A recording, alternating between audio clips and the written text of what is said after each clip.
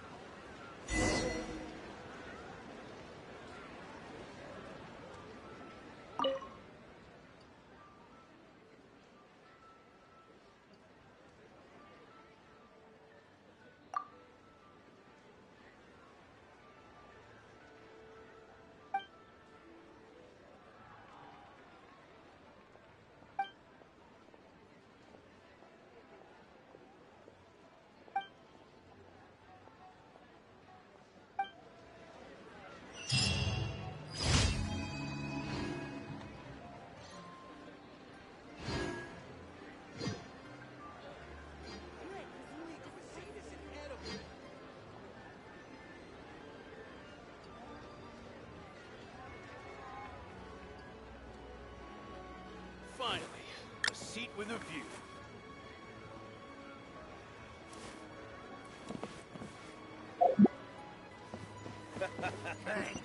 You do tell the cleverest jokes. The fate of you, brother.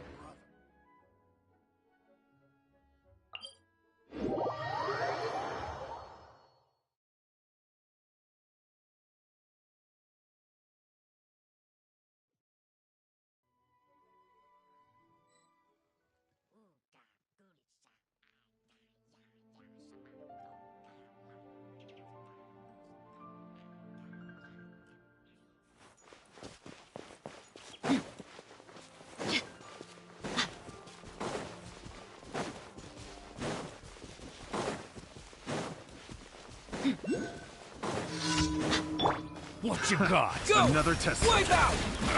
Cool it! Cue the spotlight! Surprise! Dodge this! Go! Cool it! Don't get frostbite!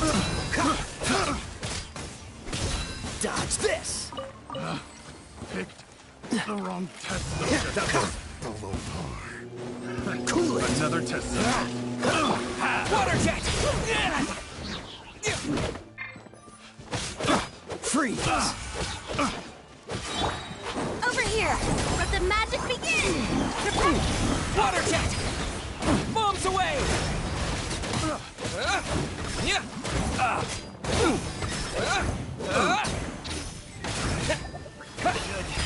Place my hammer. Yeah! Yeah! Dodge this!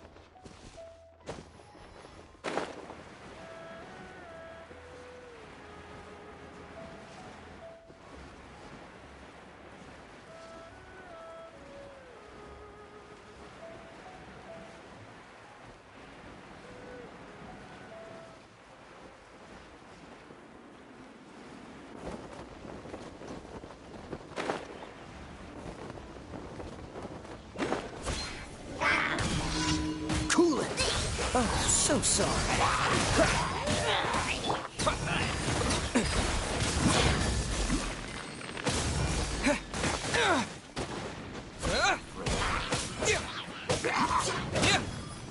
Water jet!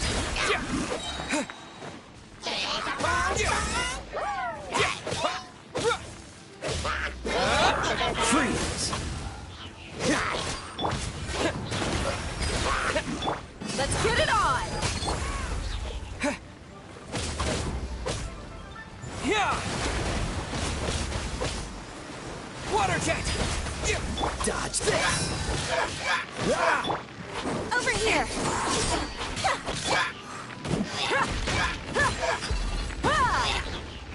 Buckle up!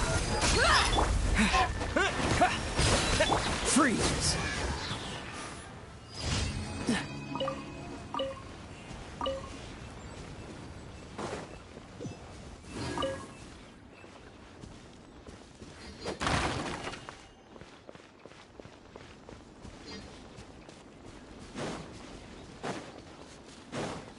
What's the hurry?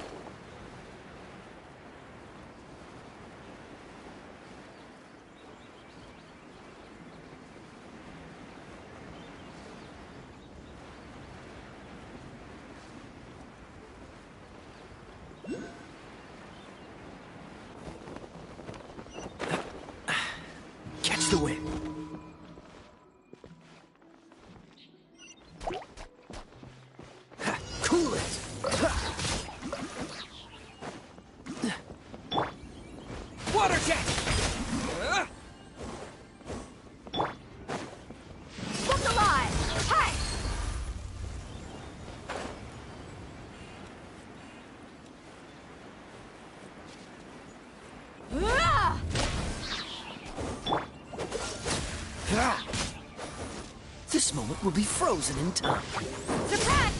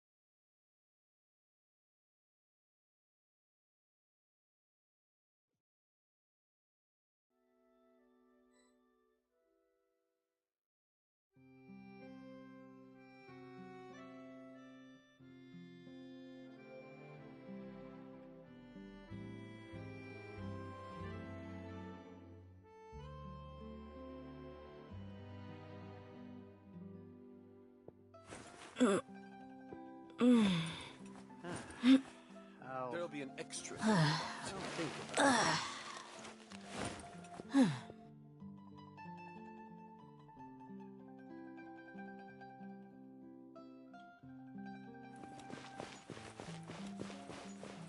Ad Astra. Thank you for completing to.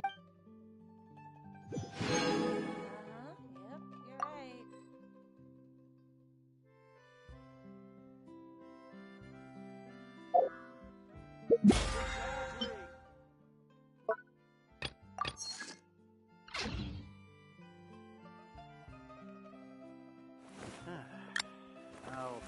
There'll be an extra fee for that. Error. Can we play Banger next time? You're right.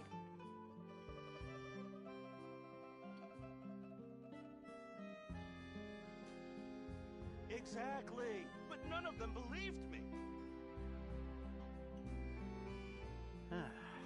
There'll be an extra fee for that.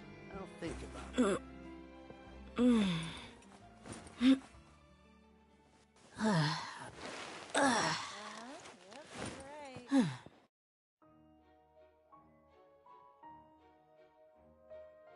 Exactly, but none of them believed me.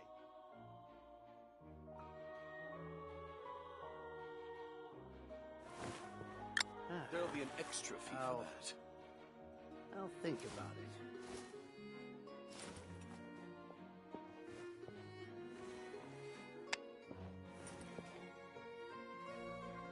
You're right. Can we play Banger next time? Error. Exactly, but none of them believed me. The desert's a There'll be an tough extra fee for adversary, that. but at least it doesn't hide anything. What you see is what you get, and whether you take on the challenge is entirely up to you. Think about it.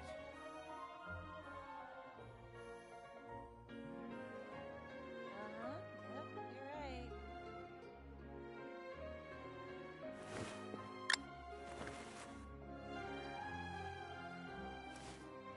Exactly, There'll be an extra but fee none for of them that. believed me.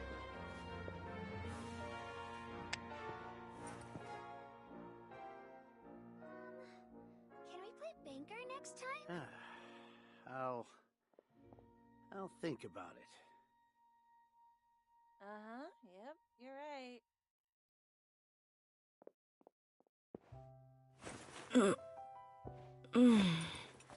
There'll be an extra fee for that. Exactly, but none of them believed me. Rebooting. Yep, you're right. I'll think about it. There'll be an extra fee for that.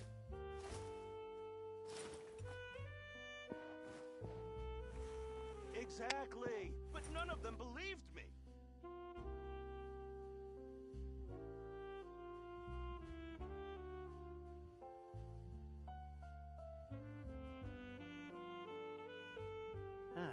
My people are used to the desert life, but think still, I hope that one day they'll be able to find an oasis of their own There'll be an and leave the extra fee for sandstorms behind for a better life.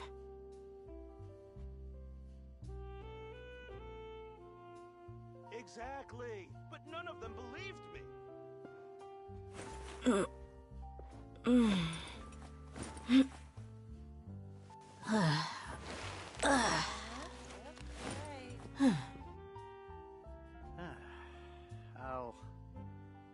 I'll think about it. There'll be an extra fee for that.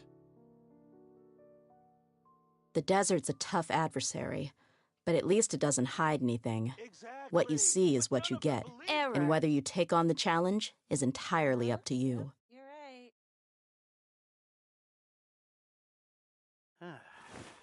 I'll think about it. Can we play banker next time? There'll be an extra fee for that.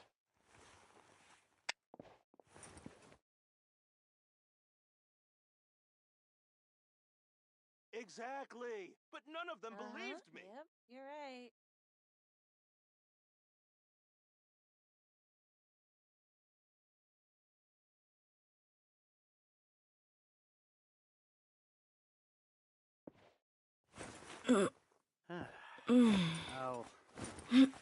I'll think about it.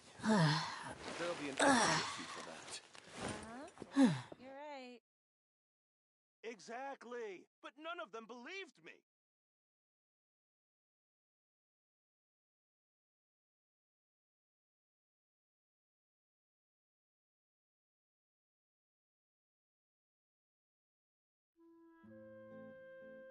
There'll be an extra fee for that. I'll think about it.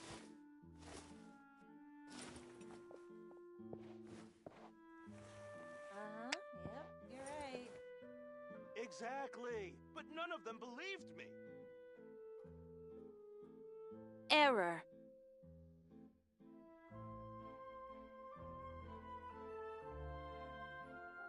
There'll be an extra fee for that. I'll think about it.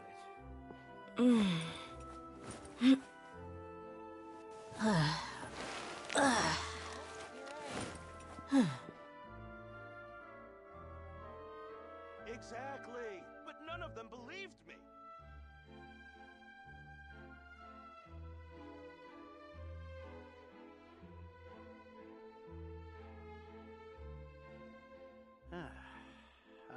There'll be an extra My fee. people are used to the desert life, but still, I hope that one day they'll be able to find an oasis of their own and leave the sandstorms behind for a better life. Exactly. But none of them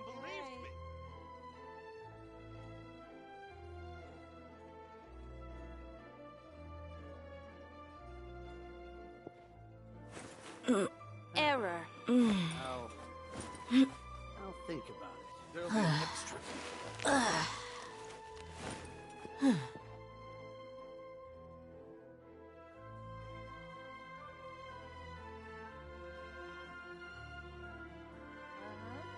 Exactly. But none of them believed me.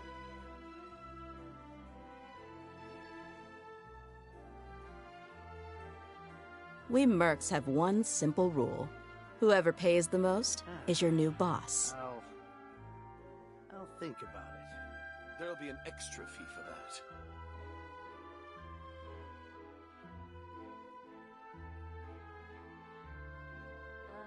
Yep, you're right. Exactly. But none of them believed me.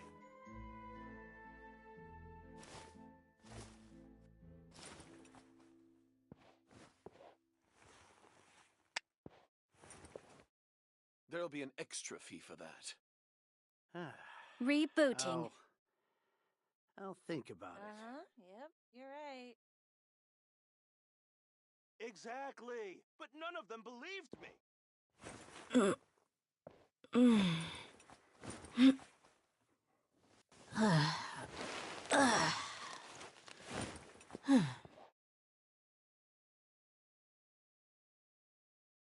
There'll be an extra fee for that.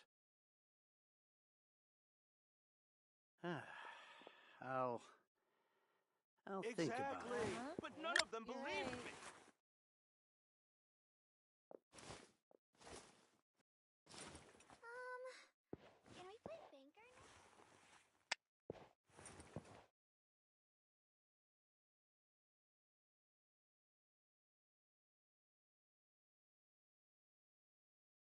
There'll be an extra fee for that. The desert's a tough adversary, but at least it doesn't hide anything. What you see is what you get, and whether you take on the challenge is entirely up to you.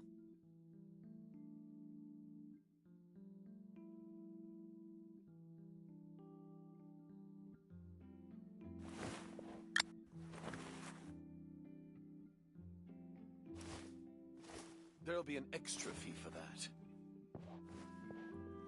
Exactly. But none of them believed me. I'll think about it.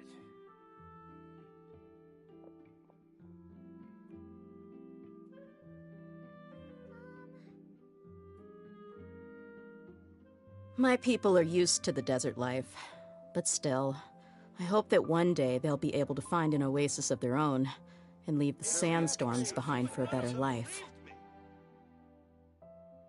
Rebooting. I'll think about it.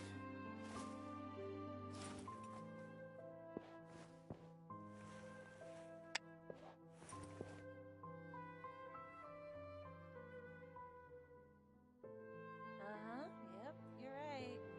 There'll be an extra fee for that. Exactly. But none of them believed me.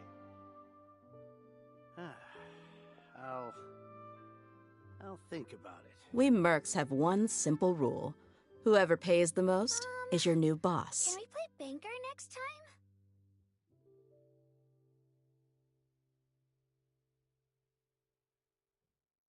There'll be an extra fee for that. Yep, you're right. Exactly. But none of them believed me. I'll think about it.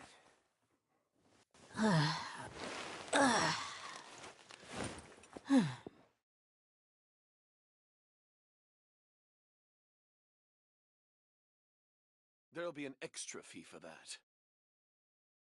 Yep, you're right. My people are used to the desert life, but still, Error. I hope that one day they'll be able to find an oasis of their own and leave the sandstorms behind for a better life. Can we play banker next time? I'll think about it.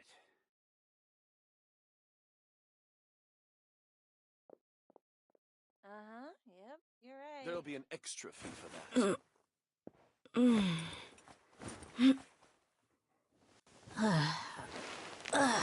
Exactly. But none of them believed me.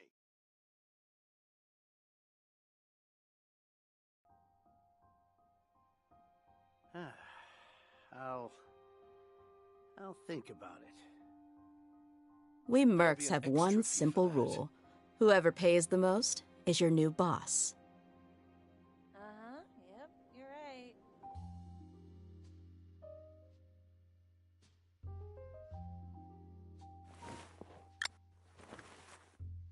Exactly. But none of them believed me. Can we play banker next time? I'll think about it.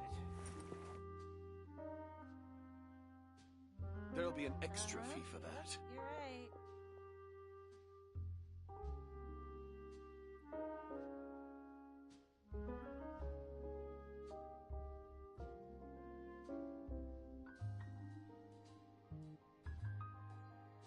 Exactly. My people are used to the desert life, but still, I hope that one day they'll be able to find an oasis of their own and leave the sandstorms behind for a better life. Yep, you're right.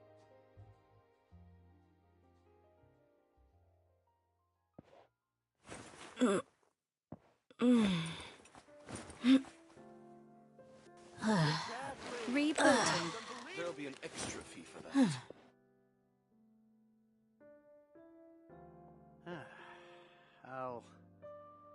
I'll think about it. Yep, you're right.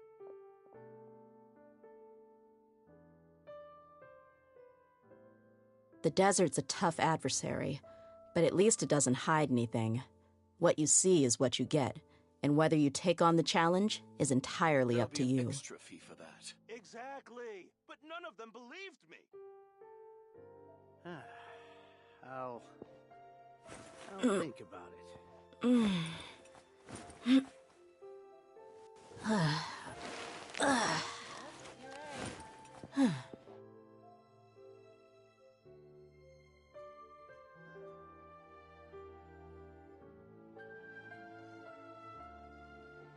Exactly, but none of them believed me.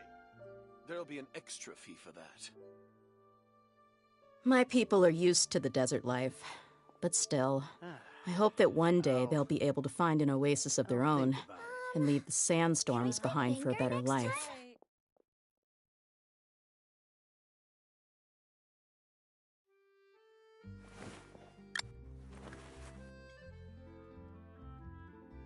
Exactly, but none of them believed me. There'll be an extra fee for that.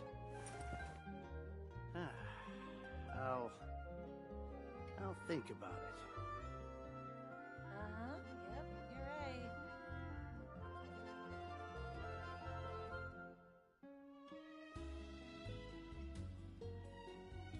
The desert's a tough adversary, but at least it doesn't hide anything.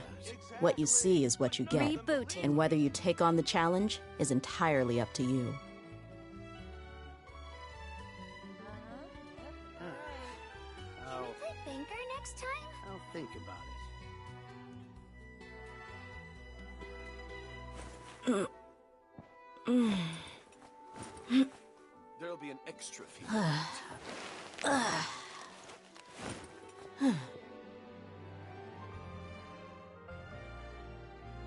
Exactly, but none of them believed me. Yep, you're right.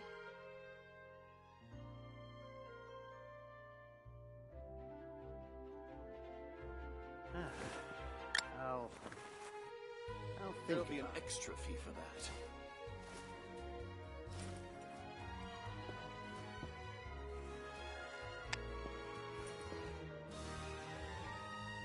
Exactly, but none of them believed me.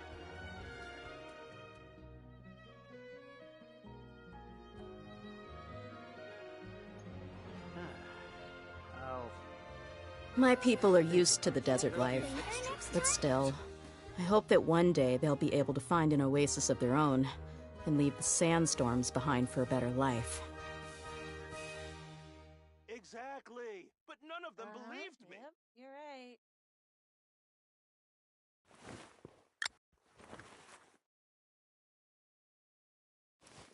There'll be an extra fee for that.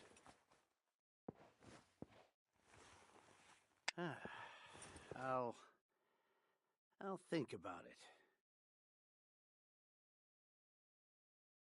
Error. Yep, you're right. Exactly, but none of them believed me.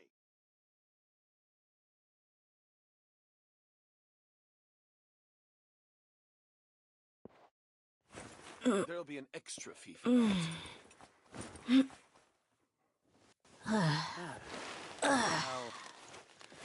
I'll think about it. Exactly, but none of them believed me. Yep, you're right.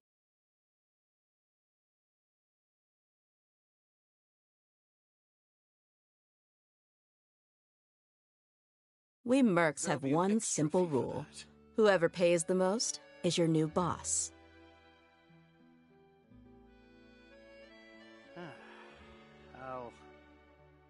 I'll think about it. Exactly, but none of them believed me.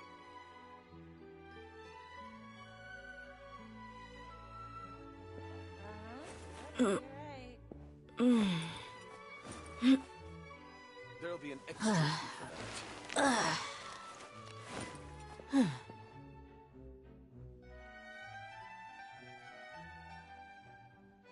Exactly, but none of them believed me. Can we think play about banker it. next time?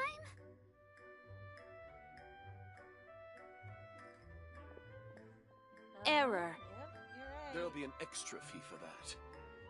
The desert's a tough adversary, but at least it doesn't hide anything. What you see is what you get, and whether you take on the challenge is entirely up to you. Exactly, but none of them believed me.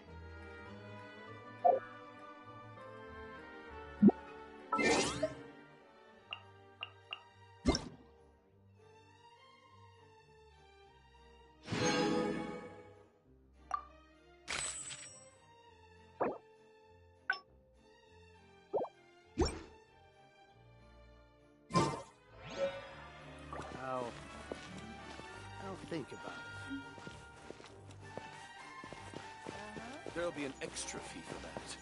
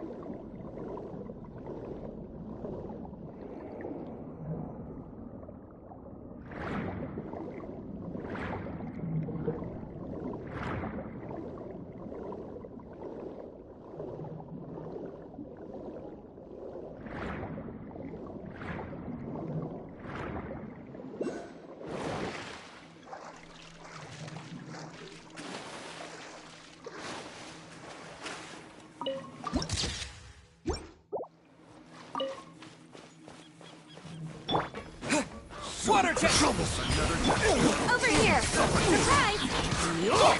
Freeze! Be amazed! Let's get it on! Water jet!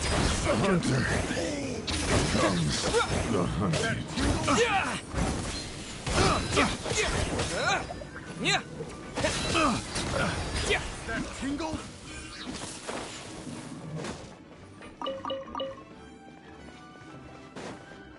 That tingle?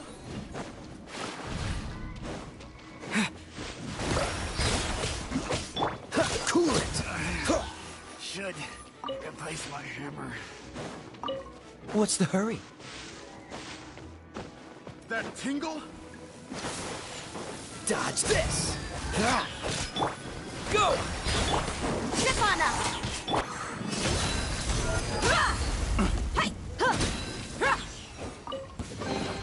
I could make a tidy sum selling some of this.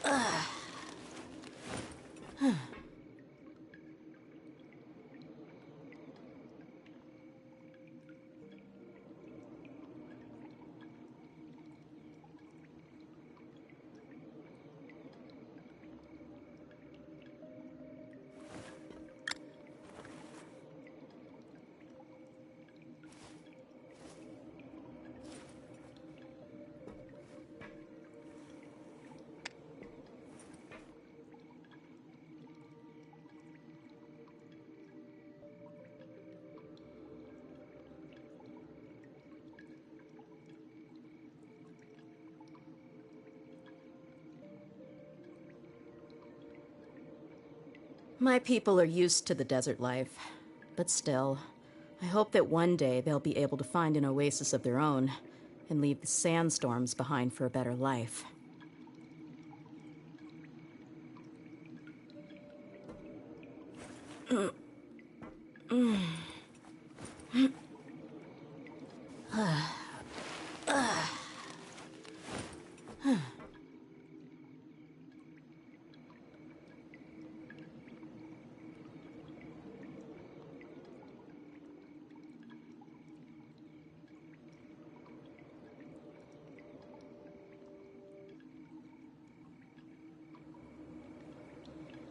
The desert's a tough adversary, but at least it doesn't hide anything. What you see is what you get, and whether you take on the challenge is entirely up to you.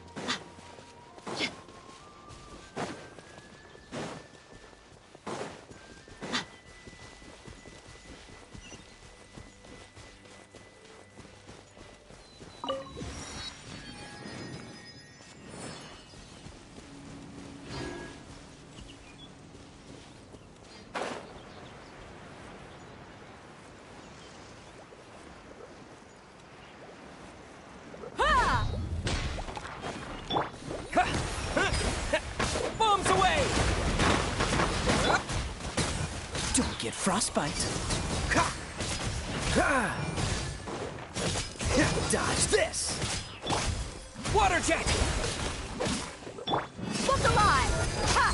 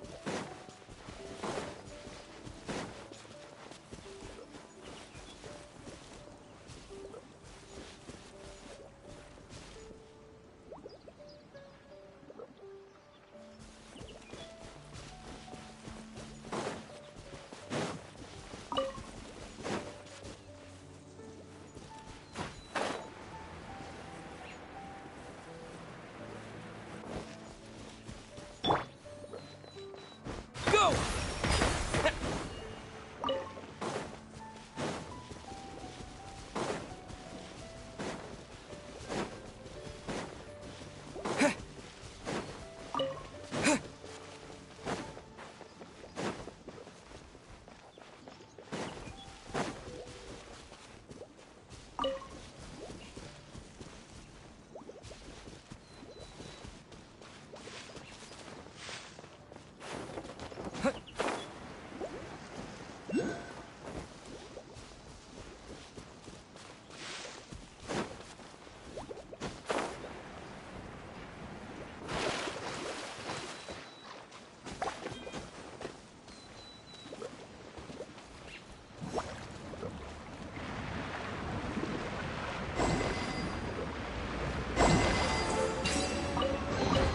A reward on the road.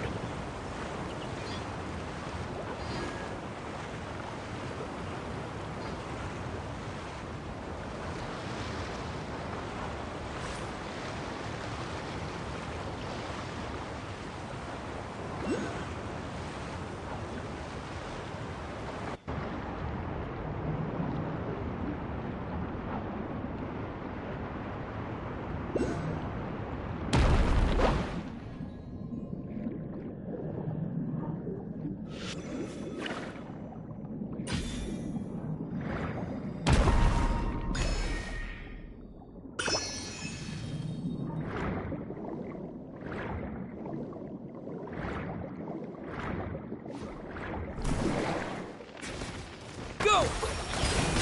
Yeah! Yeah! Yeah!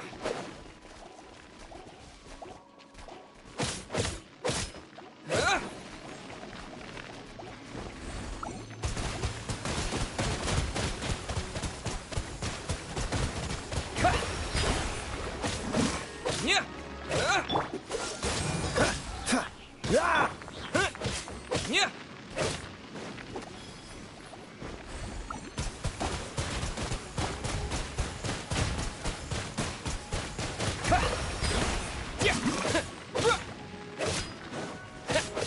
Yeah! Yeah!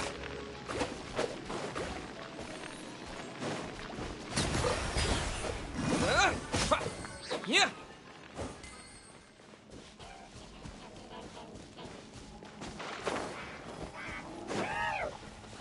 Water jet! Let the magic begin! Freeze! Wipe out! Cool it! Oh, so sorry.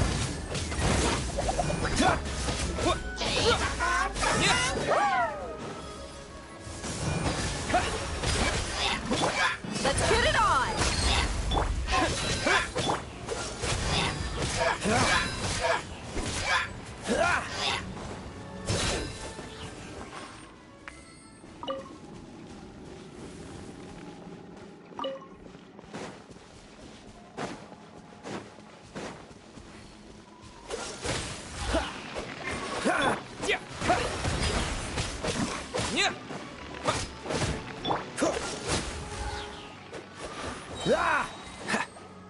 This moment will be frozen in time. Freeze!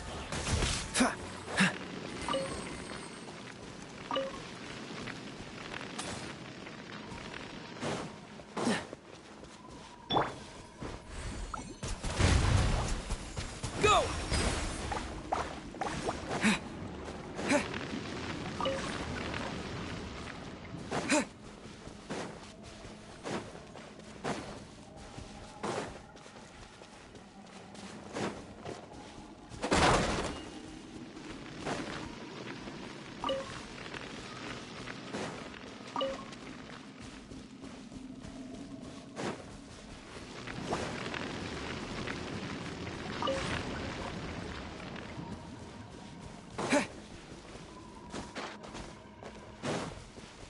Go!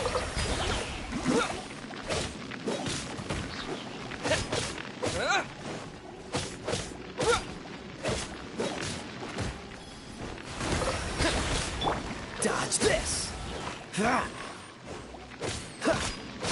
What's the hurry? Cool it!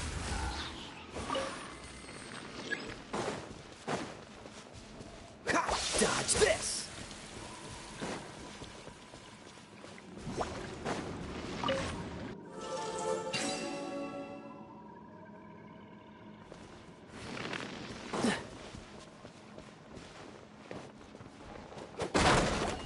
Freeze!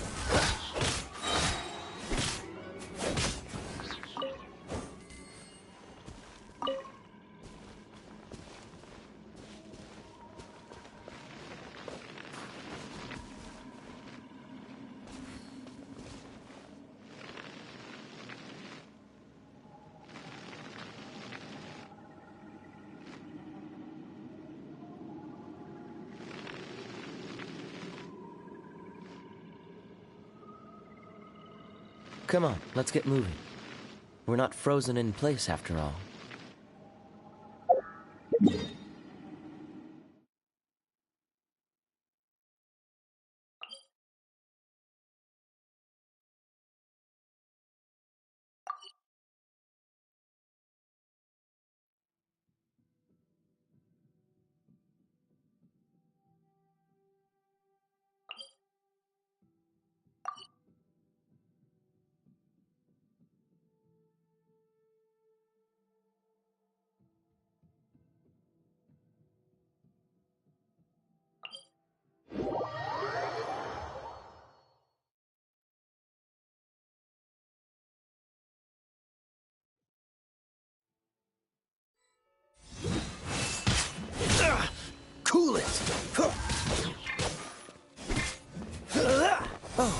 sorry.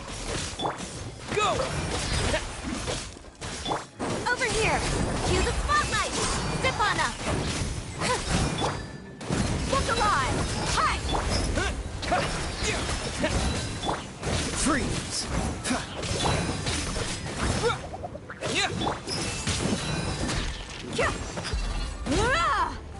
Hurrah!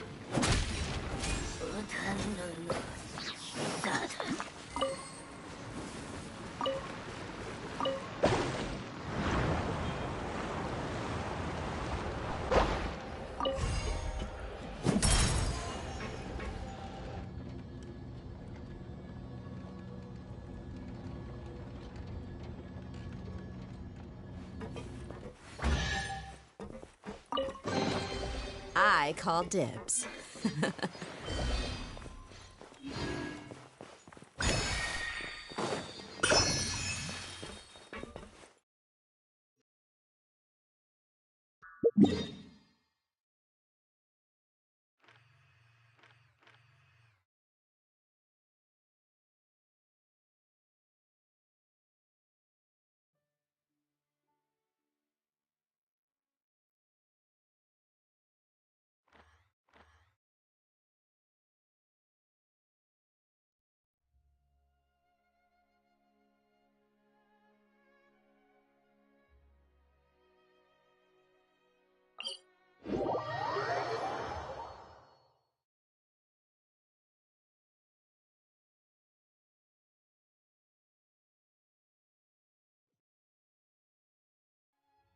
Stay close. No going off on your own. The desert doesn't take prisoners.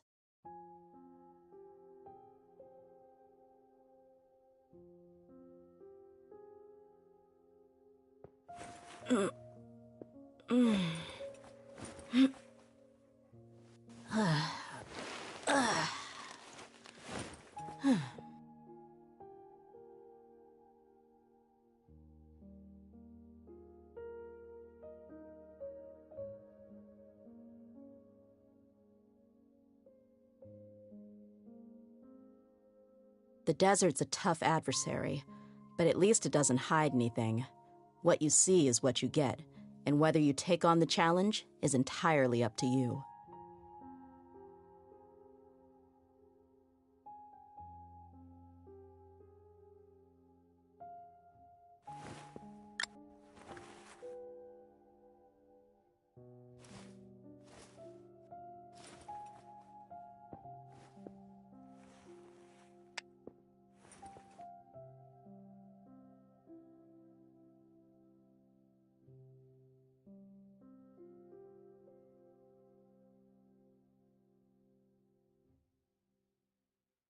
My people are used to the desert life, but still, I hope that one day they'll be able to find an oasis of their own and leave the sandstorms behind for a better life.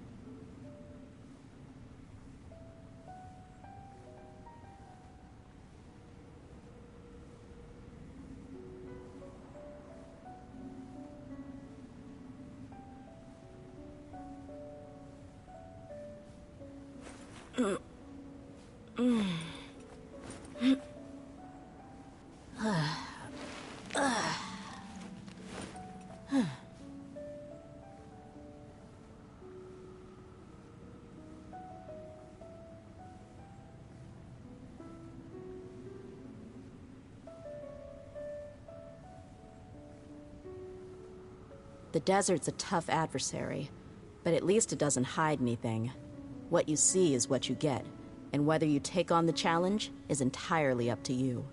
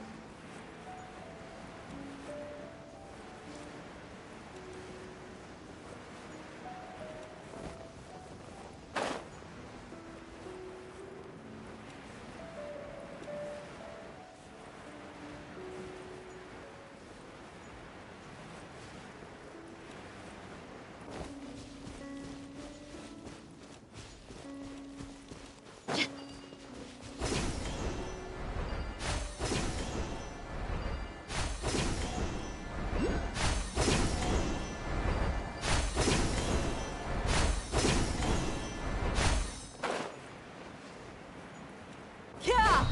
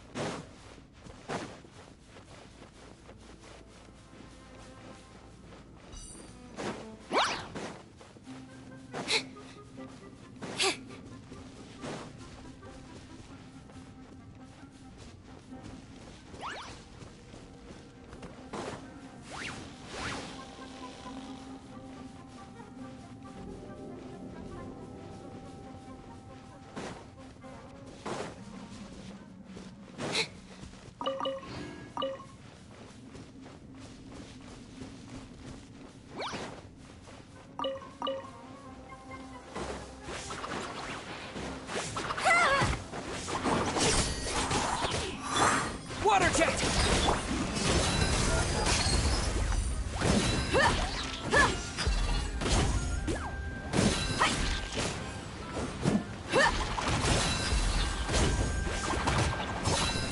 You're dead meat!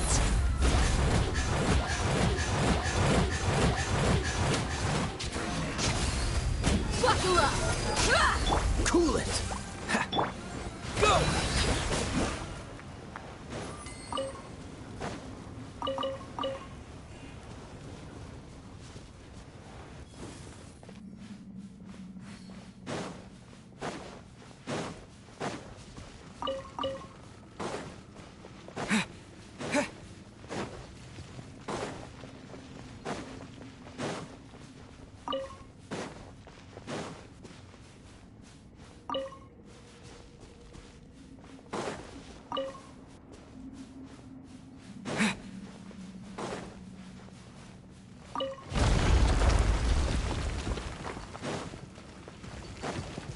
Go!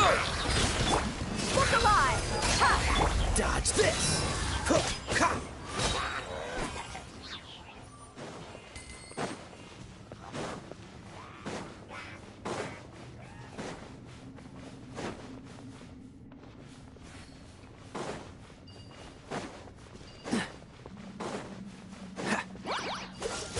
This moment will be frozen in time. Ha! Ha!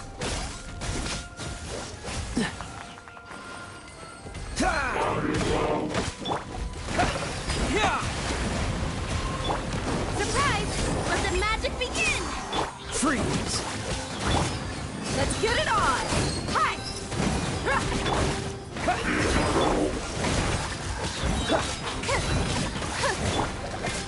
frostbite. Cool it. Water jet!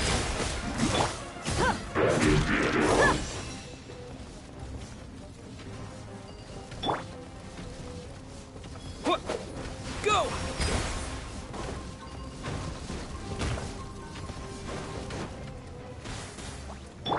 Buckle up! Go! Freeze. Step on up!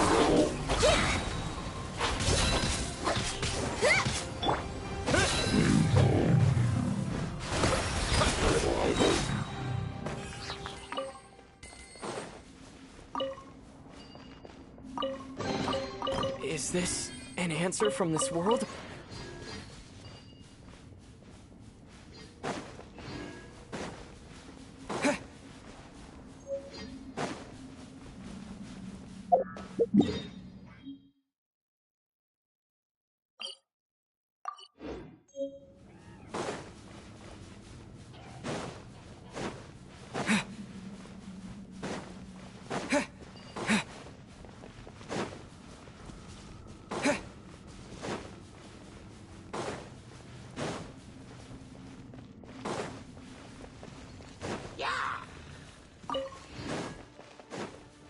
Water jet! Let's get it on! Hey! Dodge this! Ah!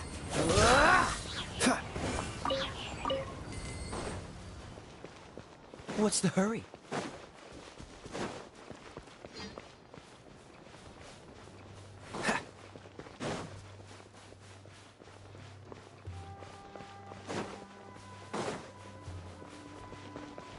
What's the hurry?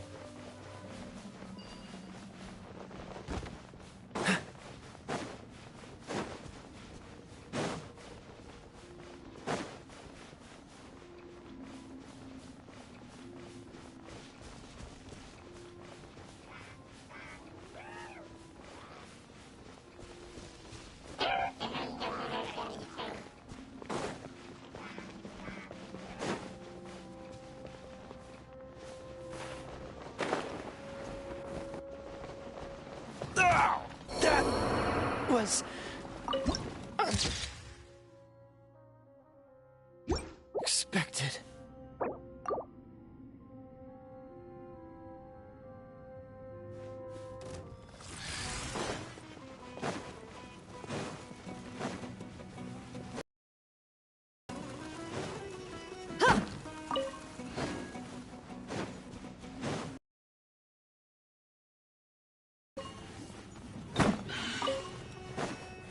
You asked for it!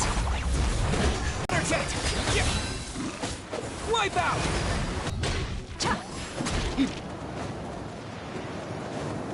Look alive!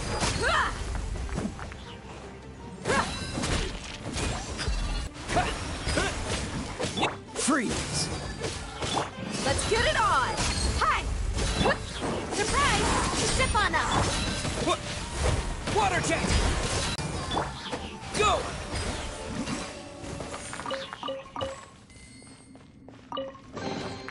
I'll keep this close. Look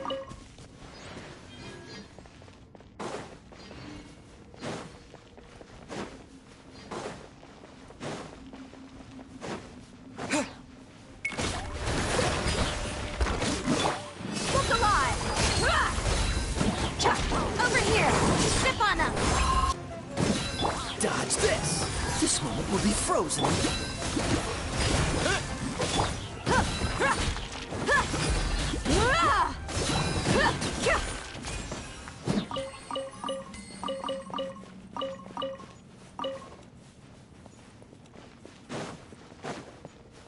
Buckle up! Hi!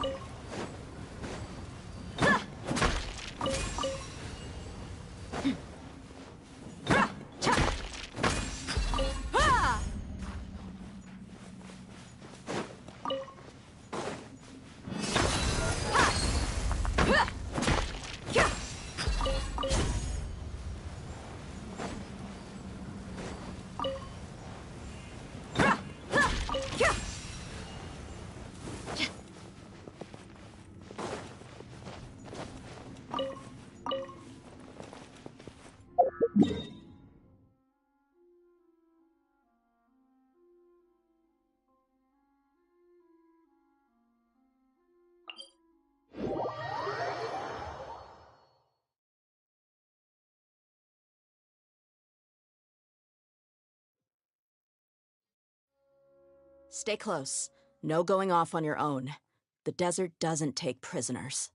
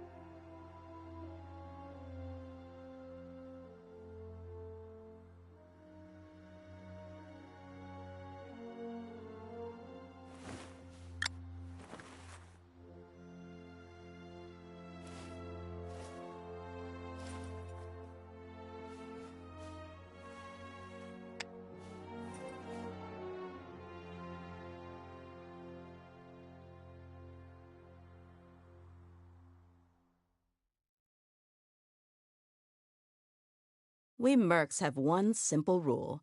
Whoever pays the most is your new boss.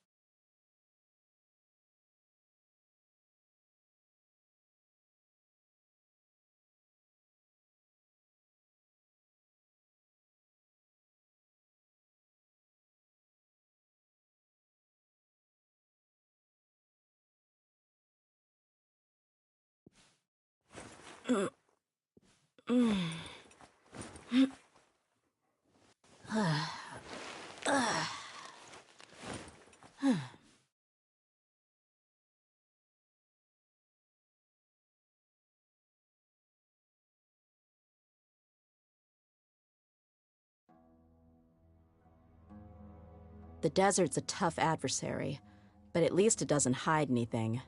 What you see is what you get, and whether you take on the challenge is entirely up to you.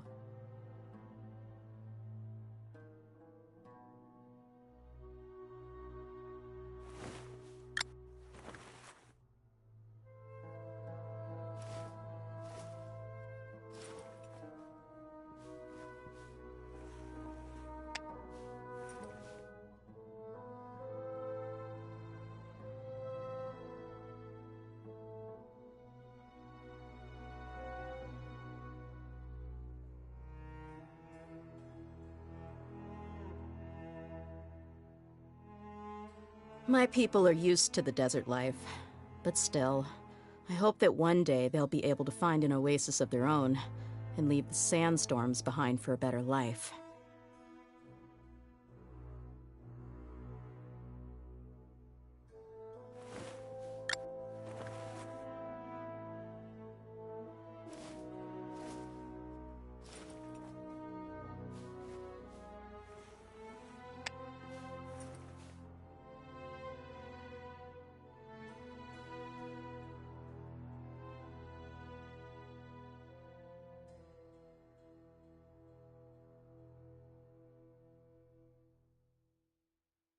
We mercs have one simple rule. Whoever pays the most is your new boss.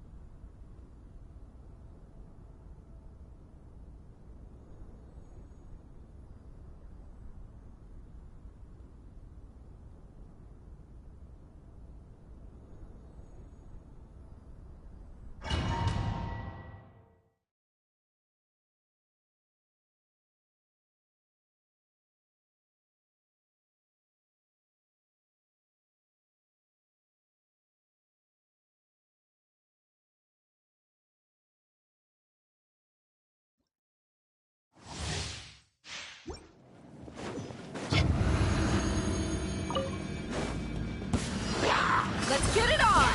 Hi! You're dead meat!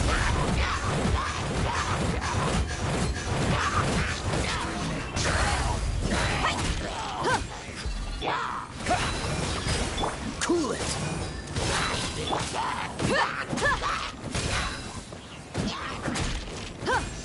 Buckle up! Over here! Surprise! Be amazed!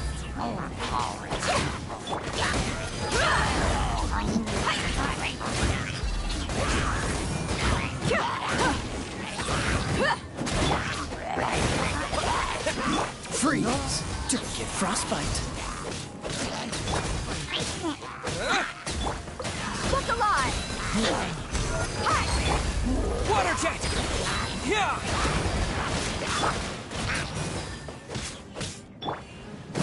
Gloves off!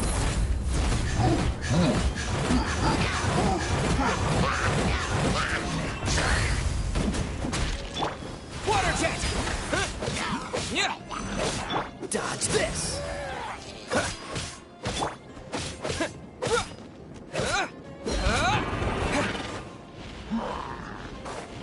Go! Yeah! Yeah! Yeah! Let's get it on! Cool it! Chip on up!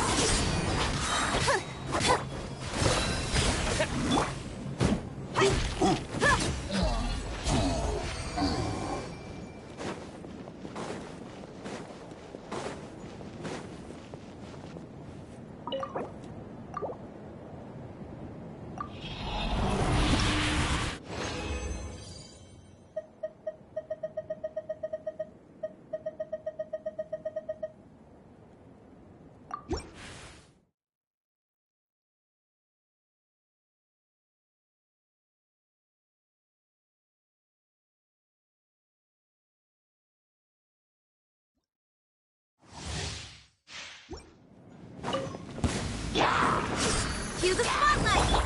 Freeze! This moment will be frozen in time. Water jet! Hi!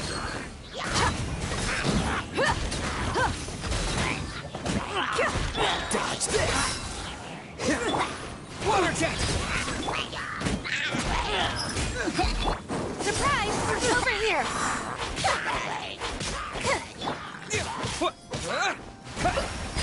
Cool it!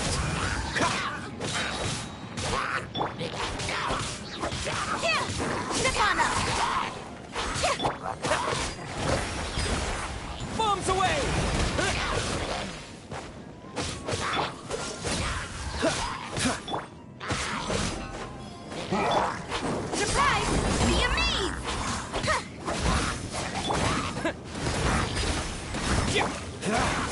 Don't get frostbite.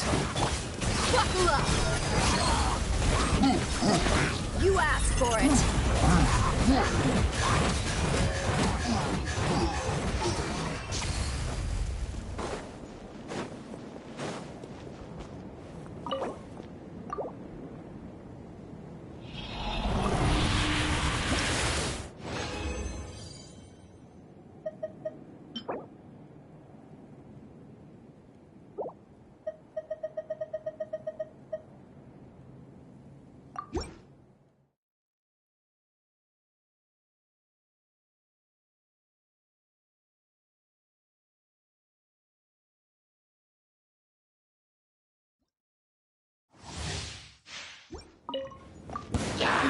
Let's get it on! Dodge this! Trip on them! Surprise!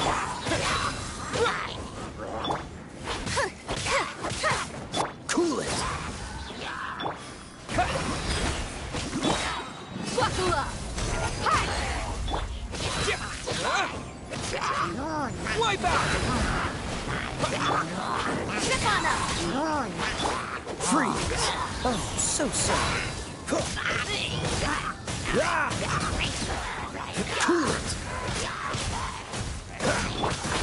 Surprise! Cue the spotlight! Water jet! Gloves off!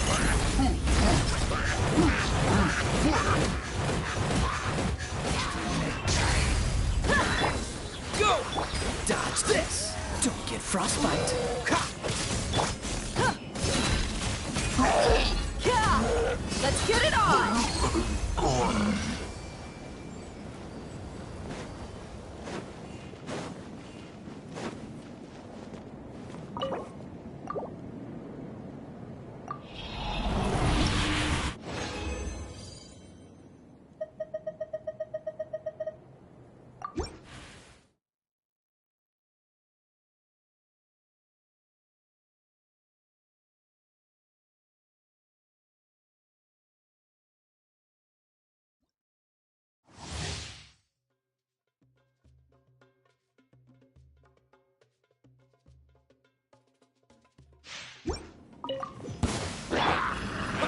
Water jet! Cool it! Step on them! Surprise! Freeze! Go! Buckle up! Ha! Cha! Ha! Ha! Step on them! Go! Dodge this! Oh, so sorry. Yeah!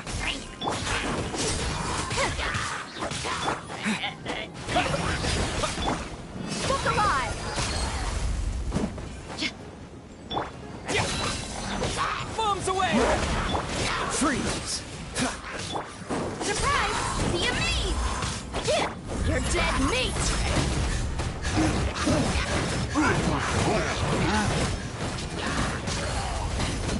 Buckle up!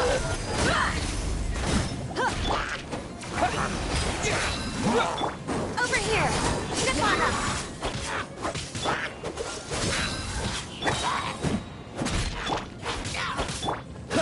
Don't get frostbite.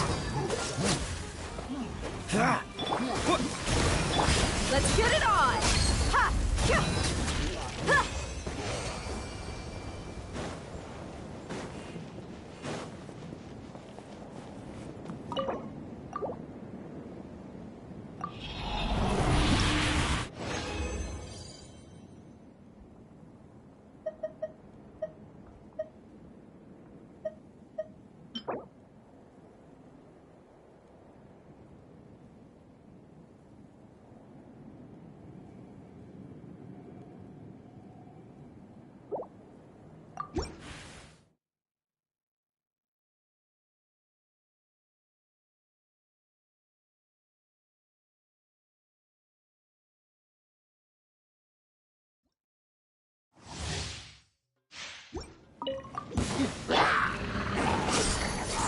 the magic begin!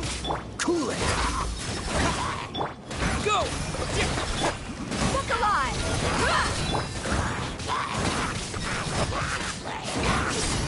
Over here! Freeze! Yeah! Water jet! Dodge this! This moment will be frozen in time. Wipe out!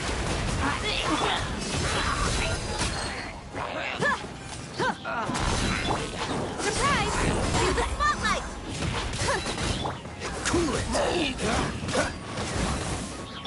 You asked for it!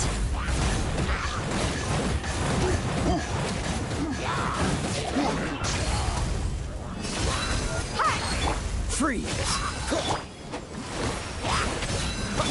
Zip on up!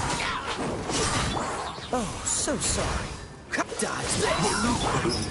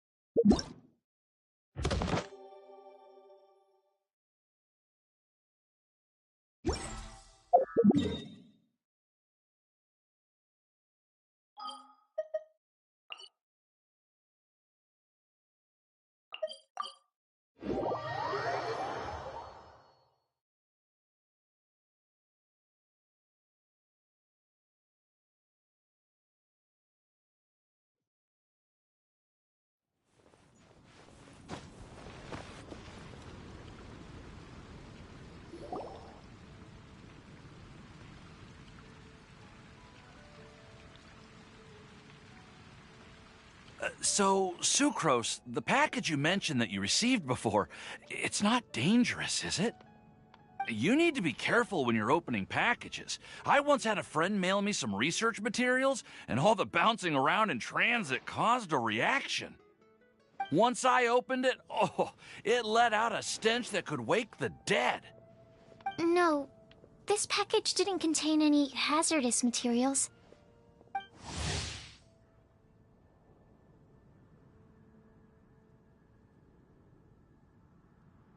Hey, Timaeus!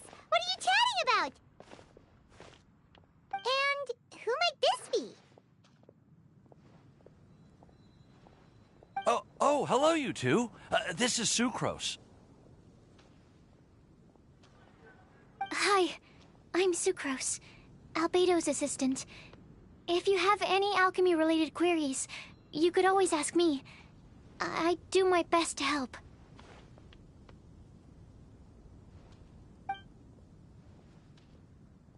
Huh? Do I look nervous? My apologies. I don't get out too often. I'm usually in the laboratory where there aren't many others to talk to. That's okay. You don't have to force yourself. I'm sure that once we get to know each other better, we'll become really good friends.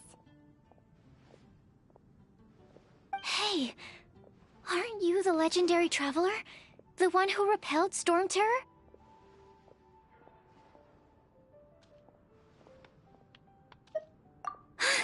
Thank you. I've heard so many stories about you. Always wanted an opportunity to research you up close.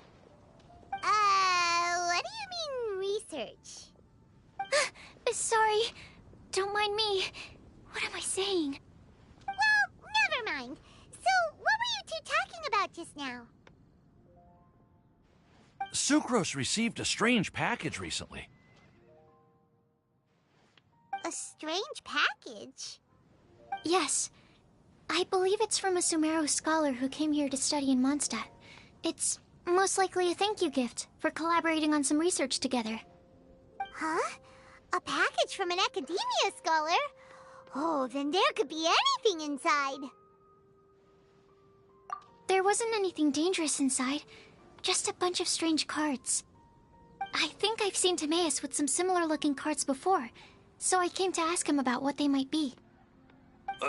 You've seen me with some cards?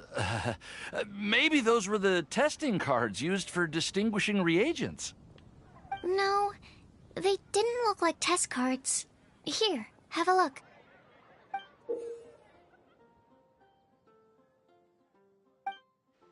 Oh, you meant these? Huh. Sucrose, have you really never seen these before? No, never. Recently, I've been spending all my time up in the mountains working on cultivating pentatonic sweet flowers. Why? Is this an area of research that has started trending in the alchemical community during my absence? You could definitely say that it's trending, but not as an area of research. It's a card game that's been getting really popular these days. It's called Genius Invocation TCG. Genius Invocation TCG!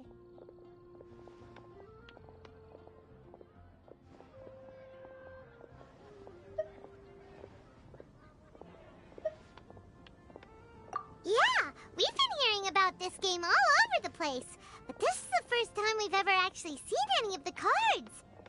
We didn't know it had made it all the way to Mondstadt. Must be pretty popular, huh?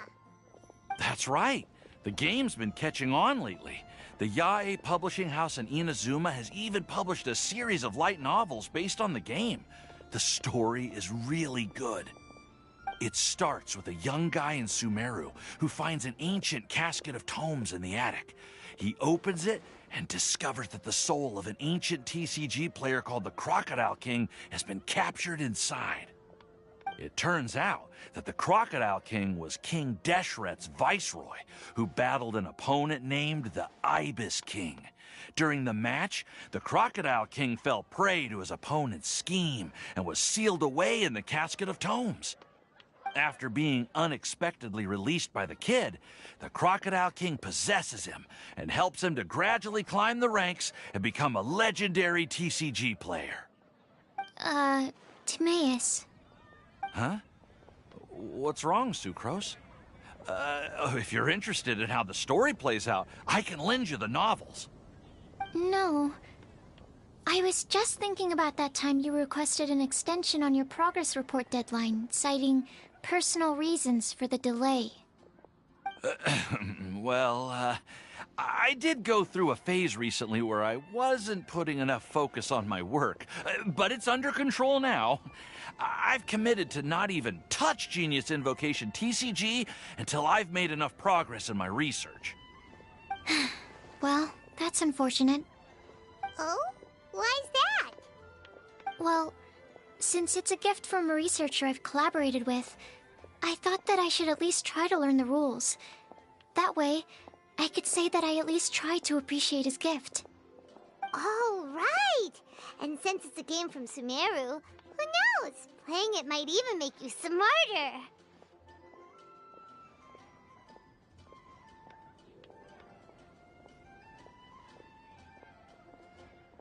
Okay, fine. Paimon's curious and would like to give it a try.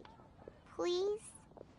Although, it seems like we can't learn how to play it anytime soon, 'cause Timaeus has given up for a while. Well, research is my priority, you know. But if you'd like to learn the rules of Genius Invocation TCG, then I'd actually suggest you go to the Cat's Tail. Yep, that's the place. It's where everyone in the community goes to play when they have time. They gather there, trade cards, and they're very welcoming to new players. Trying to learn the rules can be intimidating at first, but it's a lot of fun once you get the hang of it. Understood. Traveler? Paimon? Let's go to the Cat's Tail and try asking around.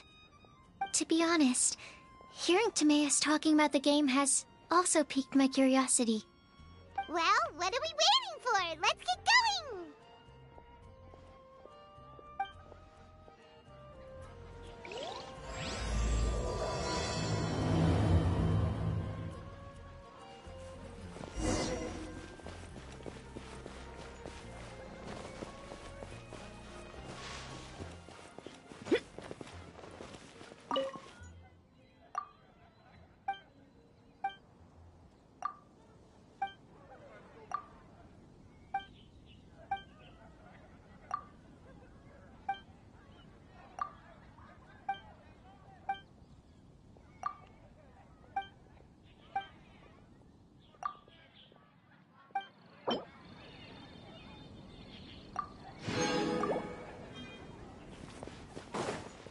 Anything the knights can do for you?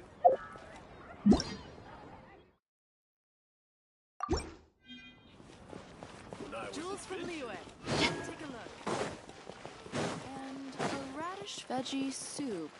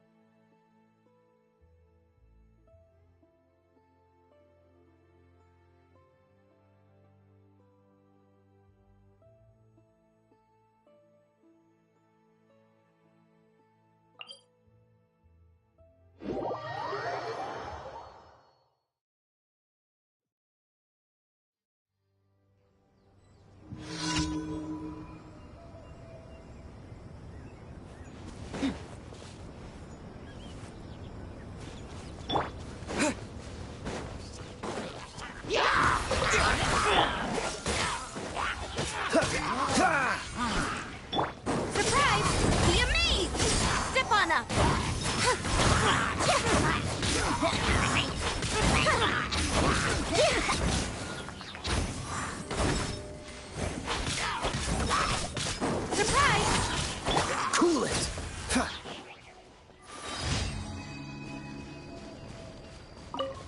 What's the hurry? Over here!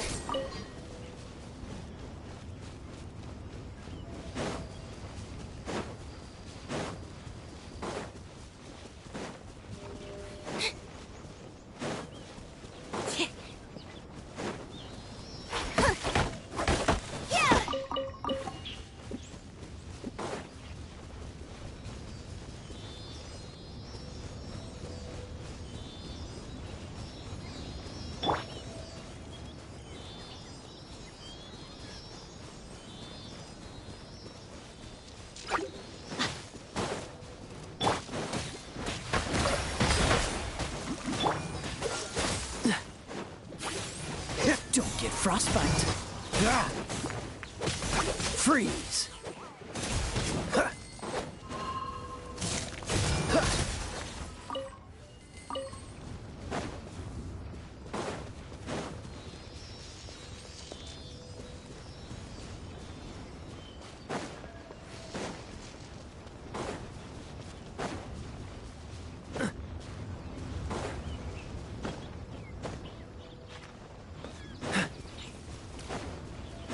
Dodge this!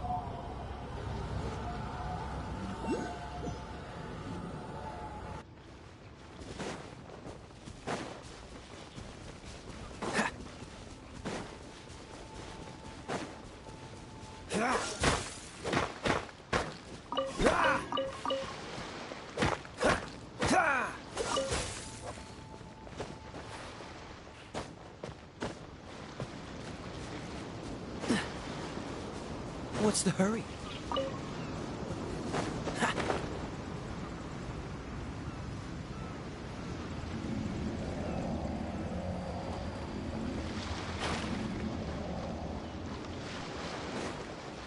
Cool it!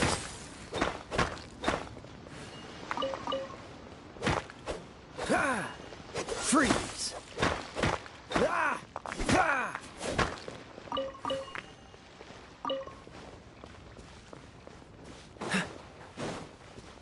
Cool it!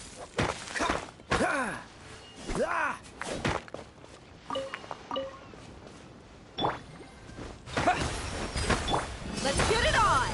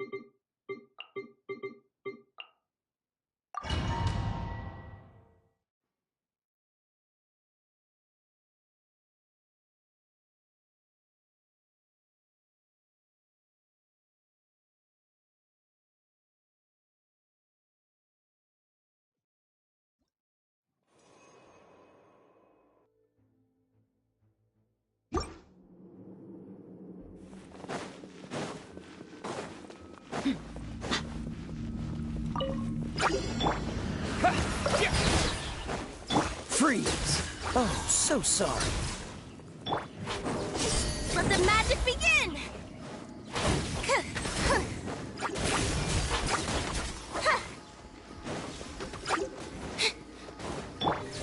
Water jet!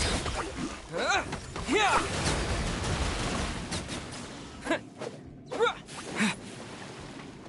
Wakula! Dodge this!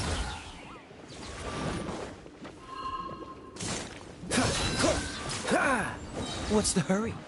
Cool it! Don't get frostbite! Dodge this!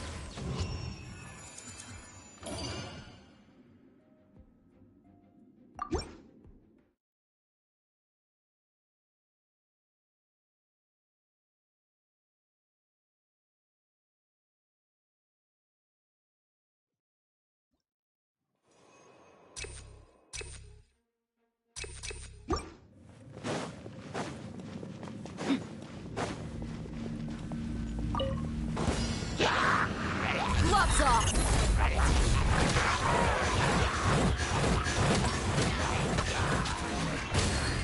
Look alive! Ha! Ha! Yeah! Ha! Chip on him! Freeze!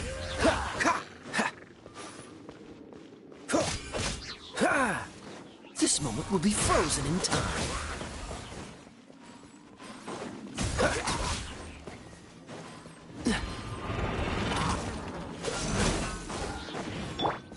Wipe out! Wakula! Over here! Yeah! Go!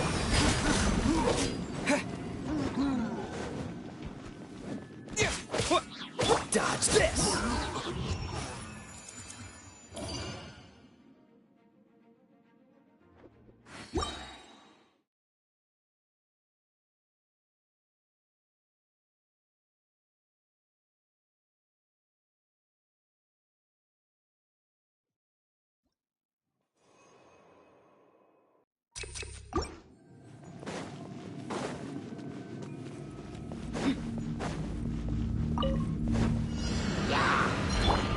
Chip on him!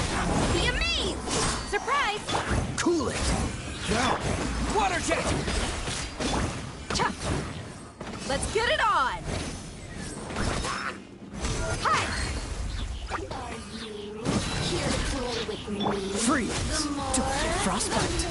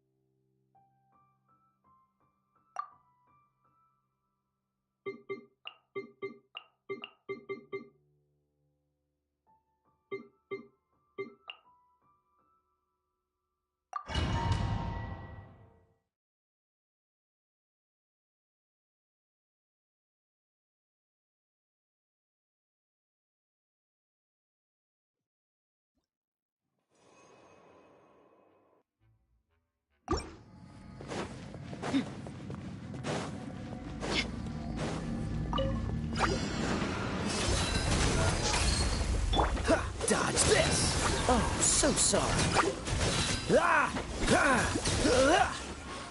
Freeze!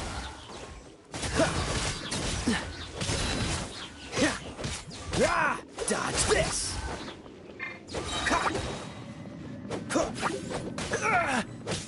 Cool it! Freeze! This moment will be frozen in time.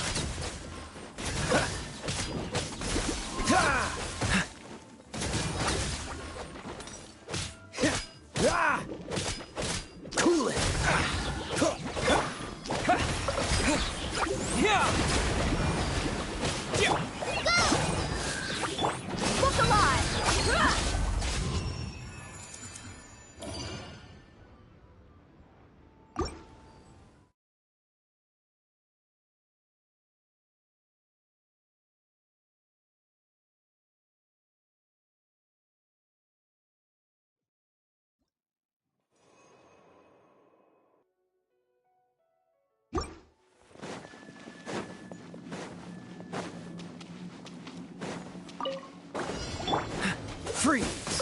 Oh, so sorry. Ha! Ha! Dodge this! Huh. Let's get it on! Hi! Cool it! Hi! Fallen Emma, help!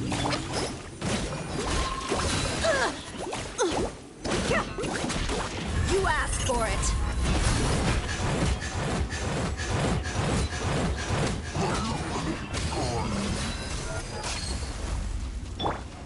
Freeze! Don't get frostbite.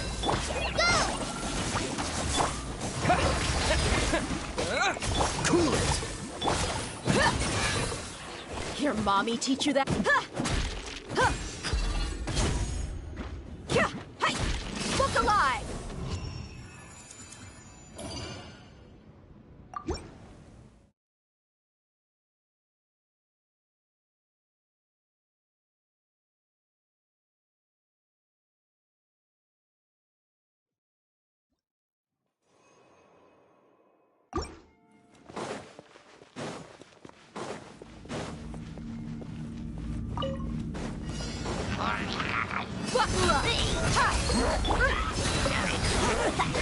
Dodge this!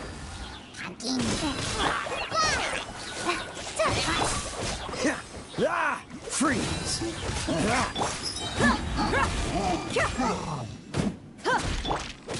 Cool it! Look alive! Hi!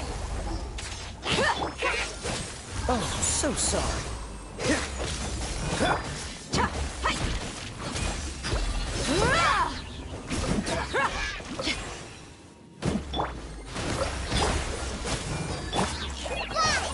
Right this on the side!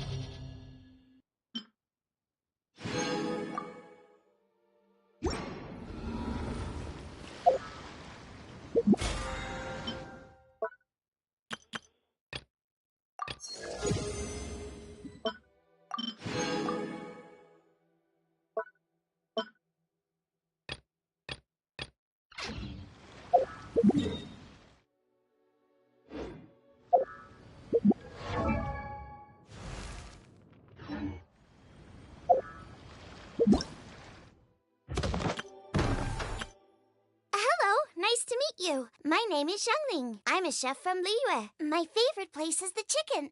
I mean, the kitchen. Ugh, I practice so hard, but I still get nervous when introducing myself.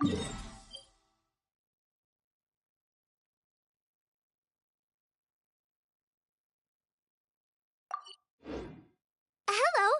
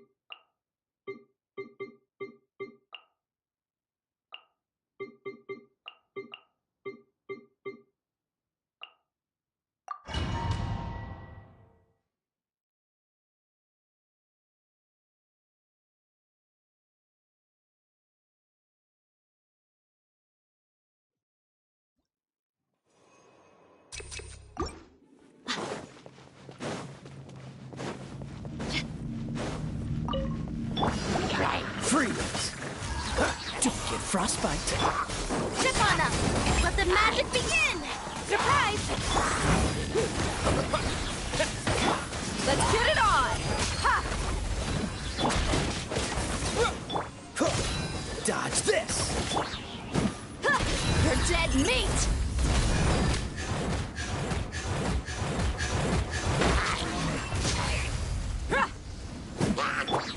Water jet! Wipe out! Yeah! Yeah! Freeze! Over here! Hi! Cha! Ah! Dodge this! This moment will be frozen in time. Surprise! Freeze! Water jet! Ah!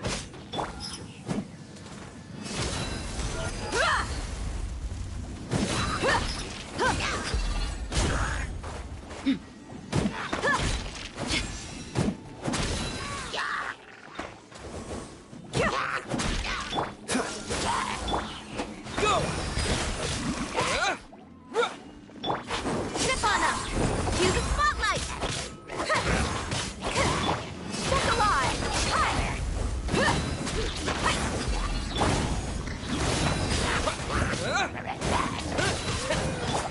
Over here! Surprise! Cool it! Oh, so sorry. Dodge this!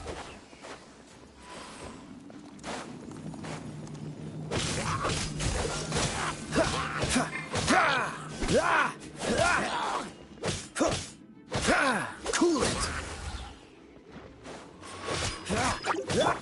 Step on up! Let the magic begin! Dodge this! Gloves off!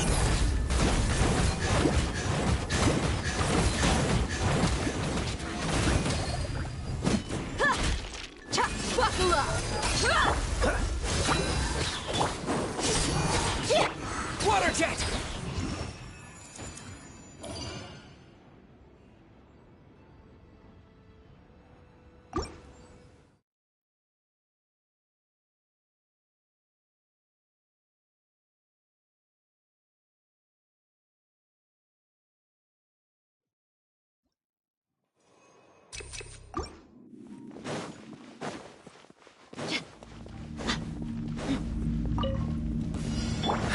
Freeze! Another test. I got frostbite. Tingle?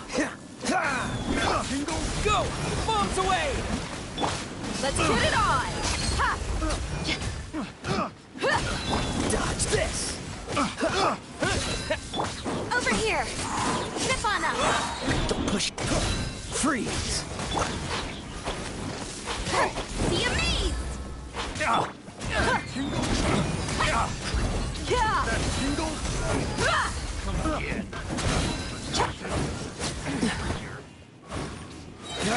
This moment will be frozen in time.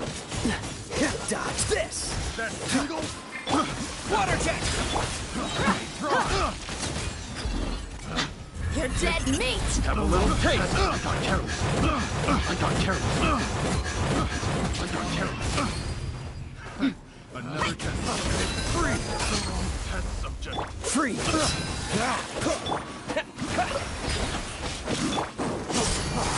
Over here! Dodge this!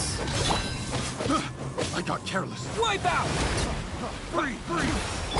Cue the The spotlight! wrong test subject. Oh, so sorry. Look alive! Hi! The wrong test subject. Cool it! Go! I got careless. You asked for it! That tingle?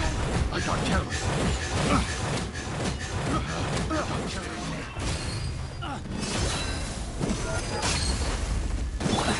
Freeze!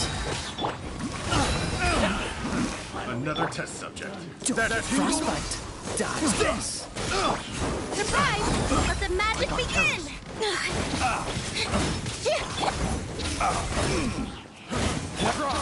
Go! should replace my hammer. That tingle? Cool it! I got terrible. Try! Water jet! Freeze! Buckle up! Hi! Pick the wrong test subject. I got terrible. Pick the wrong test subject.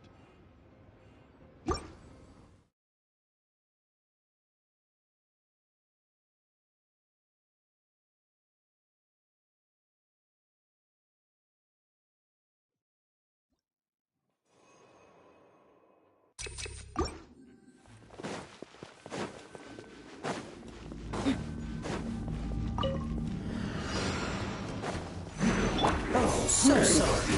Cool it! Cue the spotlight! You're dead meat!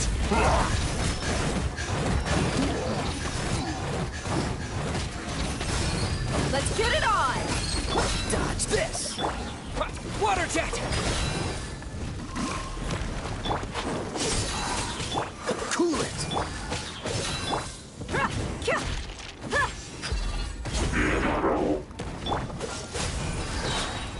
This moment will be frozen. Go! Buckle up! Hi! Bombs away! You mean? Over here! Dodge this!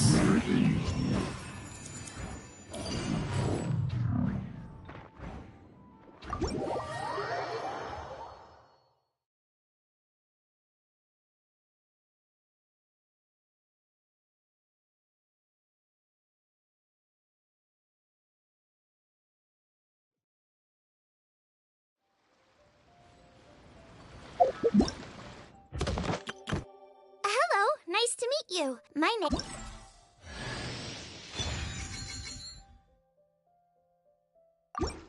Hello, nice to meet you. My name is...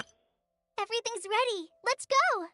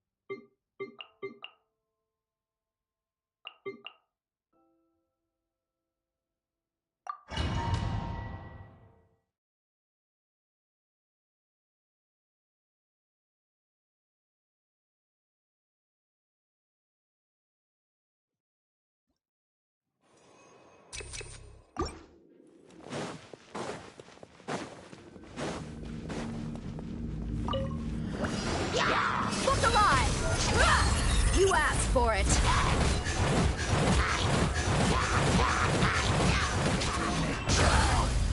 Go!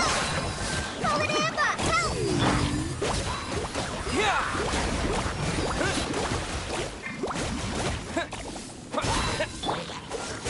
Oh, so sorry. Let's get it on! Hi! Cool it! Dodge this! Fly! Look alive! Cool it!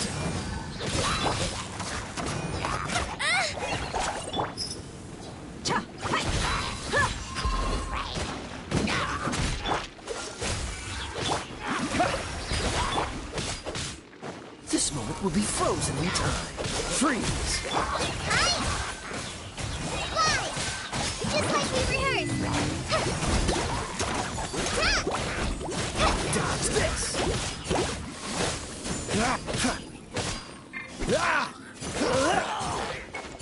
Cool it! You're dead meat!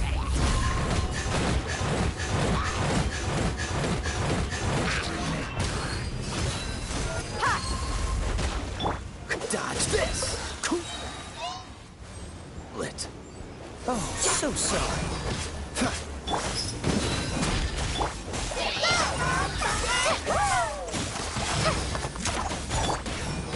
Let's get it on! Freeze!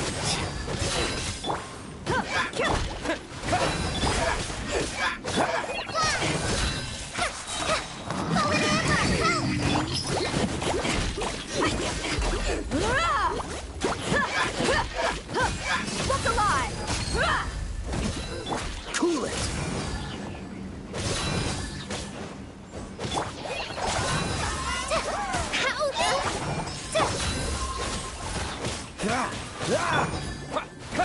Bombs away! Freeze! Ah! Don't get frostbite. Dodge this! Buckle up! Hi! Cool it! What's the hurry? Freeze! Gloves off!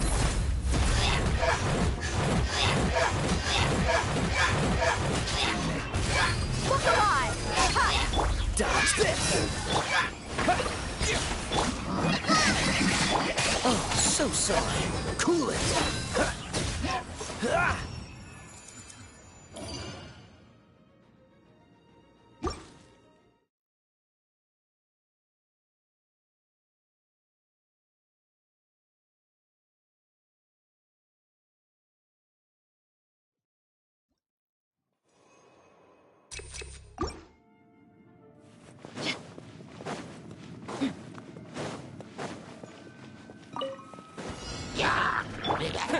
Water jet! Dodge this!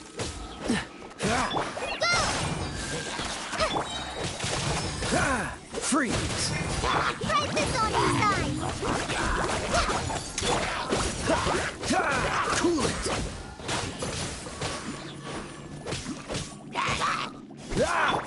Go! Wipe out!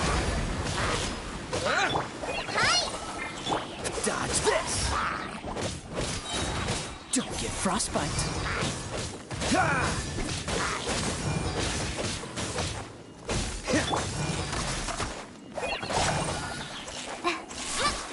Freeze!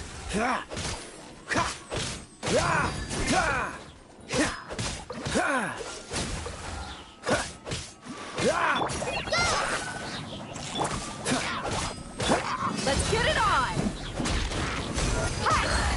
Dodge this! Oh, so sorry.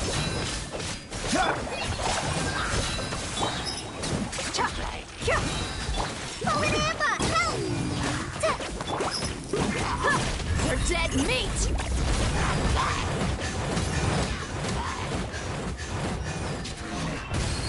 Look alive! Freeze! I've been through worse.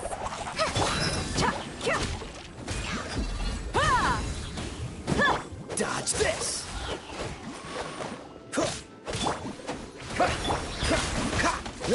Cool it!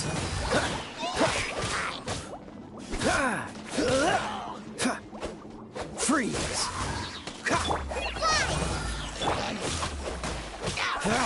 Don't get frostbite. Cool it!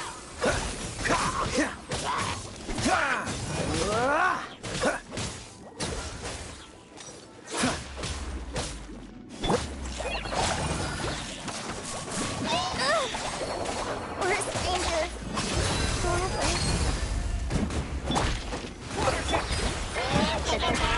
Freeze!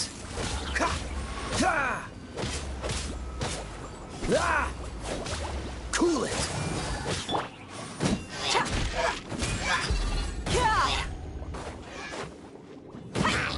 Let's get it on! Ha!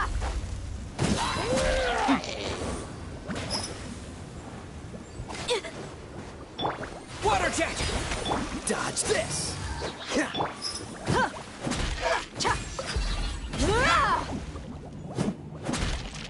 Freeze!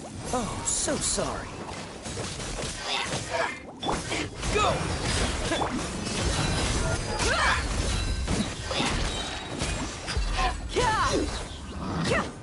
Gloves off!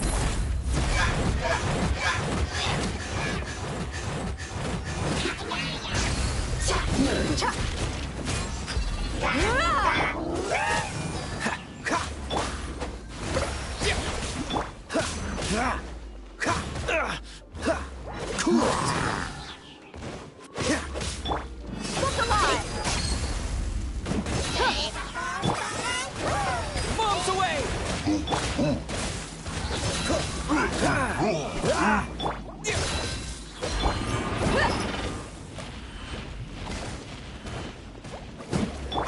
Freeze! Let's get it on! Dodge this! Don't get frostbite.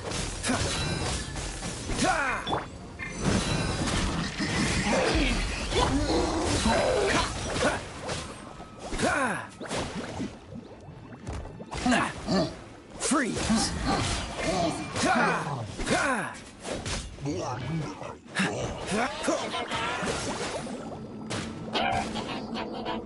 Cool it!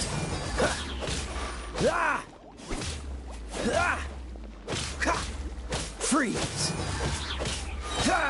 This moment will be frozen in time.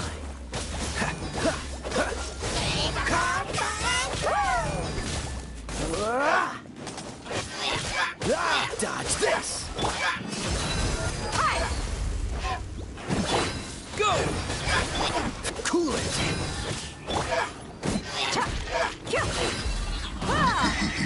You asked for it! Merc down!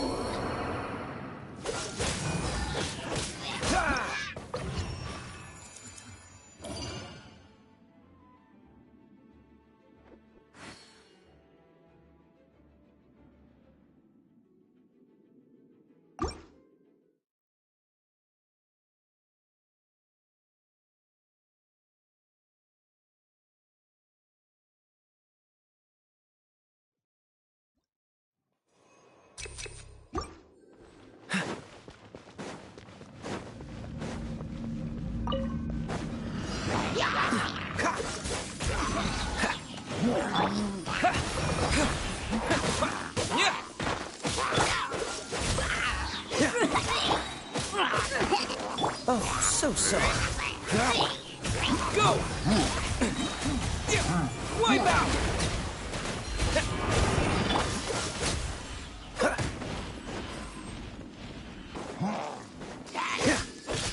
Cool it!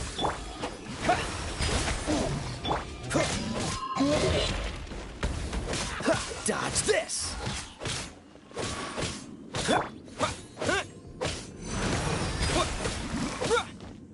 Cool it!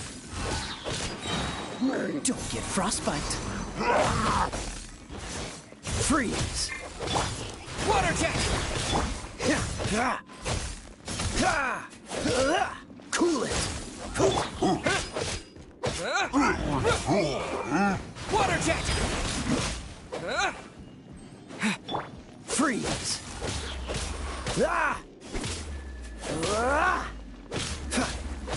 Cool it!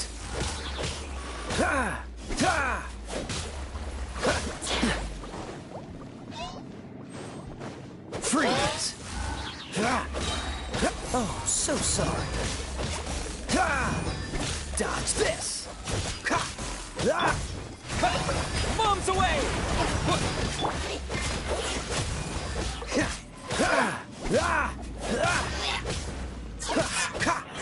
Cool it!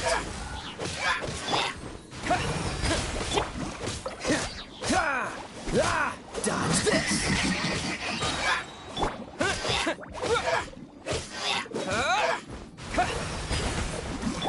Freeze!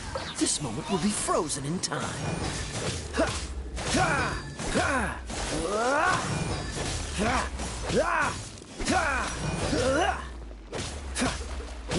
Cool it!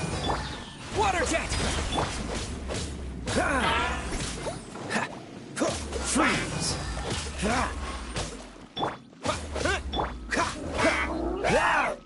Dodge this! Water jet! Freeze! Oh, so sorry. Dodge this! Wipe out! Freeze!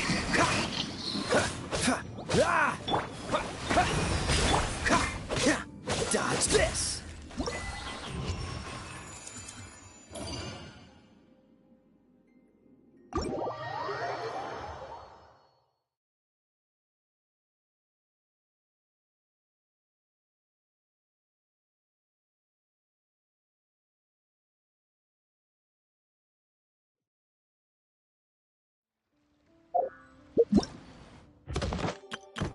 Everything's ready.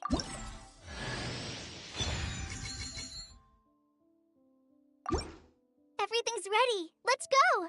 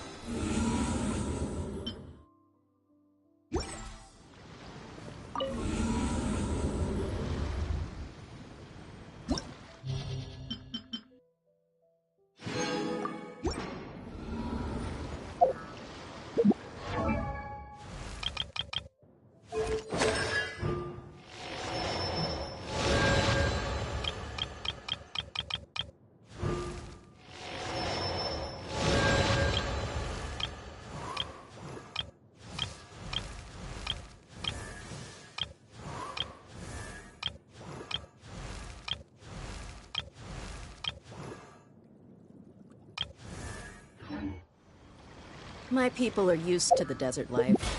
It's... Well, I hope that one day they'll be able to...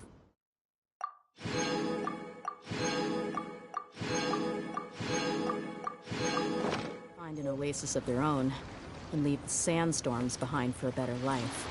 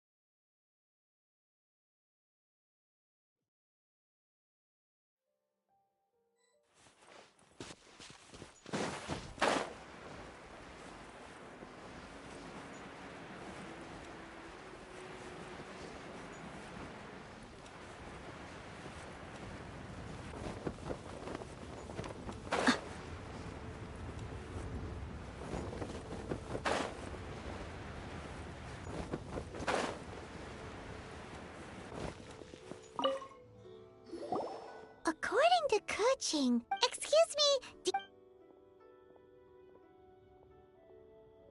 Yes. it's not convenient to... Ah, well said. Yep. And yet the code they used was not...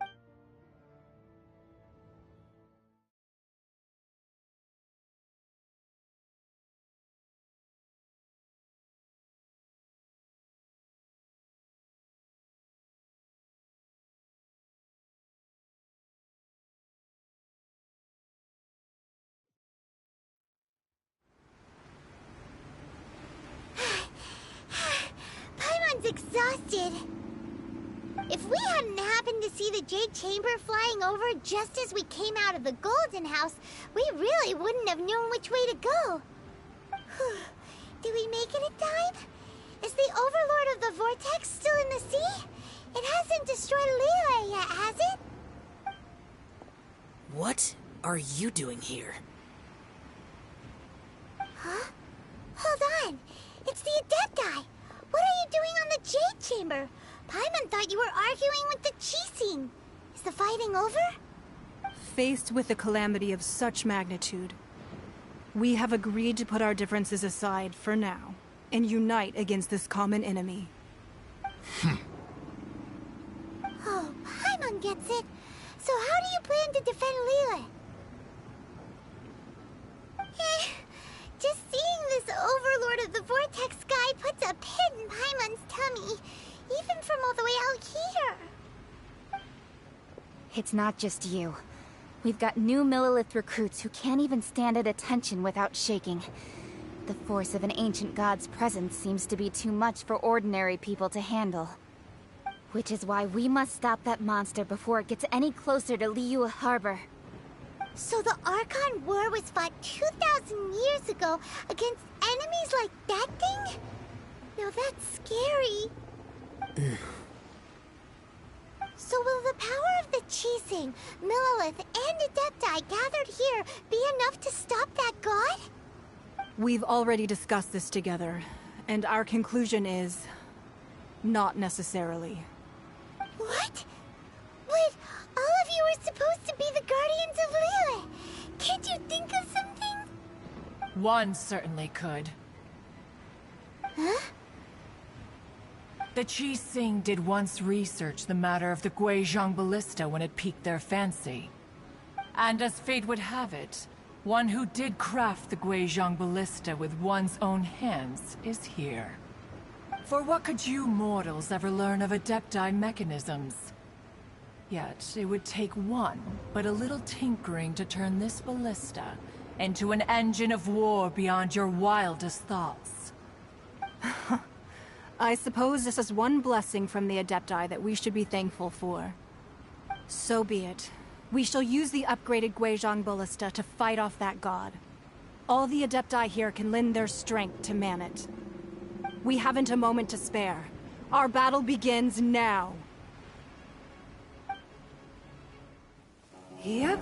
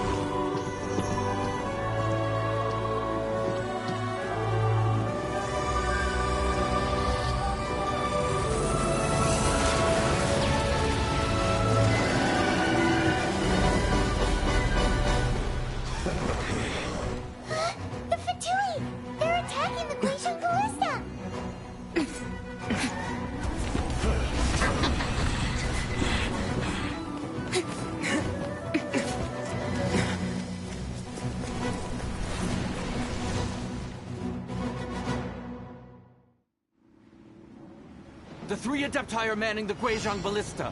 Do not let the Fatui disturb their work. All able Millilith, with me! Into it! Let's go up too! We Adepti have not faced a god in several millennia. Let one see what you're made of then. What strength remains within you, one wishes to witness.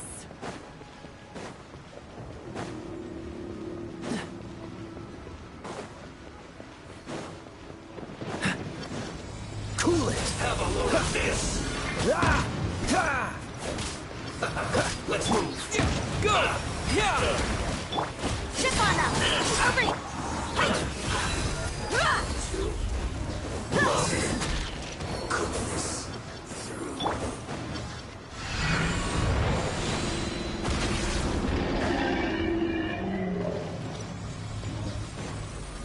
Freeze! This moment will be frozen. Surprise! Miscalculated. Death.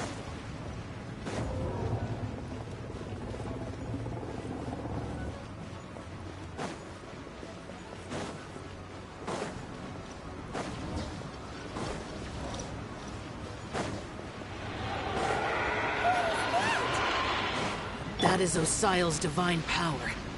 I am very familiar with it. Be careful not to get hit.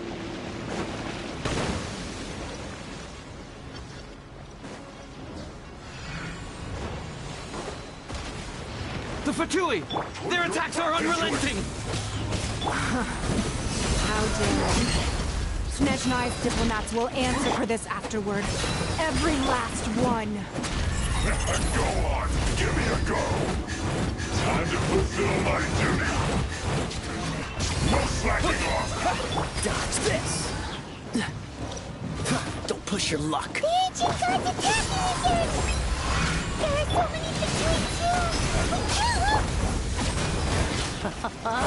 Were you about to say we can hold them, children?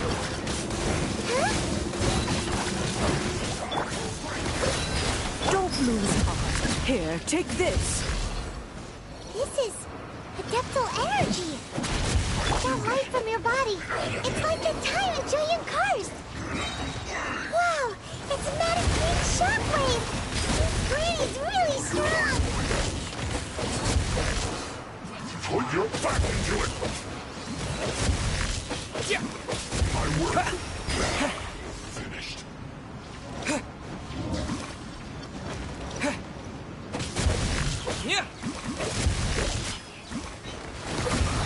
I guess. Dodge this. This moment will be frozen in time. Freeze. With the blood of the Chilean, I guard you against evil. Cast your fear of injury by the wayside and fight with all your might. I too did this during the Archon War. So this is what Ganyu's like in a fight. My name means swiftness. Take my power and run as I do. We're going too fast!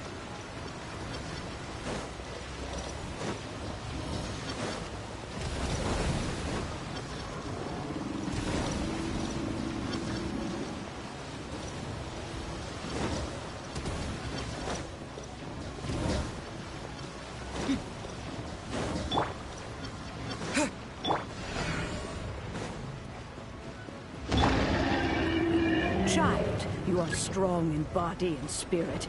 Perhaps you can withstand 3 forms of adeptal energy at once. This will hurt a little. Please bear with us.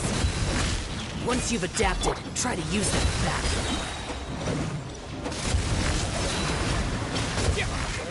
This is yes. This is it.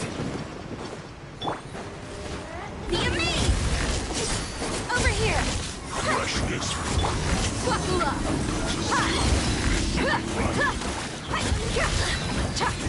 Look at me. Duty. At an end. Let's move. Gloves off.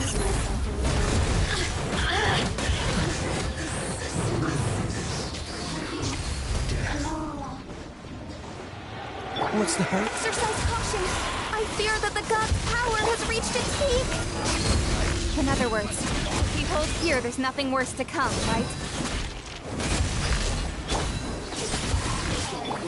Go! Moves away! End you. I guess this is it.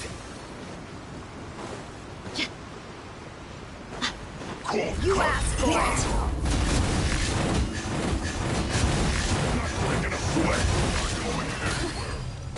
Let's get it on!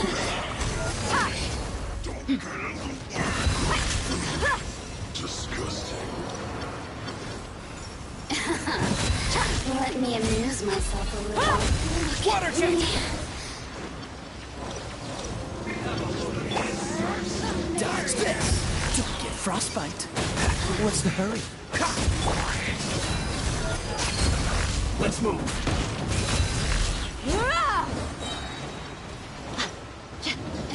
Look, the Fatui's numbers are thinning! Fight on, comrades! Once we finish this lot off, the Adepti will be able to deal with the god in peace! Look alive! Look at me.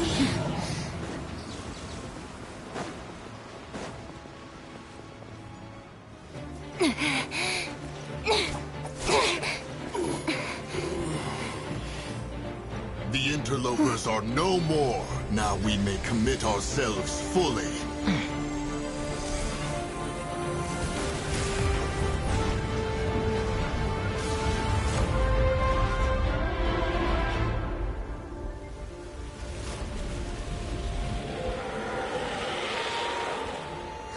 It's working! We just need to keep this up!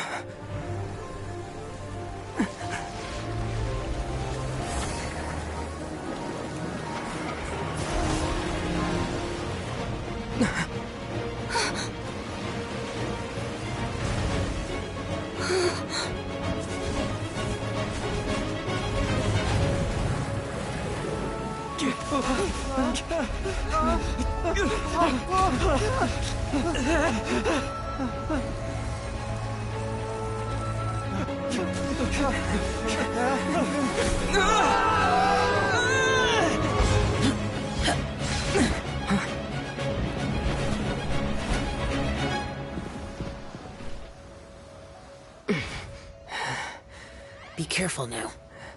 The Guizhong Ballista is destroyed. Without its covering fire, retaliation shall be difficult. But the Jade Chamber is our last line of defense. We can't give another inch, no matter what. I have another idea. What do you mean, Lady Ningguang? I'll sacrifice the Jade Chamber. What is the meaning of this? I understand.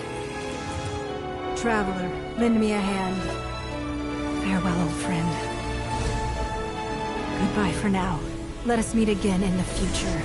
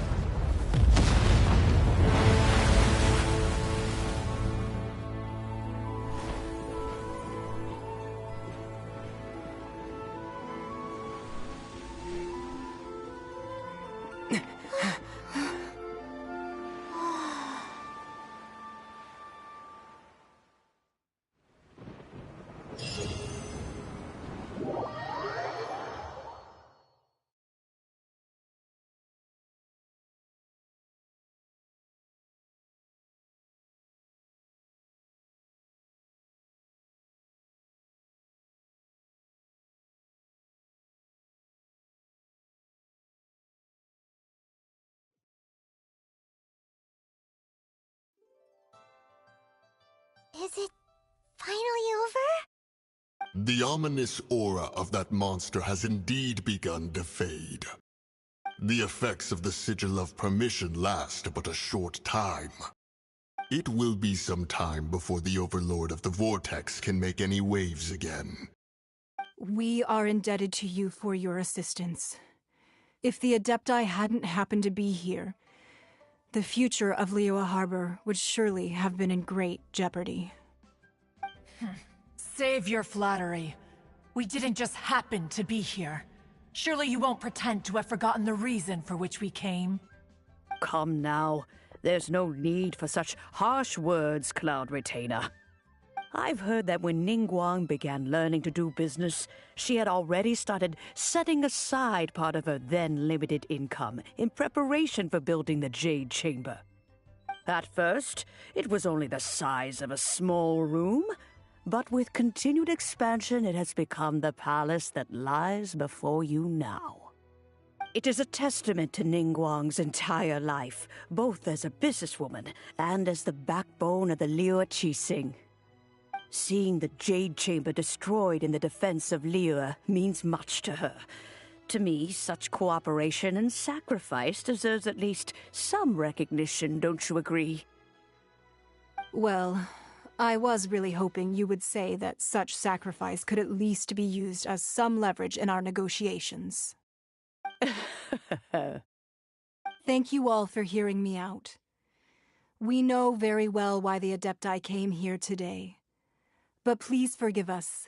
We cannot yield to your wishes. Oh? 3,700 years.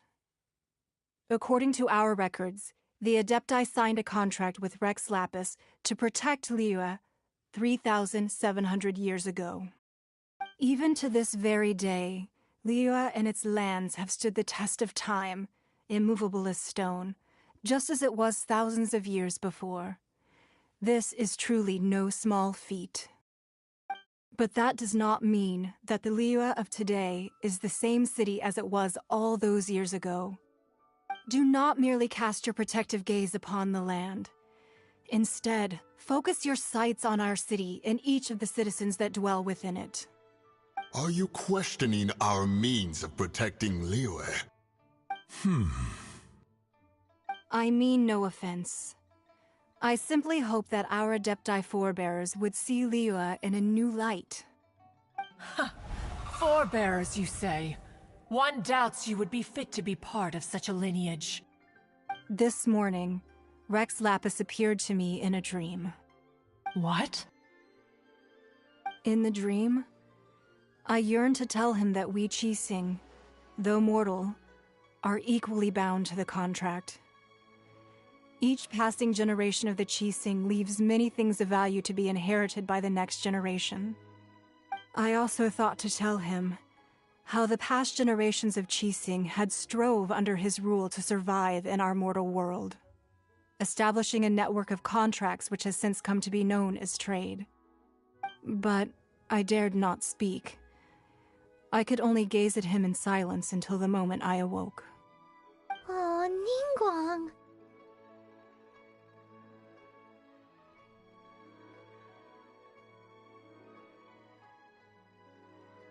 Yet another perspective. What are you trying to say, Outlander? Right! That's something that happened in Mondstadt. It's a story about the Four Winds and the people of the Animal Archon.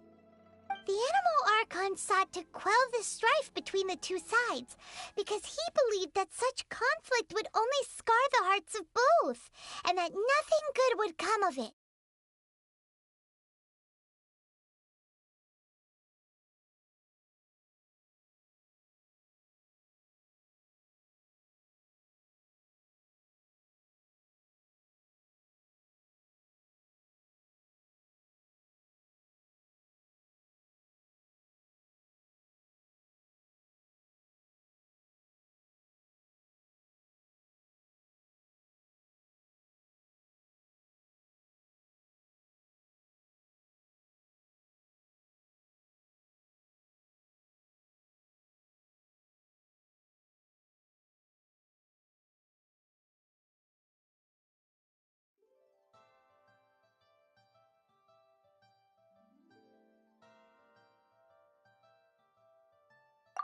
Each of the 7 nations has its own scars from the past.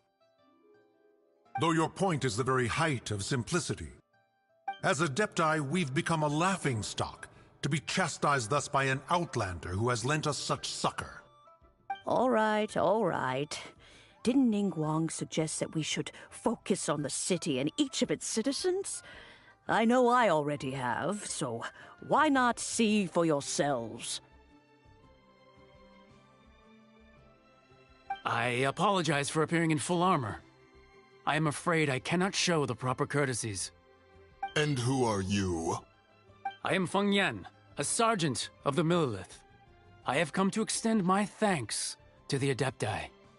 I thought this battle would perhaps be my last. But thanks to the aid of the Adepti, our forces were not as badly battered as I feared we might be. Although I am a mere mortal soldier, I promise to hold the line and never betray the grace given to us by the illuminated Adepti this day. Huh?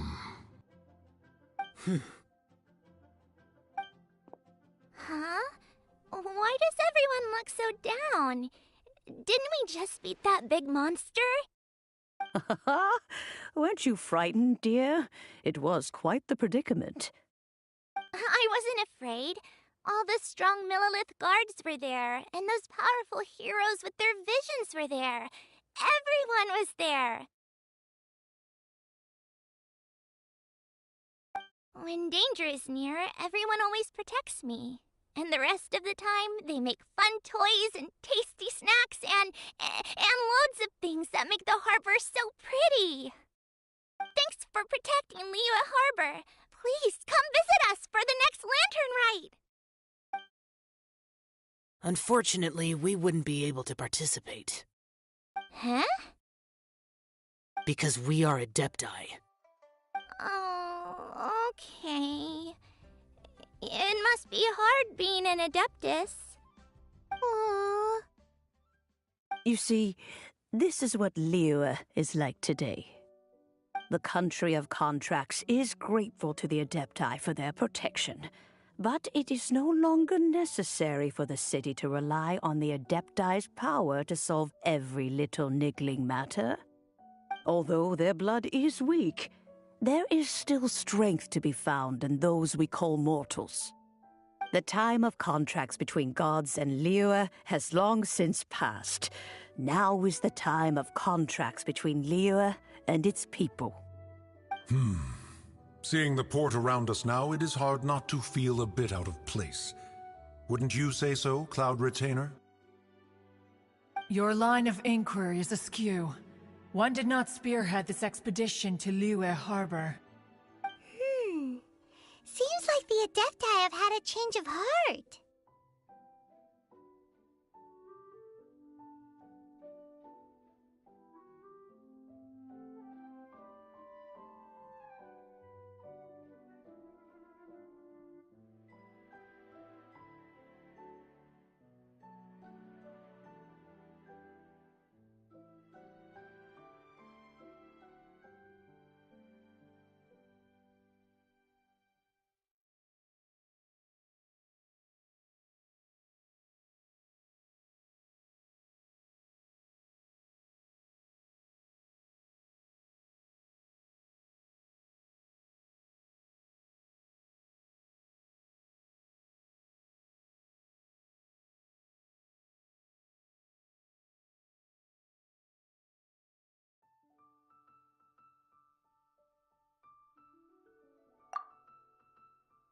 Let us return now. Eager to leave, Conqueror of Demons. Yes, one understands what the Conqueror of Demons means. The city of Liyue has changed much after our long separation. One fears that by the time one finally grasps the new contracts of Liyue, you humans would have once again changed the place beyond recognition. Fair enough. Away we shall, and return whence we came.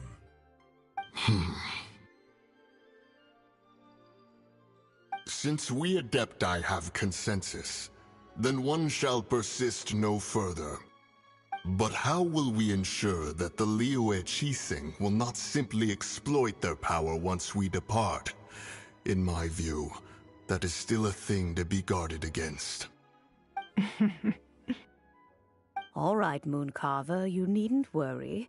It seems to me that this right of supervision is best left to the people of Liyue.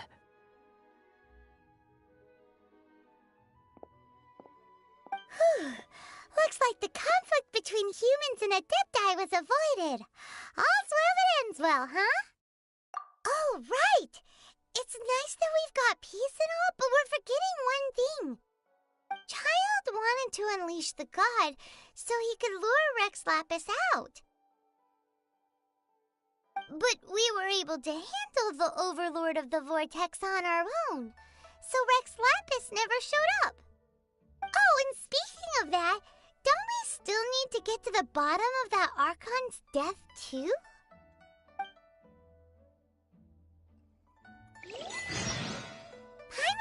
don't get it. But isn't the strongest lead we have the Adeptiless rite of parting that we're organizing? No idea where Zhongli's gone. Let's ask for him at Wangshen Funeral Parlor.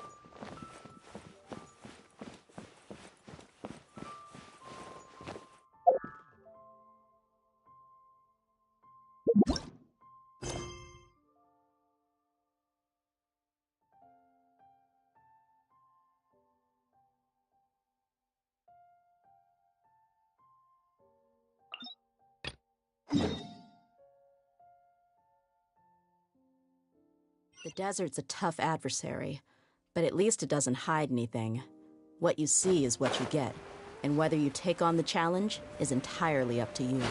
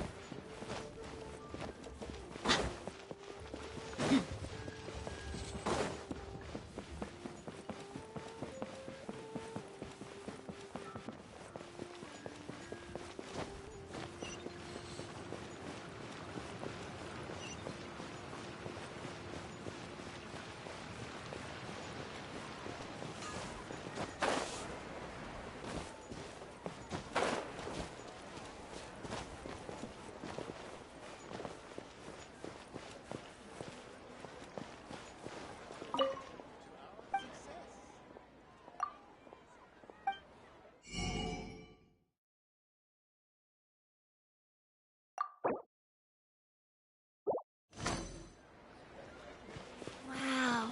Cheap and Leo's tasty really chop got a suey. lot going for it.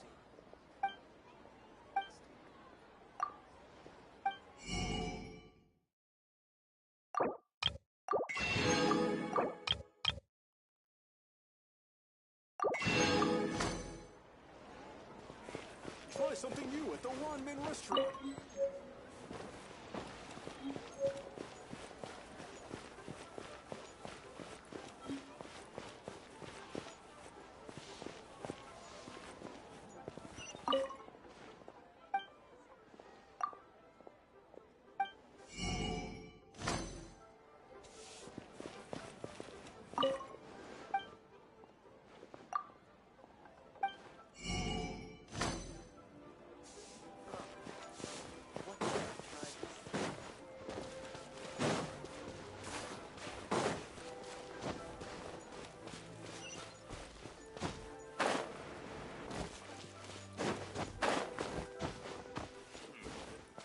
What are you staring at?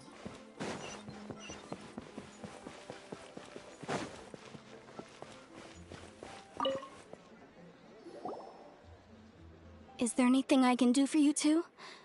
I'm afraid that Wangshen Funeral Parlor isn't in the best state to receive guests. We've come to see Zhongli. Could you please tell him we're here? Unfortunately, Zhongli isn't here at the moment. It seems he went to Northland Bank. Doesn't the Northland Bank belong to the Fatui? Last time we saw Zhongli was before we went to the Golden House. Do you think he doesn't know about the attack on Liyue? Visiting the Fatui at a time like this could only mean more trouble. We had better go and make sure that everything is okay.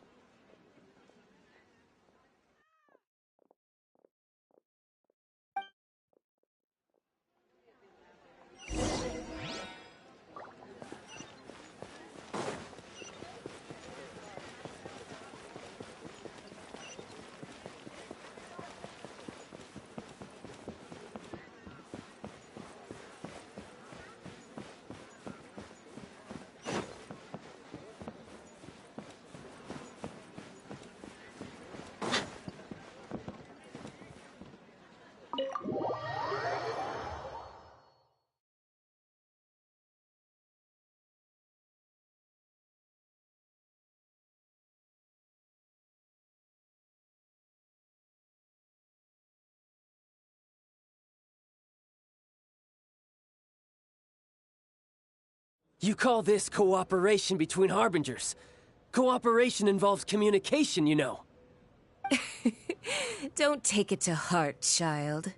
Besides, aren't you happy that you got to skip the formalities and bring chaos to the land? I'm sure you must have enjoyed that. Oh, it seems that some of your friends have arrived. Hey, it's Zhongli and Child. And you're also... It's you two. I believe we've met once before. In the City of Bards, was it? I'm glad you still remember my name. Ah, right. I imagine that it must have been rather hard to forget watching helplessly as something precious was snatched away from your friend. No, don't let her get to you. You've yet to gather the powers of all 7 elements, and our last battle at the Golden House was almost more than you could handle. So it might be best to keep things peaceful this time, seeing that 2 of the Harbingers are here. Well, if it isn't you two. This is our first time seeing each other since Liyue was nearly wiped off the map. This is certainly a bit awkward, wouldn't you say? Paimon knew that we should never have trusted a Fatui Harbinger. Oh, now don't say that. Sure, I may have misled you, but I never had anything against you personally. Besides, I thought we were getting along quite well together, didn't you? Except for that little tussle we had at the end. Nothing personal. We just have different views, that's all. Of course, you may very well hold this against me, but that's up to you. The real deceivers here are Senora and Zhongli. Curse them for leading me on. So actually, I think... Stop wasting time, child. There'll be plenty of time to chat once I'm through here. You remember the agreement, Morax. Now, if you would be so kind. The Gnosis, please. What in the world are you talking about? The contract is fulfilled. That which thou seeketh is now bestowed unto thee. For my promise is solid as stone.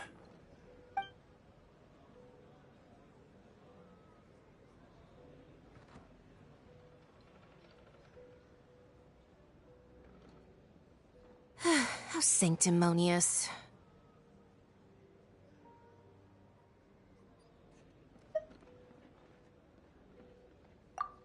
What? So you're the Lord of Chiao? No, wait. That's an exciting twist and all, but why give the Gnosis to the Fatui? I do not give it for free. I give it as agreed upon in the contract. For it is a matter solely between the Tsaritsa and I.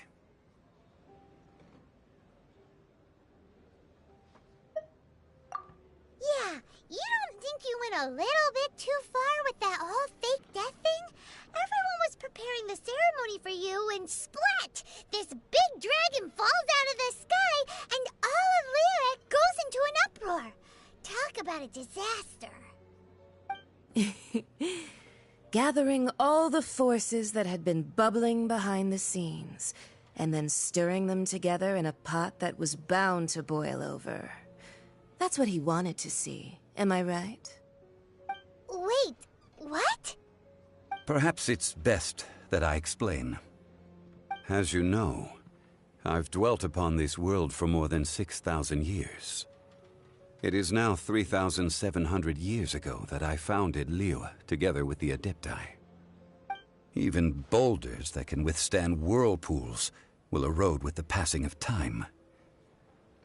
I kept convincing myself that cracks had not begun to form, and that the end of my time had not yet come.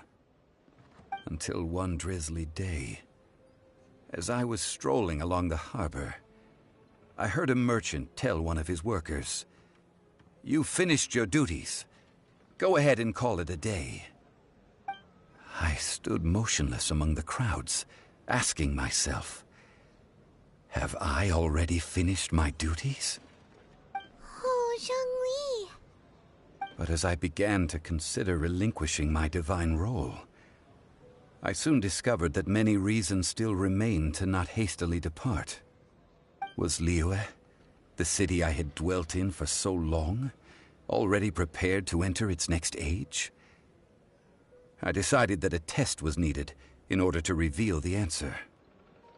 So I feigned my own death, and gathered the cast of Child, the Adepti, and the Liyue Qixing to play their roles together on the stage that was Liyue.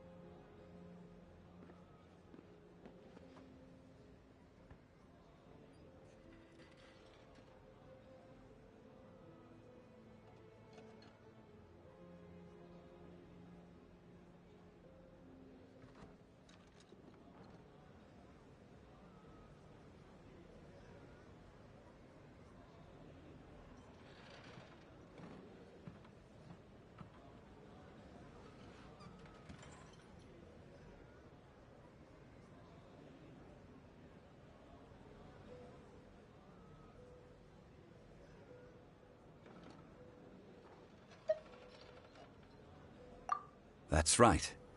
Which is why I continued to safeguard the Gnosis until now. So you mean that if the chaos ever reached the point of no return, you would simply appear and use your divine powers to bring Liyue back under control? Of course. And it would have been all too easy for him, too. Just as a child quickly matures after losing their parents, so has Liyue matured when faced with the death of its deity. In the end, the resolution to all that has transpired was even more satisfactory than I could have hoped for. Take the Adepti, for instance. Owing to their years of seclusion, they were the least informed. Yet when faced with a crisis, they commendably showed the greatest amount of restraint possible. Not only did they manage to cooperate with the Qixing, but in the end, they even made efforts to understand the hearts of the people. Credit is also due to Signora, the emissary dispatched by the Cryo-Archon to fulfill our contract. At my request, she kept everything she knew in strict confidence. This despite the eavesdropping ears of her colleague, Child. This meant I could remain as Zhongli, even having the chance to fulfill the age-old traditions of Liyue in this mortal form. Thank you for joining me on this journey, Traveler. All of these things turned out as I had planned. There is only one thing that I had not anticipated, and that was the conduct of the Liyue Qixing. I had expected them to do no more than the Adepti, to come to the defense of Liyue. But when all was said and done, they seized the opportunity to supplant Liyue's divine protectors, and used the subsequent power vacuum left by my death to quickly gain complete control of Liyue. Huh? That doesn't sound good at all. Ha! On the contrary, I think it is excellent. I had always feared that it was too soon for them to take over from me. And it was also that which I longed for the most. As such, this is the best parting gift anyone could have given this god of old. Hey, what about me? Doesn't anyone feel the least bit of remorse for deceiving me? You've practically kept me in the dark. I think that thanks would be more appropriate. You certainly played no small part in all of this, wreaking havoc and turning the city upside down. The Lord of Geo ought to thank you for your performance, if anything. If you hadn't created the pressure of a battle between mortals, Adepti, and a god, the lump of coal resting in the hands of the Geo-Archon, Liyue would never have been able to become a dazzling diamond of a city. Huh? Just whose side are you on, mocking me like that? Are you itching for a fight?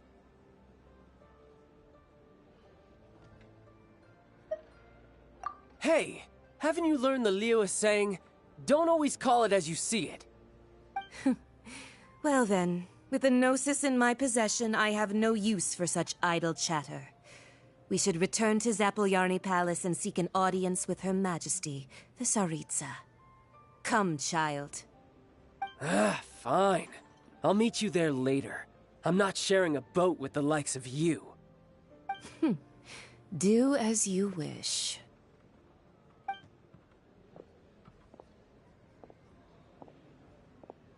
Now then, is there anything else you wish to ask me?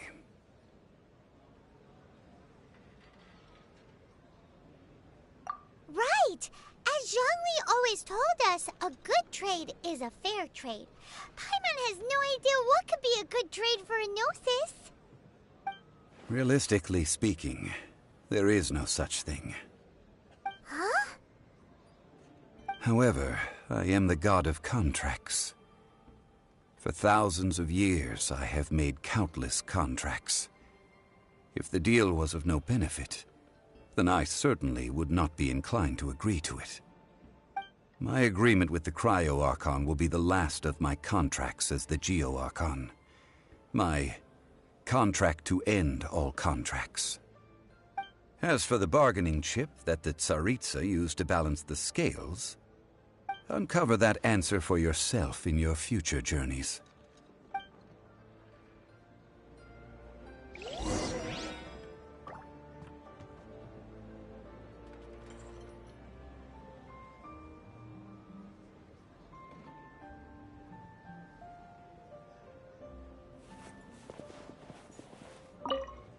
Paimon can't absorb so much information at once. So, Zhongli, what sort of contract did you sign with the Cryo-Archon? Paimon's so curious. One of the clauses of our contract was not to divulge any of its contents. Ugh, you're so petty.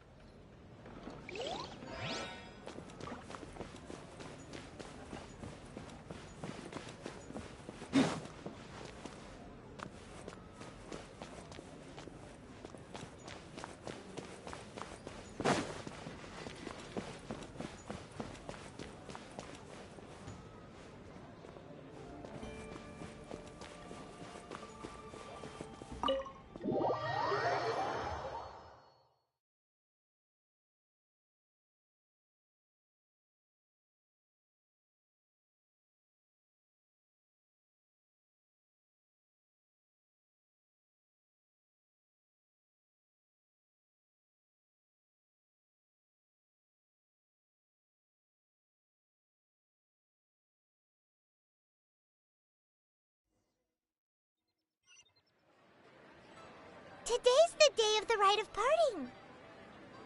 Although the star of the show is fake, we've spent so much time trying to organize it, it would be a real shame not to go there now.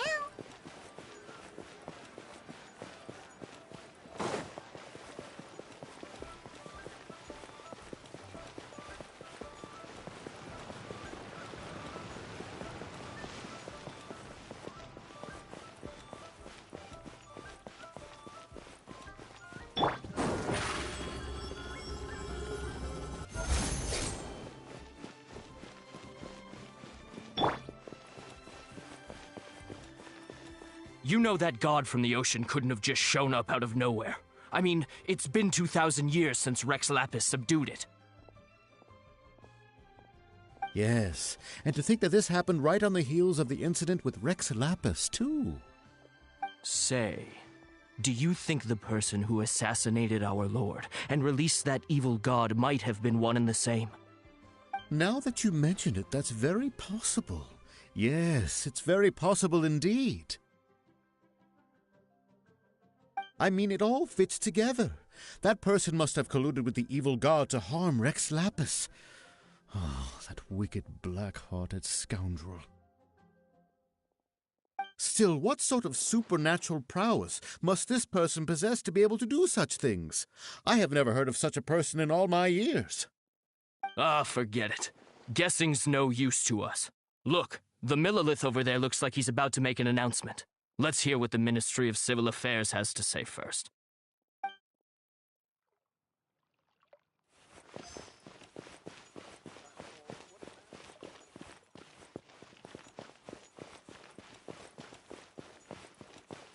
Oh, well, since we're going through with this rite of parting, I guess it means that those rumors hit the nail on the head.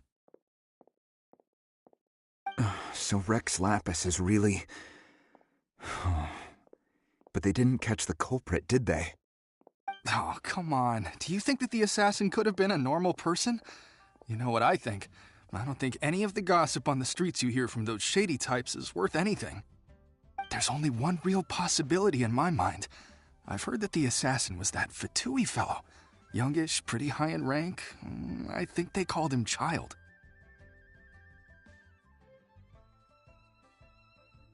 The Fatui?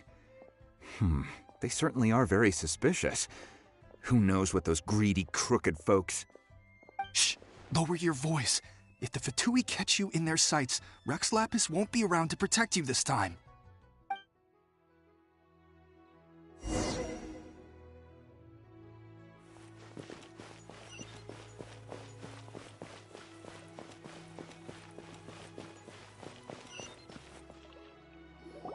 Hear ye all! The Chi-Sing's words. Though a dragon soars ageless as the mountains, it too must return to dust. This is common knowledge.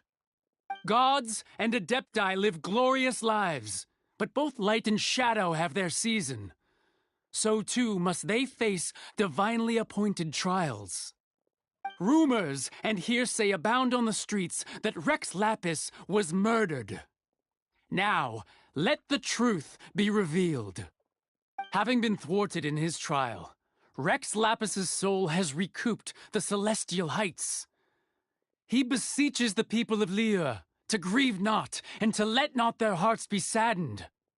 Nor are they to believe street-born rumors or indulge in baseless speculation.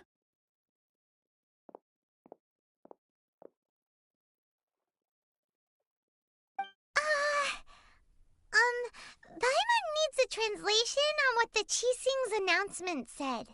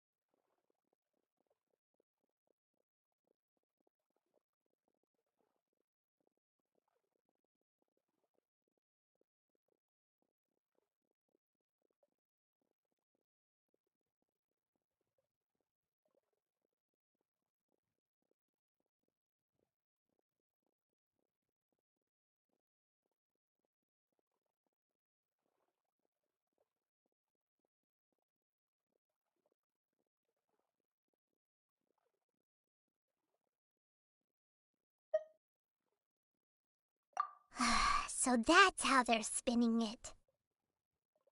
Something feels off. Why would they suddenly give up looking for the murderer? Not to mention how this excuse sounds like something they just made up on the spot. Could the Qixing already have known that Rex Lapis wasn't dead? But Zhongli said that neither they nor the Adepti knew anything. Did Zhongli tell them in secret after his gnosis changed hands?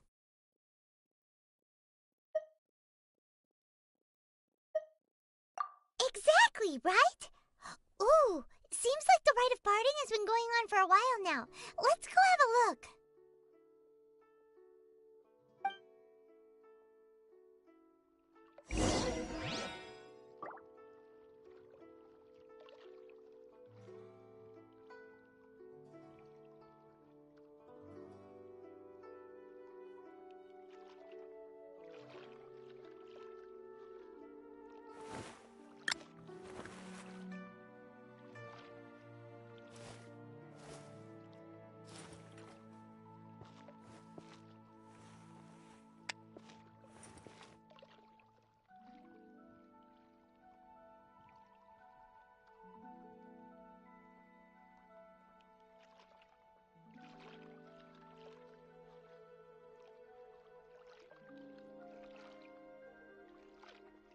We mercs have one simple rule.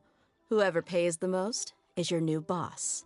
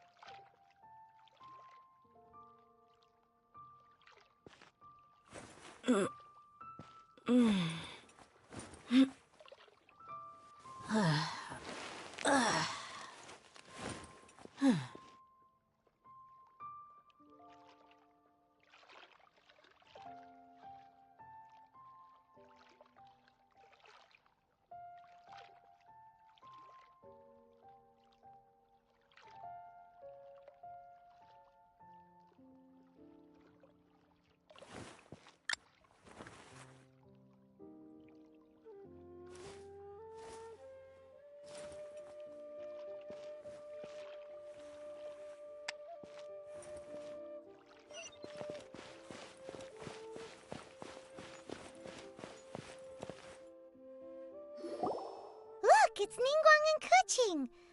Are they saying something? Are their speeches over? As said previously, Rex Lapis's soul returning to the heavens is the end of the contract. And it is also the end of an era. 3,700 years of contracts burnt and reduced to ash. We, the people of Liyue, were indeed prosperous.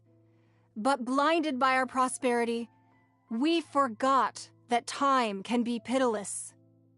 The long, unending dream of our Archon walking among us. Now that we have awoken from our dream, we must learn to say farewell. Will you stand with us as we re-establish our contracts? As we build a new age of prosperity? So concludes the words of Her Eminence the Tianquan. Does Her Eminence the Yuheng have anything to add?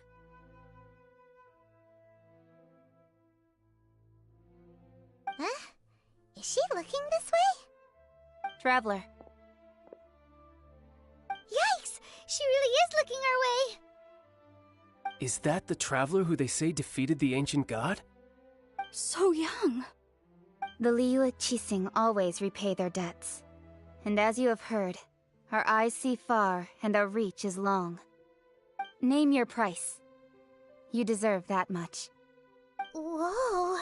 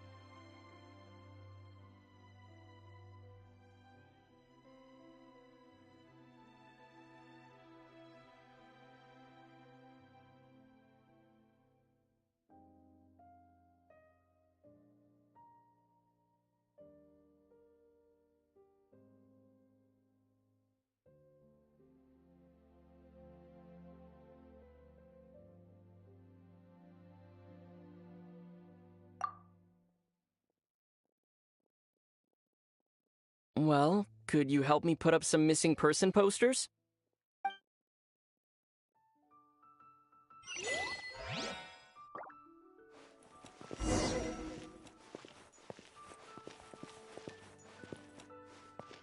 Roping you in was possibly the most masterful move we could have made. I believe that future generations will say so too when our deeds come up for their review.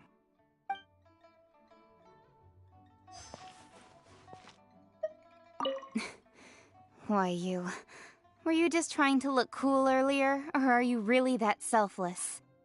If you were looking for someone, you could have just told me that in private.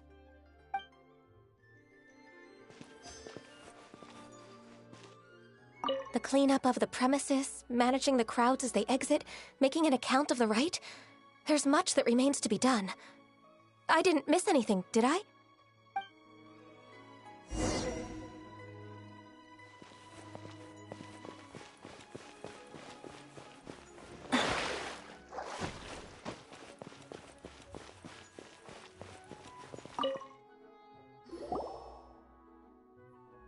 Hey, Zhongli! Look at this. Everyone in Liyue is caught up in their emotions, thinking that they'll never see Rex Lapis again. And here you are looking all relaxed. Why would I not feel more at ease after laying down the burden I have borne for 3,700 years? Right. If the two of you can spare the time, I should treat you to a meal at the Shinya kiosk. Ha! That sounds like big talk, Zhongli. Paimon might have believed you if you were treating us to some third-round knockout, but you'd have to pay out your nose just to stand inside Shinya kiosk. Are you sure you can afford it? You're right. I do like the Mora.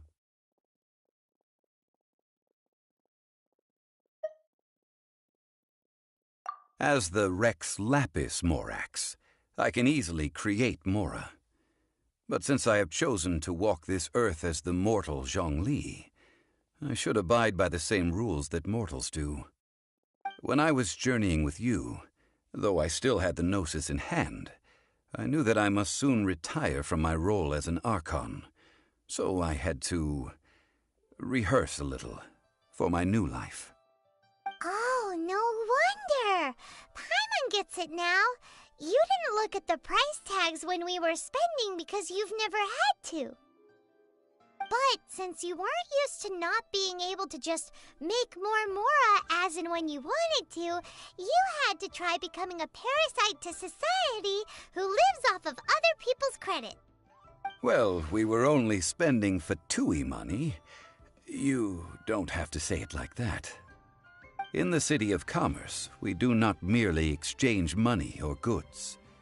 We also exchange knowledge, memories, and foresight, as well as positions, roles, and lives. The Archon Morax could never experience life as the true mortal Zhongli could, no matter how many times he descended to be with his people. I must thank you for that. I will treasure the memories that I made as Zhongli, traveling the streets of Liyue with you.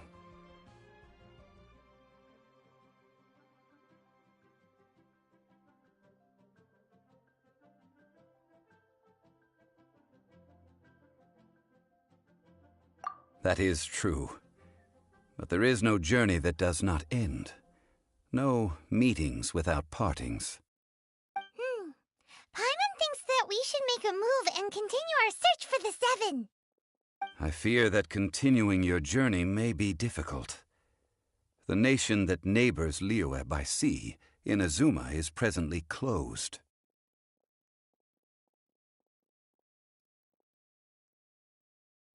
Yes, the nation has been closed by order of its deity, the Electro-Archon Ball.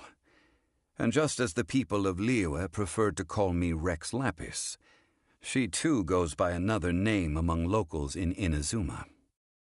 Paimon thinks we've heard that one before. Raiden? That is the case. And since Raiden is also the shogun of Inazuma, people call her the Raiden Shogun.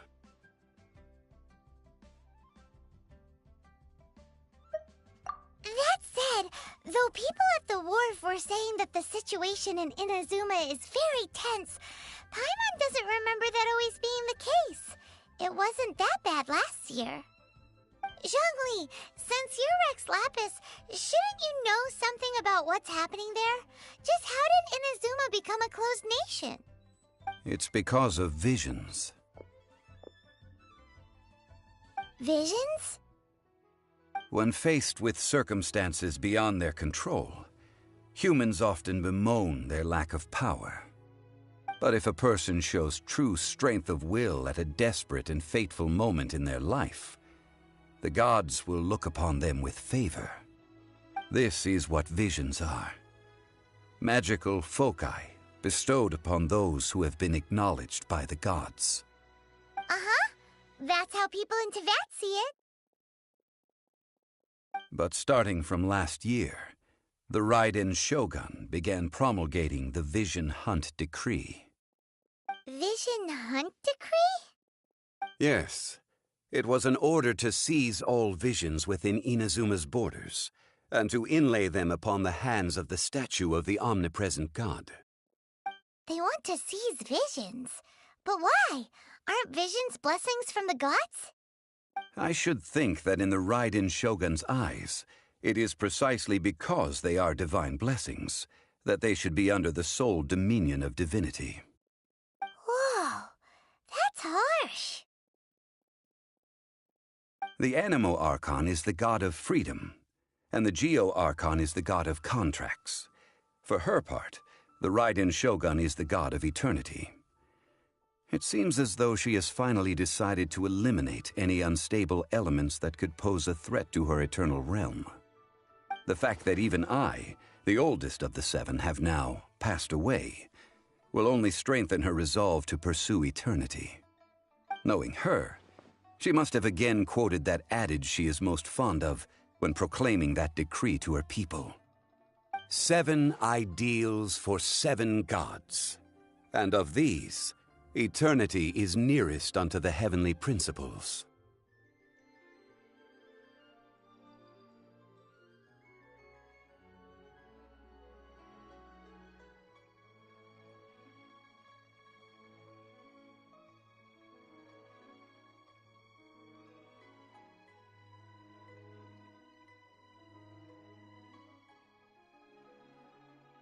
All right then.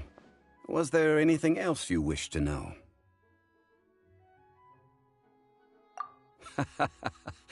Ah, that was a good one. Failing a divine trial. How they came up with that excuse, I will never know.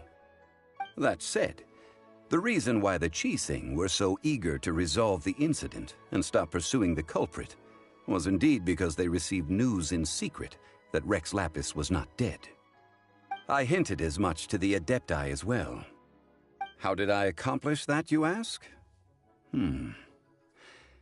Have you ever heard of this particularly convenient Adepti art known as gifting dreams and visions? All right then. Was there anything else you wish to know? Yeah, about that. Before the Qixing made their announcement, we listened to a lot of people talking on the way.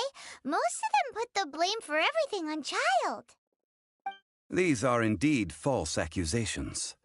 But it remains undeniably true that Child did send people to the Jade Chamber to prevent the Adepti and the Qixing from defeating the ancient god. I've heard that Ningguang is busy milking that for all it's worth on the foreign relations front at the moment, browbeating the envoys of the Fatui. Ha! Those poor Snezhnayan diplomats. If it were not for Child's exalted position as a harbinger, I'm certain that they would have shifted all the blame to him and called for his dismissal by now. All right then. Was there anything else you wish to know? The time of the Adepti has long passed. If even the Liyue Qixing don't want to face that truth, then what future is there for Liyue? Kuching is absolutely right in saying this.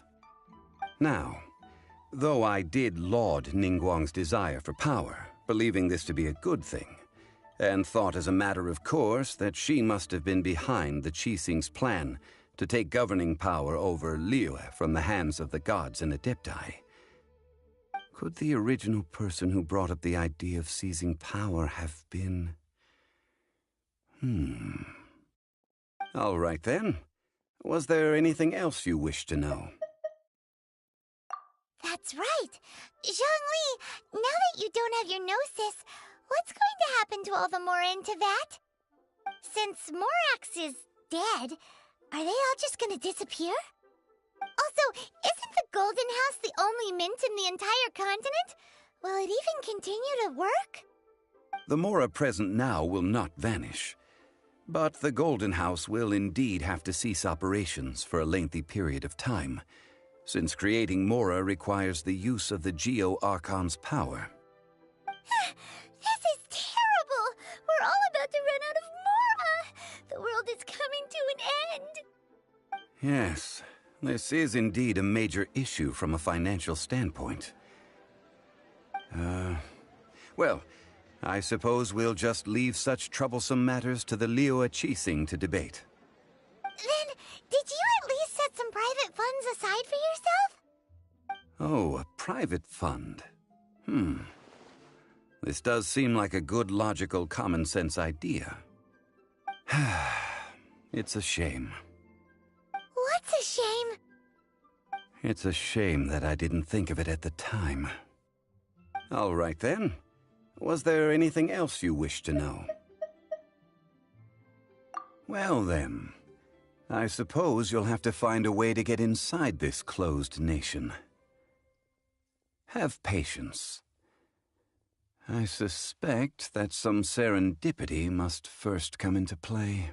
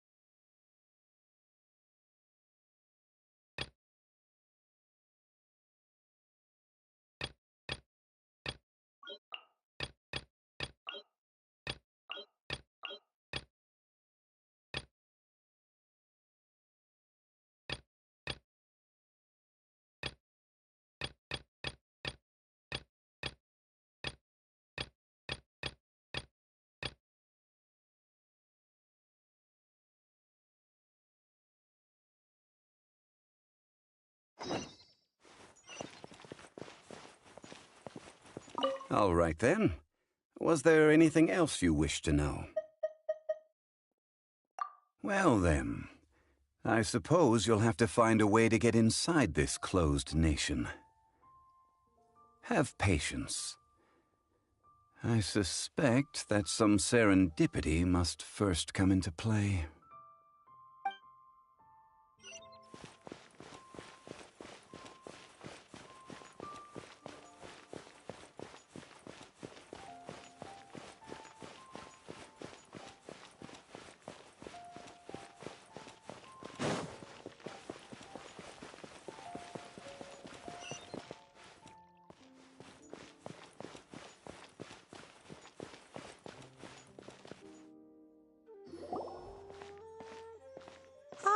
Children, come, come.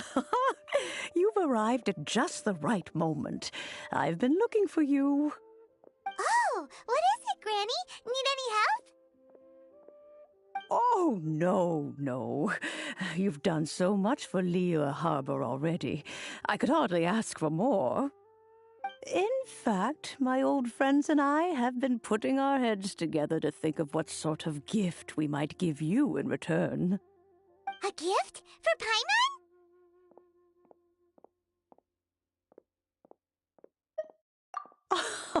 Oh, child, you are so very modest.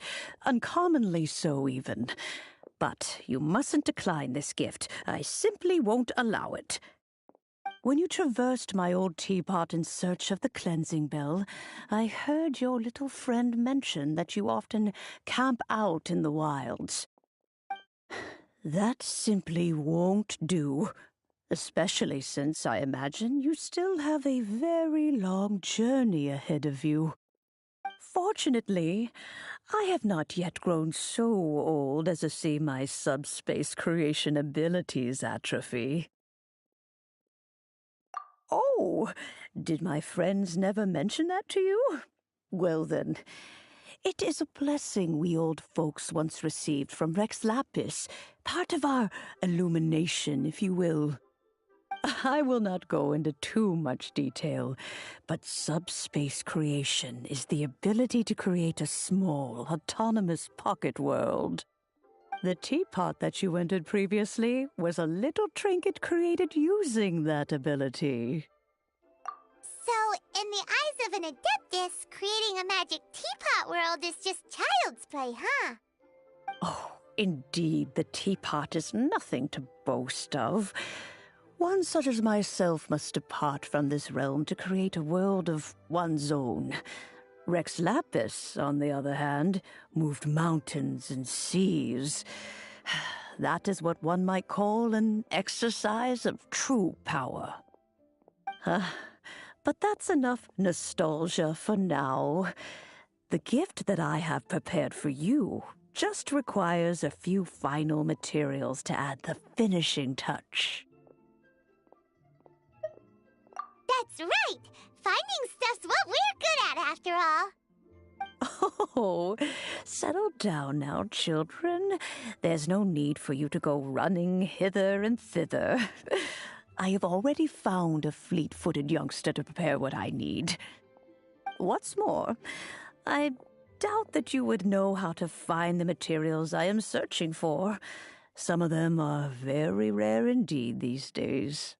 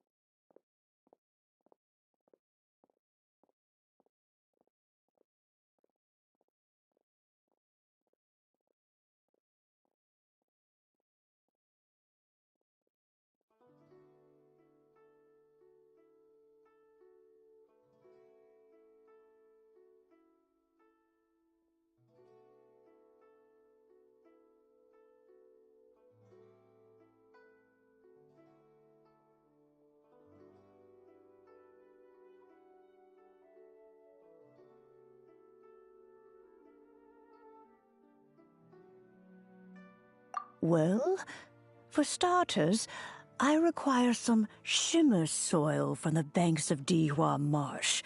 Back in the day, it could only be found where the glazed lilies thrived most profusely.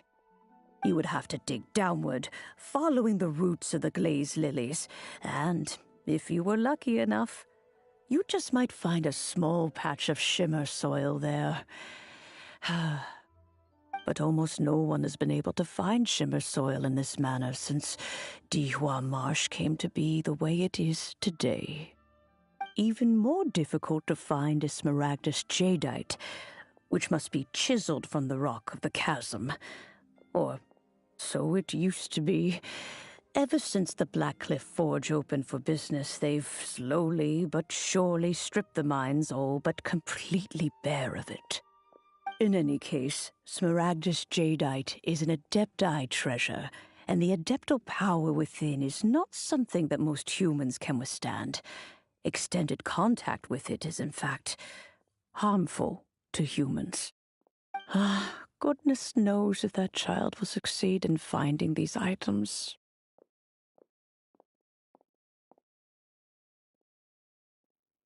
Well, since you're an Adeptus, Granny, the person you asked for help, they must be an Adeptus too, right? Yes. I suppose she does count as an Adeptus.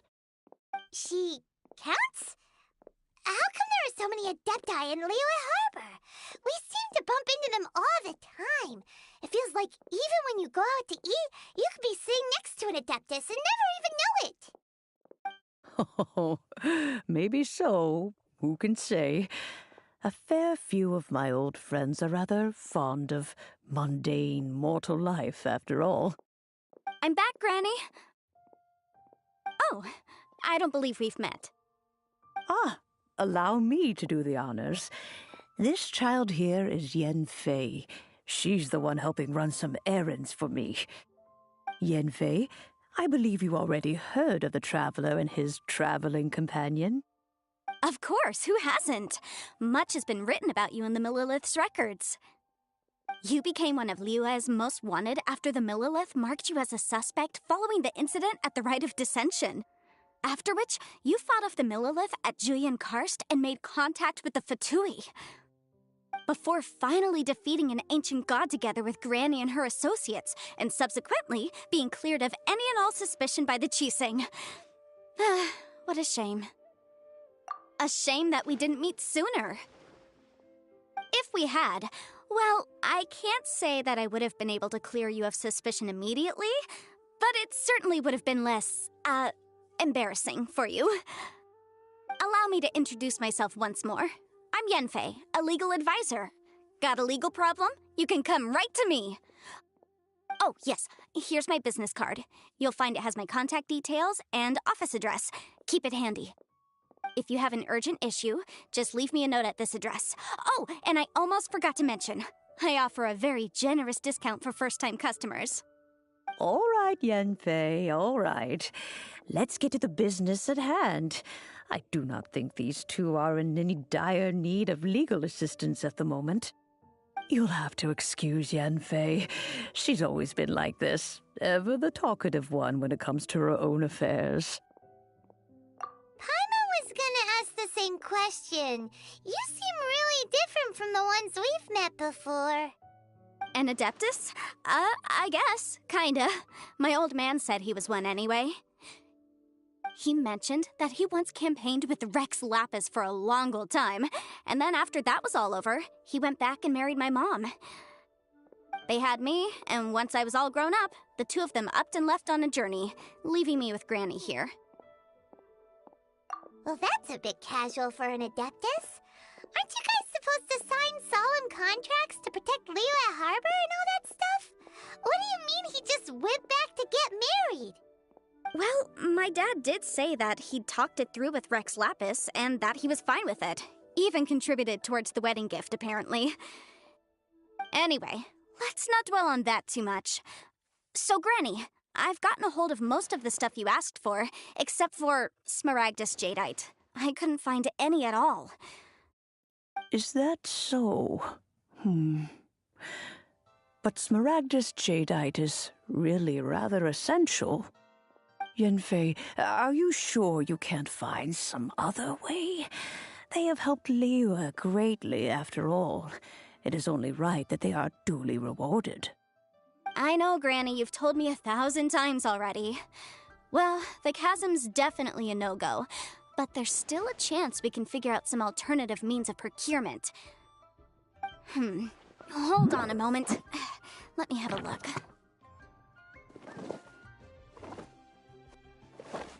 Whoa, that's a really thick book. What kind of things do you write in there? Commercial consultancy. Or Snezhnaya. Ah, found him. Krusel. A Snezhnayan merchant who once came to me with some legal queries on certain articles in the legal codices. If my memory serves, all of them had to do with rare ores. He mentioned that he was considering acquiring some Smaragdus jadeite to make hairpins, and wanted to know if there were any legal ramifications that he should be aware of. Said he was planning to sell them in Snezhnaya. So, I guess I'll go look for him. With any luck, he'll have gotten his hands on some Smaragdus jadeite, or might have an idea of where we can find some. Oh, you want to join me? I suppose that's no problem, but it's best if you just stand by and watch. If you try to get involved, you'll only risk placing yourself in legal jeopardy. Wow, an Adeptus imploring us to avoid incurring legal liability. Well, that's a first for sure. Best we be a little more careful than usual while we're with her.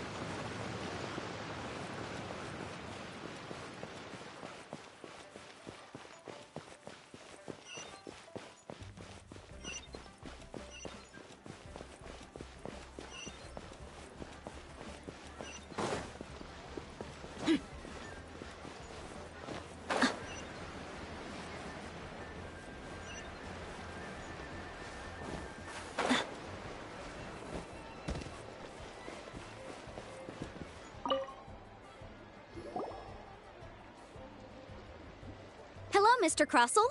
How's business been? Oh, good, very good. All thanks to your advice, Miss Yanfei. What brings you here today? You're too kind. I was simply doing my job.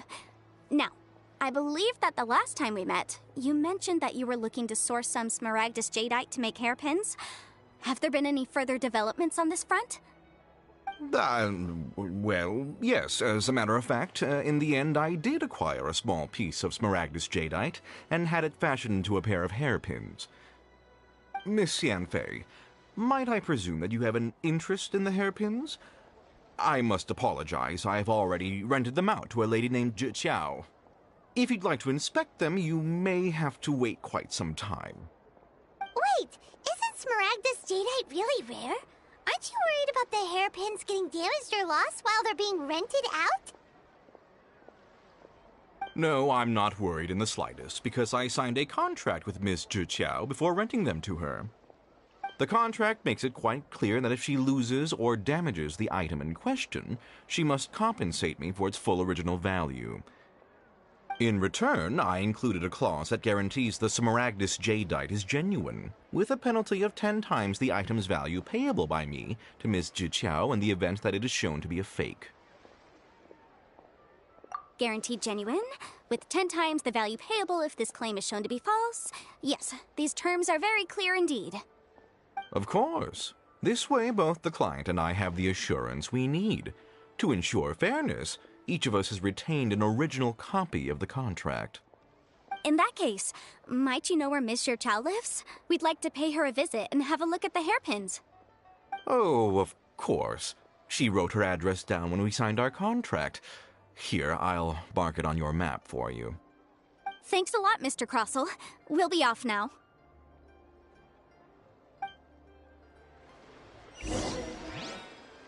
My friend, what is your story?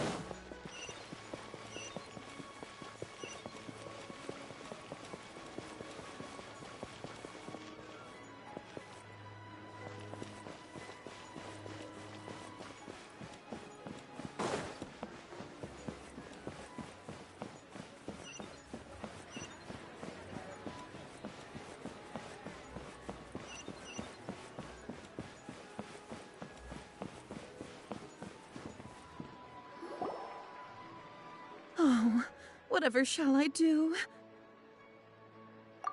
Yes, that's me. Is there something I can help you with?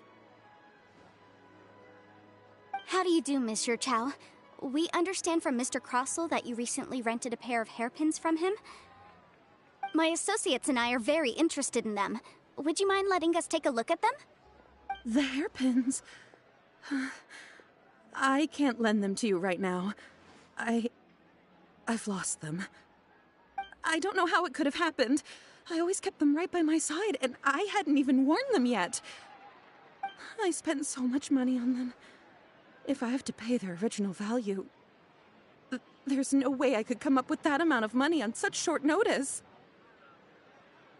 My family is in the ore business too, but business has been suffering ever since the chasm was sealed off. We now have a backlog of paid-up orders just sitting around, so we've been having to purchase some stock from other ore merchants to complete them. A big banquet is coming up in a few days, and several ore merchants I know of will be there. I need this opportunity to mingle and discuss prices. That's what the hairpins were for, to keep up appearances. I can't have them looking down on me. But now that I've lost the hairpins, what will I do? Why does Paimon have a sudden strong sense of deja vu?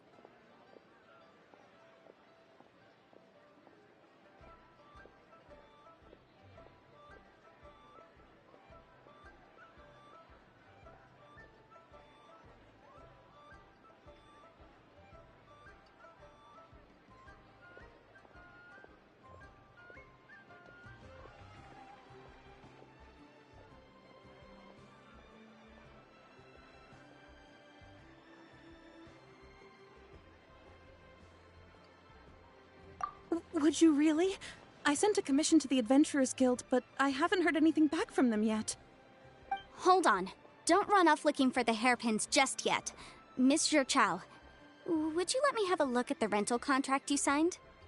Huh? Well, I mean, sure, I have it right here. Here you are. Let me see.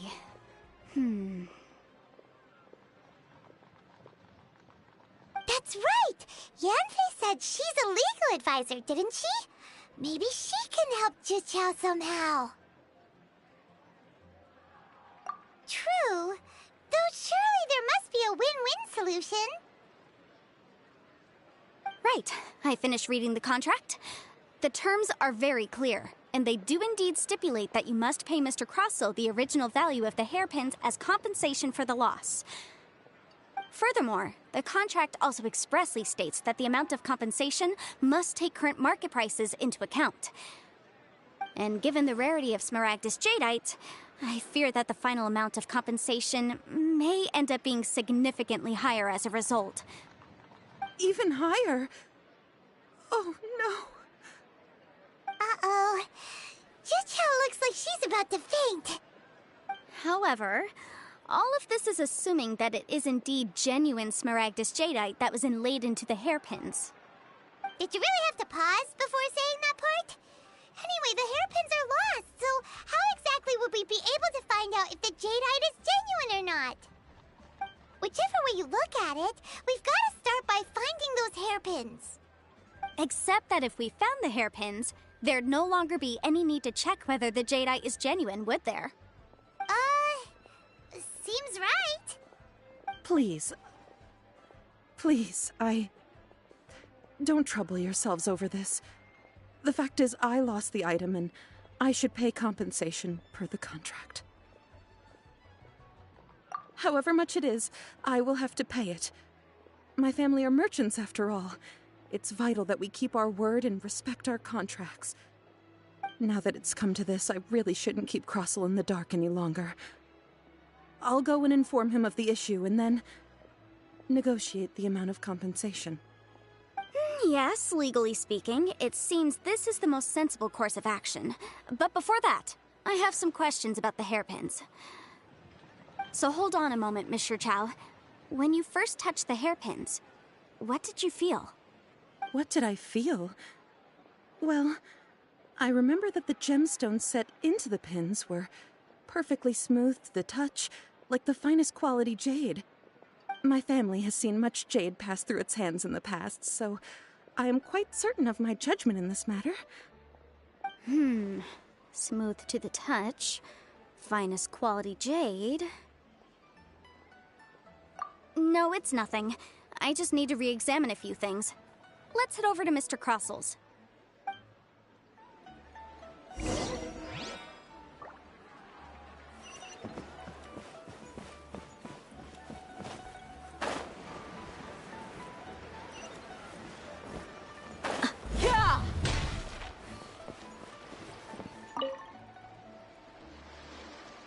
Ah, Miss Yanfei, you've returned. With Miss Jiqiao in tow, too, I see. How are the hairpins? I trust you're quite satisfied with them? About that.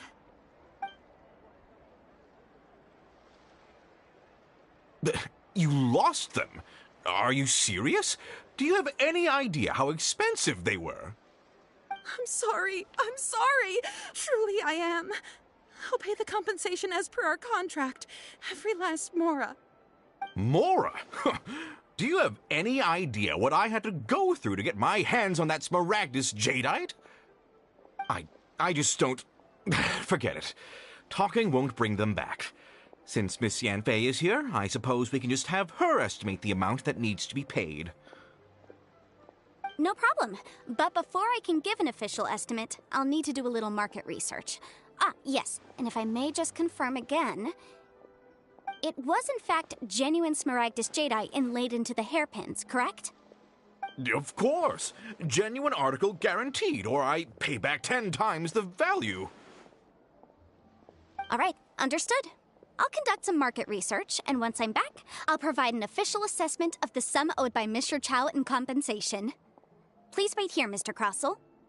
Thank you very much. How could she lose my hairpins? She'd better pay every last mora that they're worth.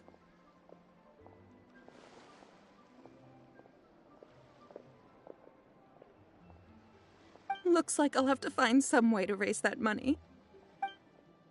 Please wait, Mr. Chow. I have something to discuss with you. It's not convenient to speak here, so let's find somewhere that we can sit and talk in more detail.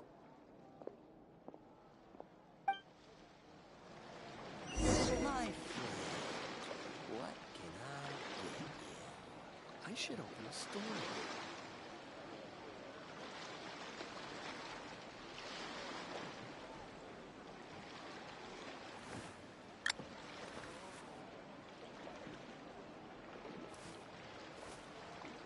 You can't beat the atmosphere here, either. Why do they have to give me that choice? I should open a store.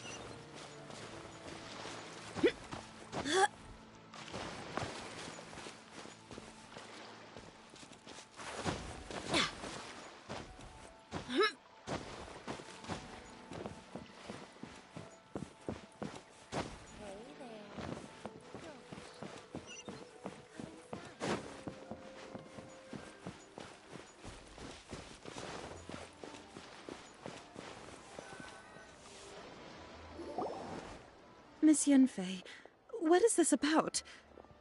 Are you here to tell me how much I owe? No. What I wanted to talk about is, there is a chance that the ore inlaid on those hairpins may not be smaragdus jadeite after all. What do you mean? Are you implying that you already sneaked off and found them? Obviously not. I'm no adventurer, let alone a member of the guild. I don't run thankless, time-consuming errands for a living. Let's just say I made some deductions. I don't know if Granny told you this, but Smaragdus jadeite is found deep underground and contains very concentrated elemental energy. If mere mortals come into contact with it, well, they'll be sick in the best case. And in the worst case, they could even experience a dramatic change of personality. It most certainly would not be smooth to the touch. Mr. Chow, did you at any time feel unwell while the hairpins were in your possession? No, not at all. I felt perfectly fine the whole time. Not even the slightest bit unwell. I didn't feel anything special at all, in fact. Now that is strange. I noticed earlier that there were elemental traces in Mr. Crossel's vicinity. If I've deduced correctly, he may still have the Smaragdus jadeite in his possession. If that's the case, we should go confront him right now and expose his dirty scam right to his face! Absolutely not. If we were to confront him now, there's no way he would admit to it. Eventually, he would find some argument to compel us to leave. And then, he'd throw the Smaragdus jadeite into the sea the moment we were gone. After that, he would simply insist that Mr. Chow pay up per the contract. He would lose nothing. Meanwhile, we would have to look under every stone in Liyue, hoping and praying that the hairpins do actually still exist somewhere in this world.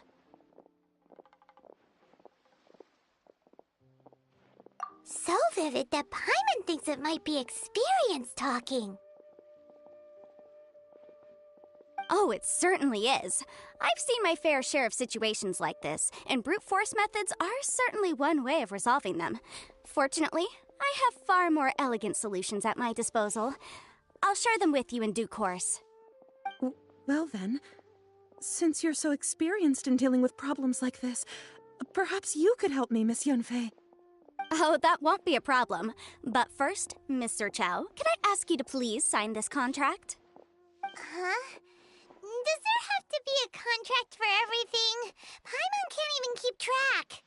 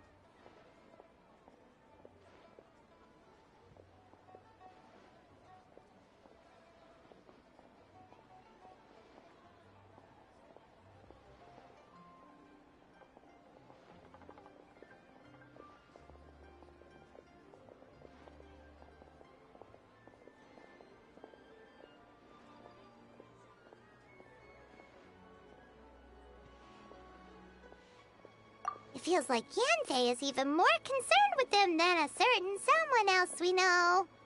These are my formal terms of engagement. Everything prior to now has just been pro bono advice. But for me to investigate any further, I require a written contract. Any work commissioned but not bound by a contract cannot be relied upon. I understand. Then I will be glad to place this matter into your capable hands if you will take it, Miss Yunfei. No problem. Just sign here, and I'll sign too. Okay. Now write your address here, and then sign on this page as well. And I'll also need your signatures on pages 5, 7, and on the very last page. Finally, if you could just use this ink pad to make a handprint over here. This contract has so many pages. Paimon's all out of brain juice again.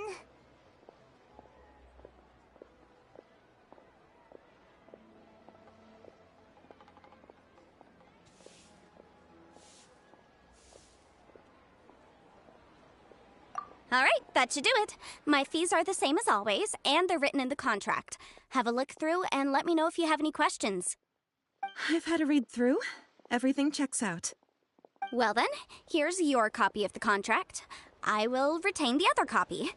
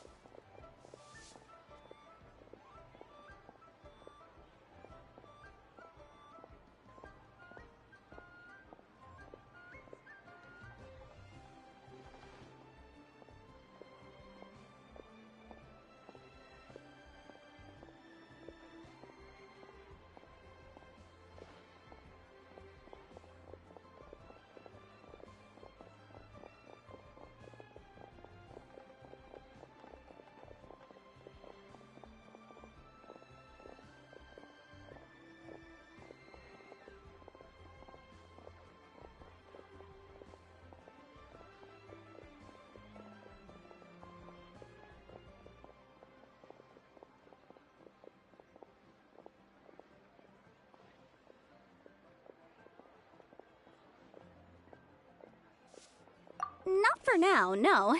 Despite how intractable this problem might sound, it will actually be quite straightforward to resolve, once we've got some things squared away. I don't believe you have been part of an investigation like this before, in which case, hopefully this should be quite the experience. Miss Yunfei, I have to ask, why are you helping me? Because, as it happens, I'm currently trying to acquire some Smaragdus Jadeite myself. I noticed strong traces of geo-energy around Mr. Crossell, so perhaps he has, in fact, secured some. Whether he actually made it into an item of jewelry or not is a separate matter, but either way, it's a lead. As long as we follow it, who knows? We might just be able to get our hands on some Smaragdus Jadeite. Also, the idea of someone abusing the law to their advantage, I won't stand for it. But again, let's not dwell on this. Let's go to... where can we find someone who processes ore? I've got it! Let's pay a visit to Chateau, the boss of the Jade Mystery. He's a professional when it comes to working with stone and ore. If Mr. Crossell had his ore worked on at all, Chateau would undoubtedly have been his first choice. Adventurer,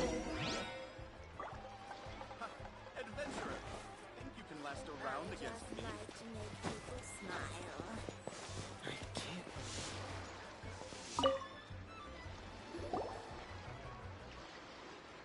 Why, hello there, honored customers. Welcome to... Oh, it's you, Miss Yanfei. Is something the matter? Surely not more spurious claims that my jade betting is rigged and no one can ever win? Oh, I swear on all that is sacred. No, nothing of the sort. Has a Snezhnyan merchant named Crossel enlisted your ore processing services recently by any chance? A Snezhnyan merchant named Crossel, you say?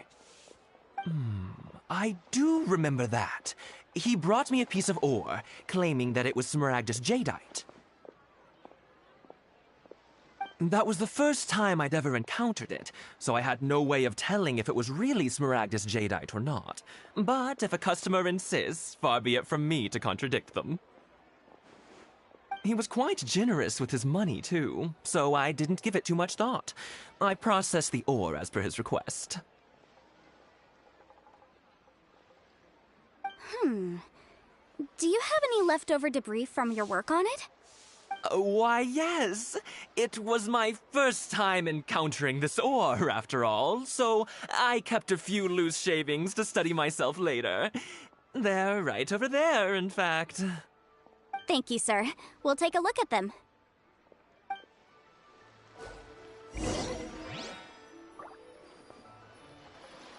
Try your luck betting on jade?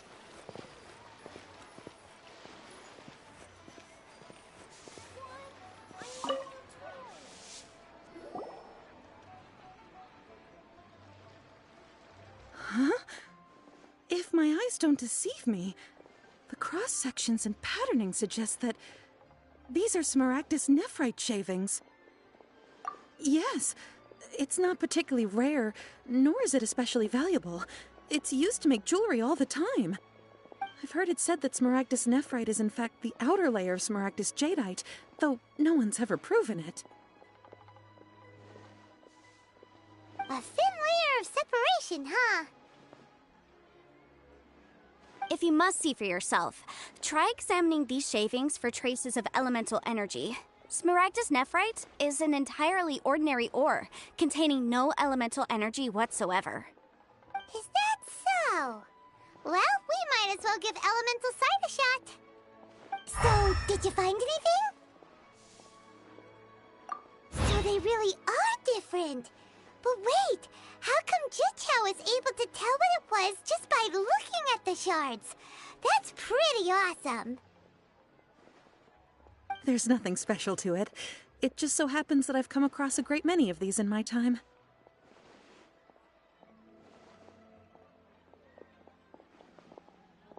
These two stones actually look very similar. Someone without a deep understanding of them would find it very difficult to tell them apart. There may be only a subtle difference for the casual viewer, but that translates to an astronomical difference in terms of the market price. And, I'm sure, a significant difference in the cost of having them carved into shape. All right, let's focus up. We're going off on a tangent. But, never mind, Shirto. Why would Mr. Crossel... Unusual actions have unusual reasons behind them. Let's take some of these shavings back to Chateau.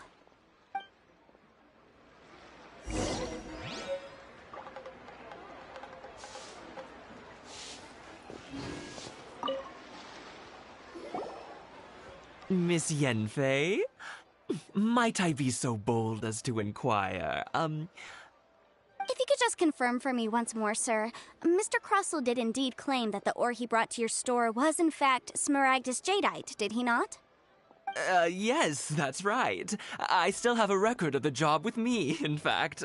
Here. It says quite clearly, 1 chunk Smaragdus jadeite, uncut. Then I have no further questions. But could I borrow the processing record and these stone shavings? Of course. But might I ask why you need them? Oh, I have my reasons. Ah, yes. Please sign here on this affidavit.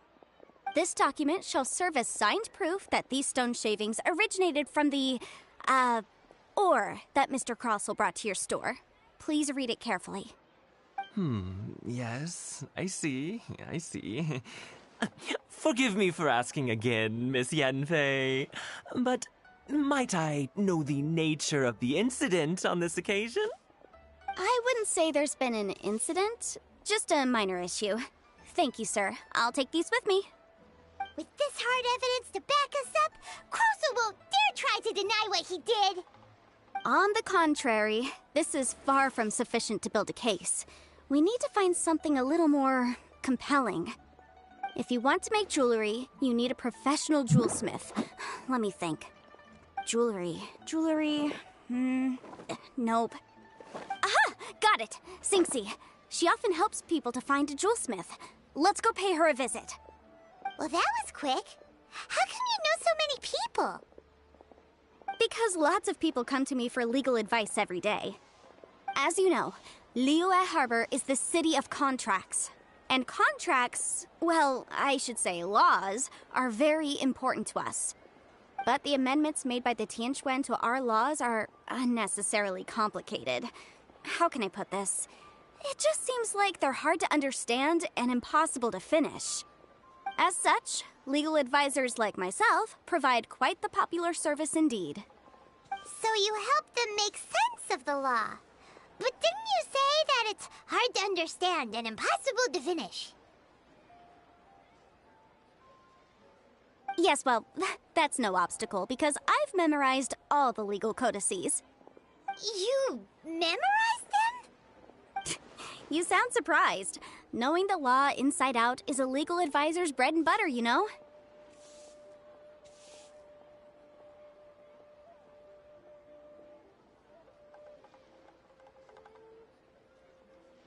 Oh, this has nothing to do with being an adeptus. I just like reading things.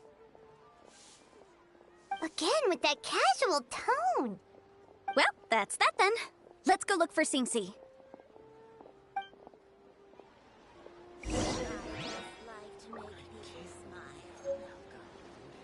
Oh, what should I try this time?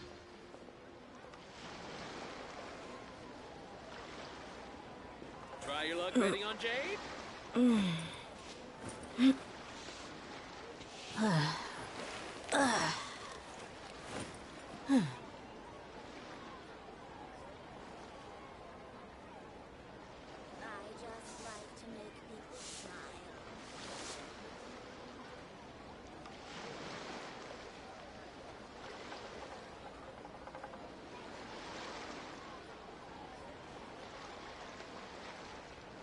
My people are used to the desert life, but still, I hope that one day they'll be able to find an oasis of their own and leave the sandstorms behind for a better life.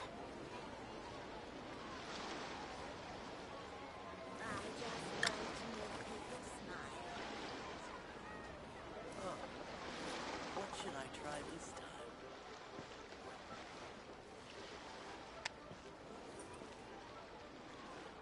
Try your luck betting on Jade?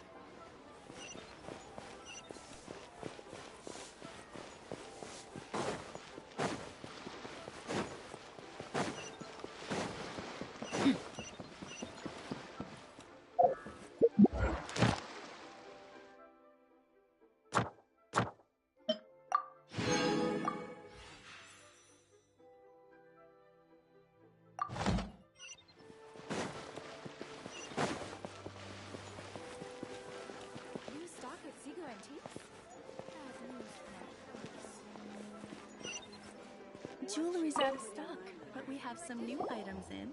Oh, Miss Yenfei, it's you. Has something happened?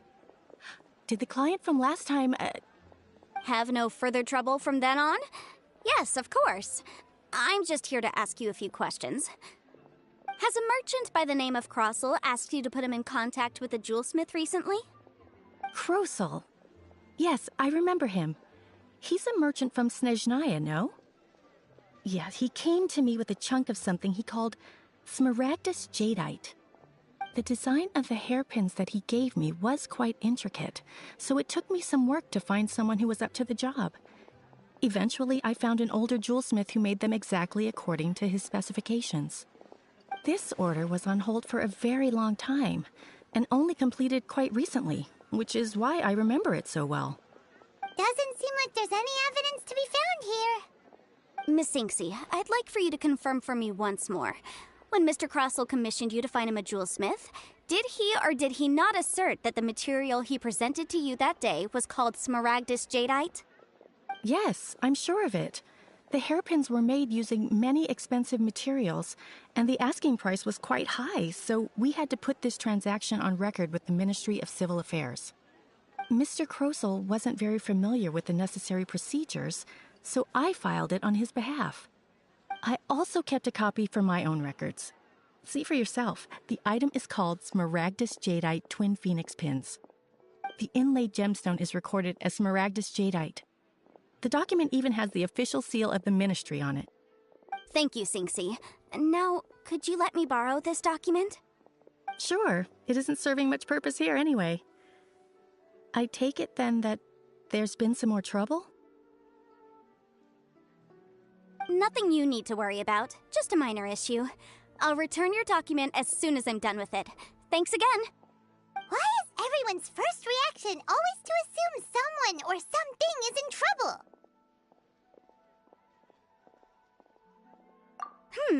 I believe we have almost all the evidence we need. We just need to make one last trip. Let's go to Boo Boo Pharmacy to speak with Dr. Baiju. The weirdo with the snake around his neck? What do you want to speak to him for? Because only he can provide an authoritative statement confirming that Smaragdus Jadeite is harmful to the human body. Once we have this final piece of evidence in our hands, we can wrap this case up. Join the Adventurers Guild. You'll have a blast.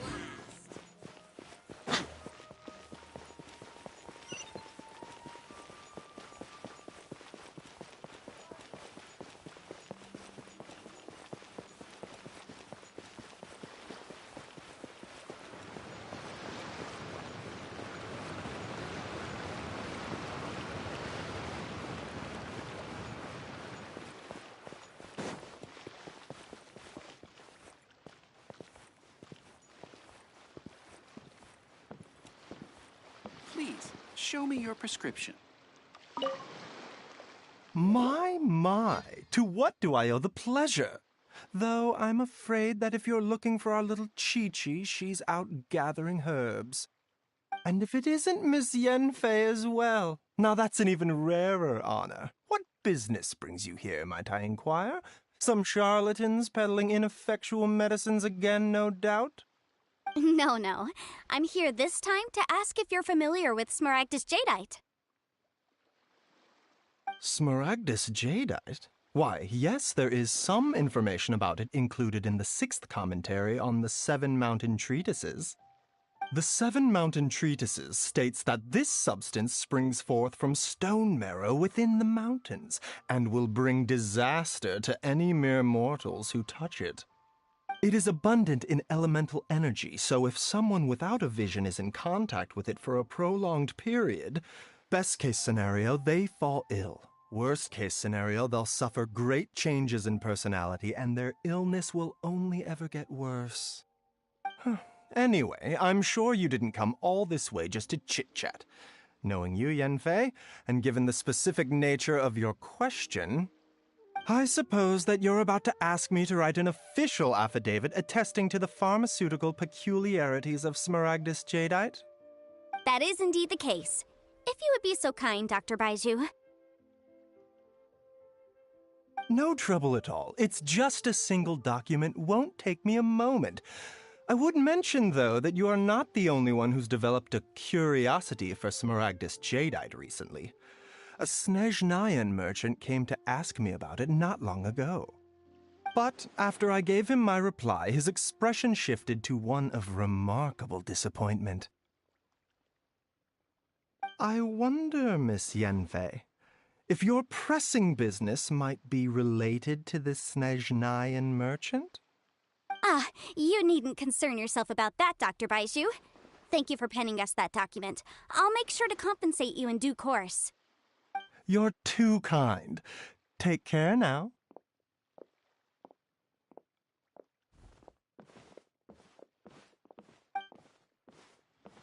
That Baiju guy is as weird as ever.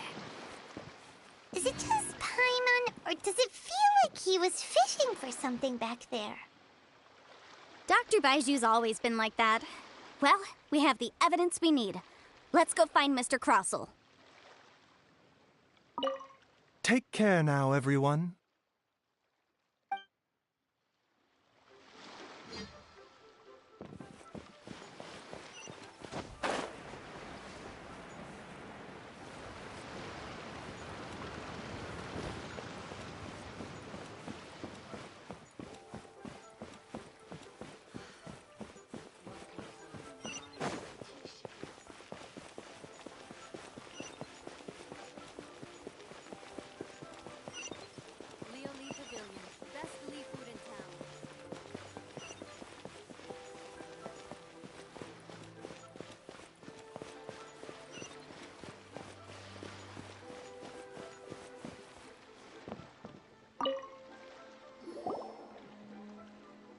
Miss Yanfei, have you finished your investigation?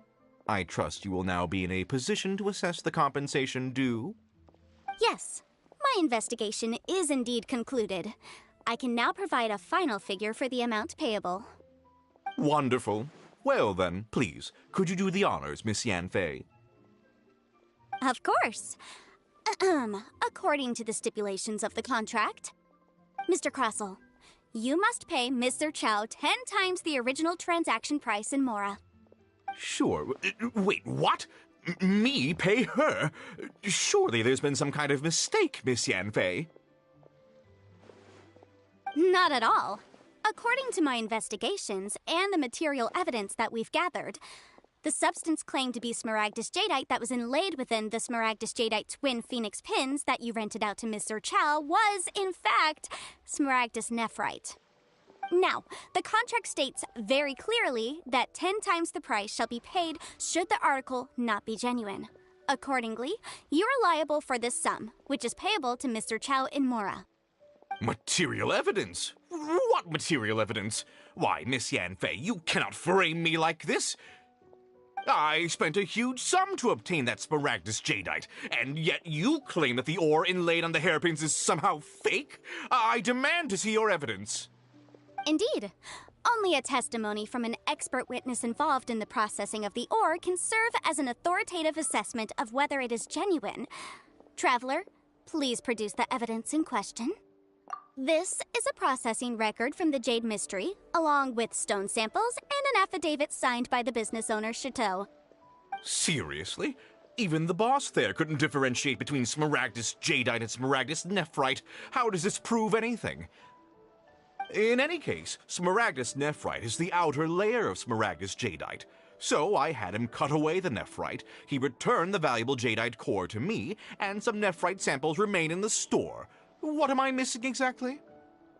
That's an unsubstantiated belief. Well, your claim that my ore is fake is just as unsubstantiated. And we are here to talk about evidence, aren't we? Ugh.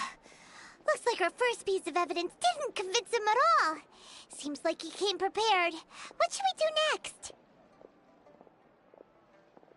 Hard evidence, something legally binding. We have just the thing. This document proves that my hairpins are the real deal, doesn't it? This is the Ministry's seal, after all. It shows that the ore inlaid on the pins is indeed smaragdus jadeite.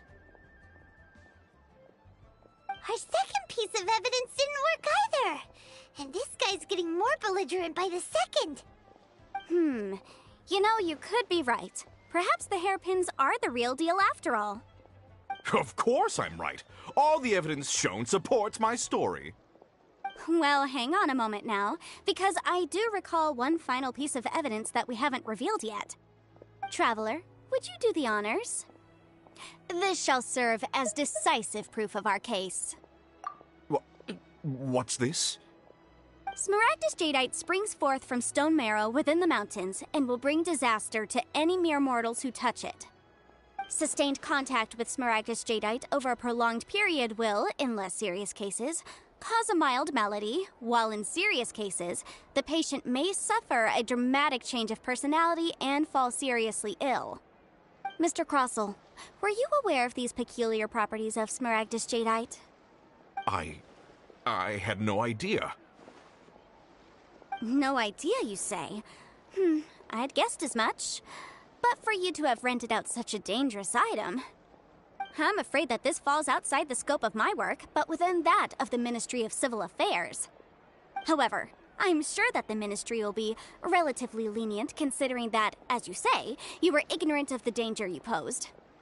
Don't worry, Mr. Crossell. I will make sure that all the evidence presented here will be handed over to the Ministry. I trust that you'll give them your full cooperation in their investigations. What? Wait! I knew. Oh, so you knew? Oh, dear, Mr. Crossell. But if you knew of Smaragdus Jadeite's dangerous properties beforehand, why would you... Huh? No,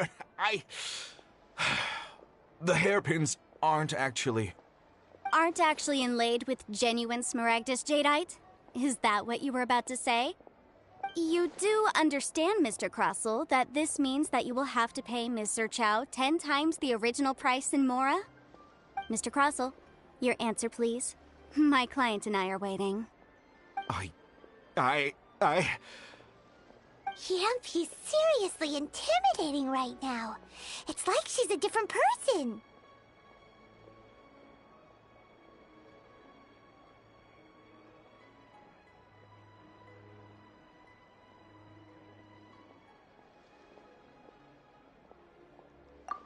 I admit it. I confess. The ore I had inlaid on those hairpins was Smaragdus nephrite. But I'm a victim in all of this too.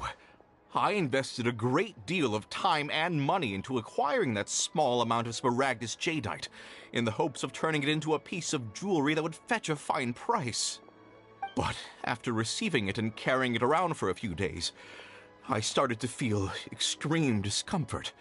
I couldn't sleep a wink or eat a single bite. I was in a constant state of agitation, too. I went to Boo Boo Pharmacy to get myself checked out, only to discover that this sort of stone cannot be worn as jewelry.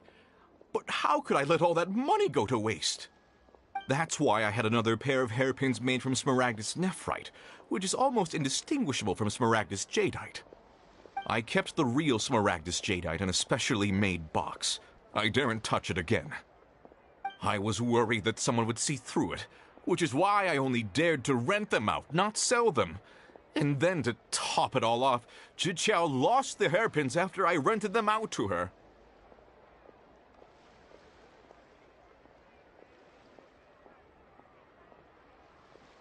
Exactly! If they weren't the real deal, why'd you make her pay so much?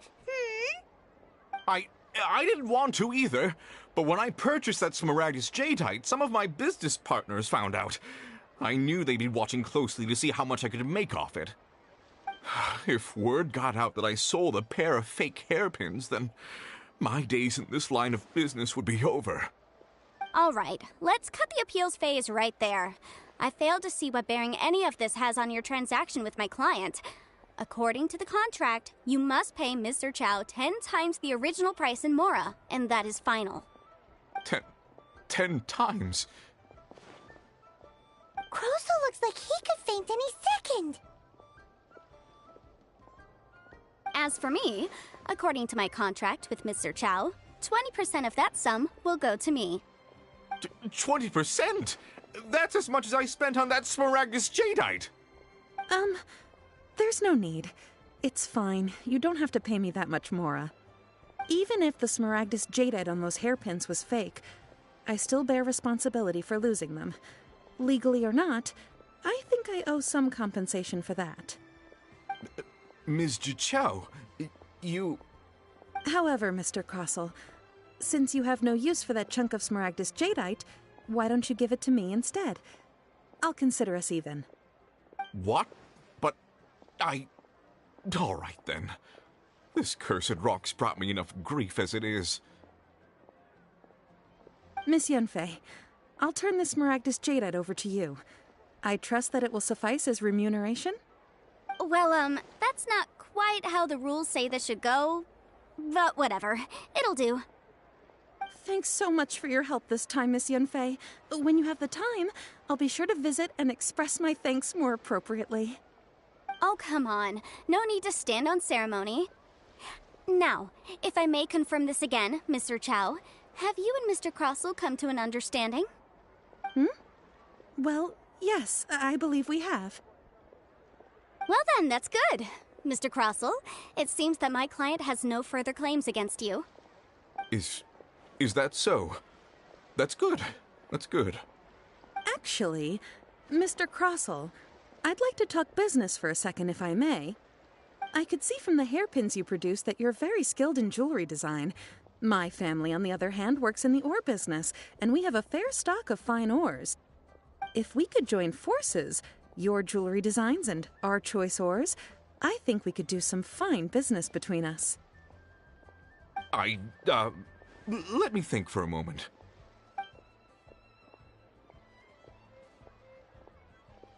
Well, that's that. And we've got the Smaragdus Jadeite that Granny wants too. All's well that ends well, eh?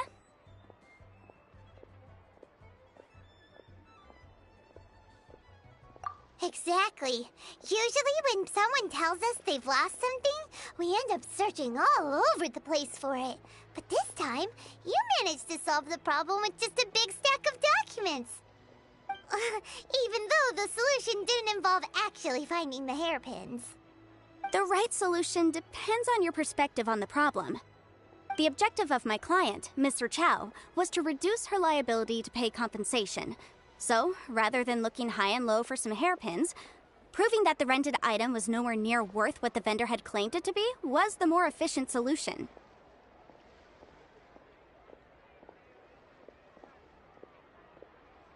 An Adeptus. Speaking of, you took part in that battle, didn't you? In which case, you would have heard what Granny said. Liyue Harbor is now a city ruled by humans. The title of Adeptus means precious little to me compared to my job as a legal advisor. In any case, don't you think that the Liyue Harbor of today needs legal consultancy far more than it needs adeptal powers? Paimon can think of someone who would definitely disagree with your reasoning. Well, since we got what we came for, it's time to pay Granny a visit. I bet she's been on tenterhooks for a while now.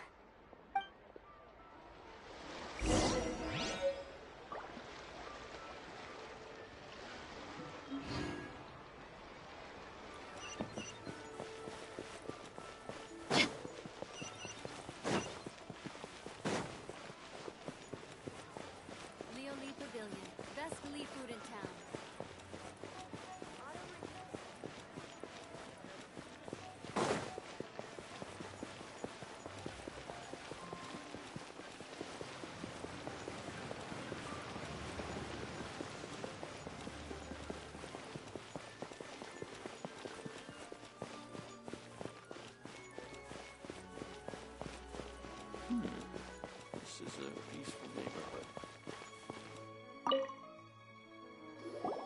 Ah, you've returned. How did it go? Were you able to find the Smaragdus Jadeite? Good, good. Then we have all the materials we need. Well, if we're all set, Granny, I'll get going now. Got a ton of clients waiting for me back at the office. Oh, you. All right, then. Go see to your business. Granny should be able to handle the rest. I'm off then. Bye!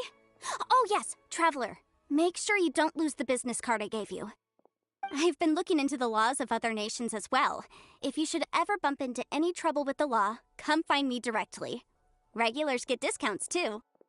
Come now, child. Are you leaving or are you not? If you have no wish to leave, perhaps you'd like to help me clean my teapot, hmm? I'm leaving! I'm leaving! That child. Goodness knows where she learned to be so rambunctious. Her father was hardly so riotous or fond of talking nonsense back in the day when he stood beside Rex Lapis. Ah, indeed she is. Liyue has changed, and the Adepti must also learn to change. Yanfei might be overly garrulous, but she is also the most intimately acquainted with the city among us all. Ah, Liyue is not the same place I once knew.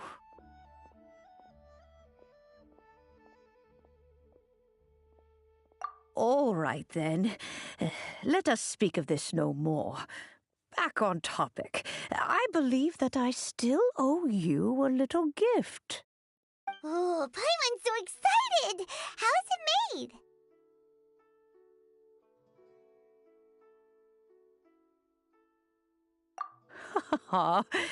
It is but a single teapot. It shan't take long at all. Just wait here for a moment.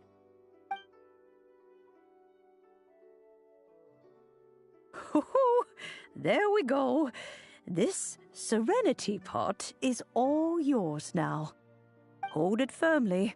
If you were to drop it, oh goodness, who knows what might happen. Take these blueprints with you as well.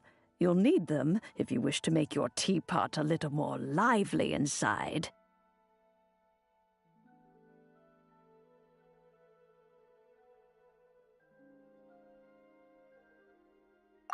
Wait a minute, Granny! How exactly are we supposed to use this teapot? Oh, you needn't worry about that. I've already arranged for a certain little helper to await you within this teapot. She will explain everything you need to know about it.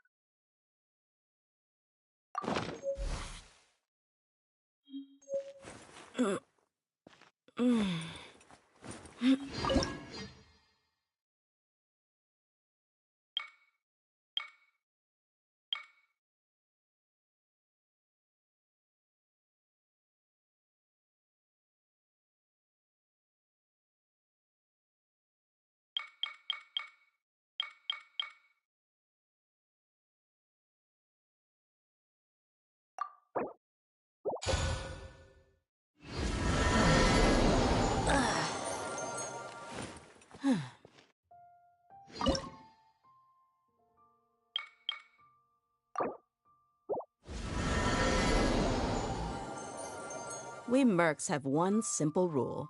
Whoever pays the most is your new boss.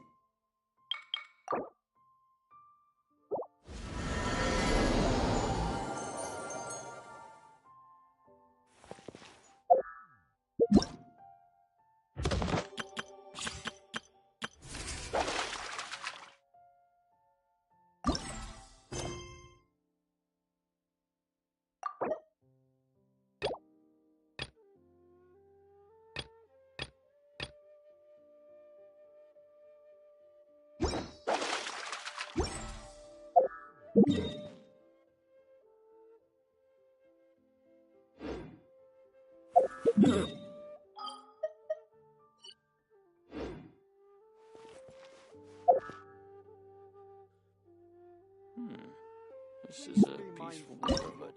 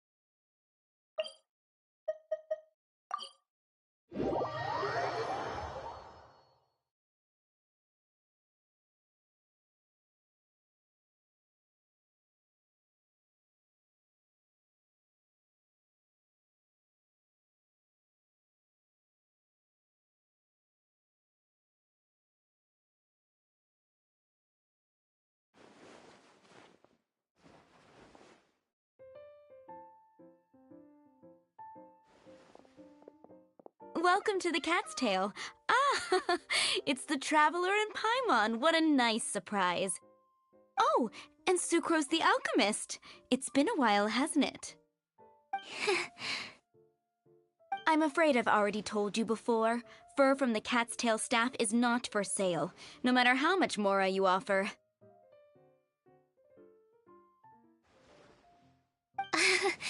Don't worry, Margaret. We're not here for that research project I told you about last time.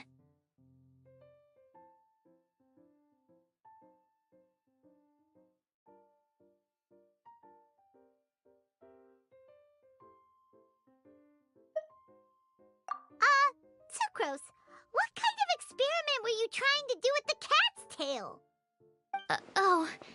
I just wanted to test out some hypotheses, and I needed some materials. But, we can talk about that later. Actually, Margaret, we're here to learn more about Genius Invocation TCG.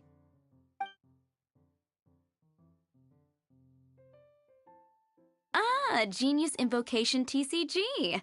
We were just talking about that game. You see, more and more people have been gathering at the Cat's Tail to play, so I thought, why not have a dedicated staff to serve the new customers?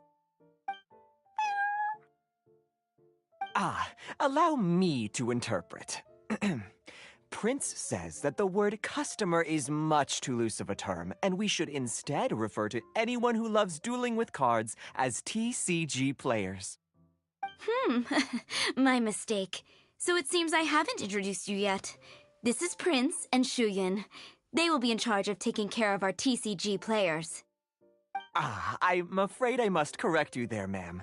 Only Prince, the strongest and most formidable TCG player of all, is capable of providing valuable guidance to our new players. The average player is incapable of grasping the subtlety and sheer genius behind Prince's every play, and he has no choice but to rely on me to communicate with everyone. I am merely Prince's lowly assistant, that's all. Wow! Another guy who can understand animals! How can you use such a crude word as animal to describe the one and only Prince? He is special and the only one of his kind. Such a remark is an insult to Prince. Oh? What's that? Shuyan. In the eyes of the common folk, I look no different than any other ordinary cat. It's a natural mistake to make, and you shouldn't overreact. Understood. I do apologize. It seems he really is capable of communicating with the cat. Could this be the result of some modification to the language center of his brain? Seriously, how can he get all of that from a simple meow? Yes, it was the sacred duels of Genius Invocation, TCG, that formed and cemented our bonds of mutual understanding. It's my firm belief that by simply playing the game, players can develop a deeper level of understanding between one another. So, playing Genius Invocation TCG fosters some sort of a telepathic link between players? Somehow Paimon doubts that. Anyway, if you'd like to know anything about Genius Invocation TCG, then please ask Shuyan, who will ask Prince. Though I'd love to explain more myself, it's time for my daily walk. I'll let Prince play a game with you and walk you through all the rules. Just as a seasoned warrior can foresee the path of his opponent's sword, so too can I, as a TCG master, predict my opponent's every play. It would be improper to pit a newcomer to the art of the card against one such as myself, and I must therefore politely decline. That's what Prince said. Oh, Prince doesn't want to play with us, huh? Fine, then Prince doesn't have to. We'll play you instead. I'm sorry, but from the day I met the mighty cardmaster Prince, I swore an oath that my hands would live solely to hold the cards and not to play them. I will never play another match of my own again.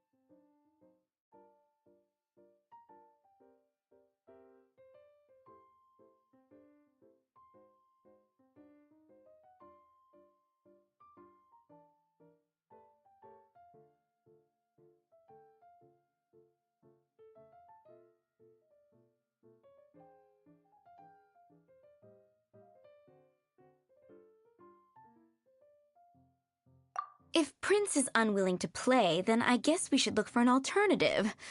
How about this? Diona! Yeah, blah, blah, blah. What is it? I'm pretty busy over here, you know.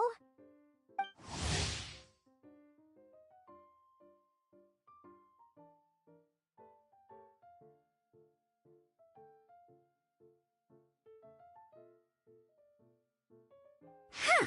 Why is it that every player that sets foot in here to play Genius Invocation TCG has to have a drink? Ugh! Don't they have any clue that the key to playing a game is the ability to think straight? Seriously, games and drinks don't mix. Don't they get that? Ugh! What can I say? As the tavern owner, I can't help but feel happy to hear this. Anyway, I see you've been working hard, so I thought you could use a break. So why not come over here and teach these customers the rules of Genius Invocation? Ha! Ha! Yeah, what kind of break is that? I'd rather not. Oh, why are we letting all these loafers come in here to play Genius Invocation TCG anyway? All it does is encourage more people to come to the bar for a drink. You know, if drink sales keep going up like this, pretty soon Mondstadt's alcohol industry is gonna reach new heights.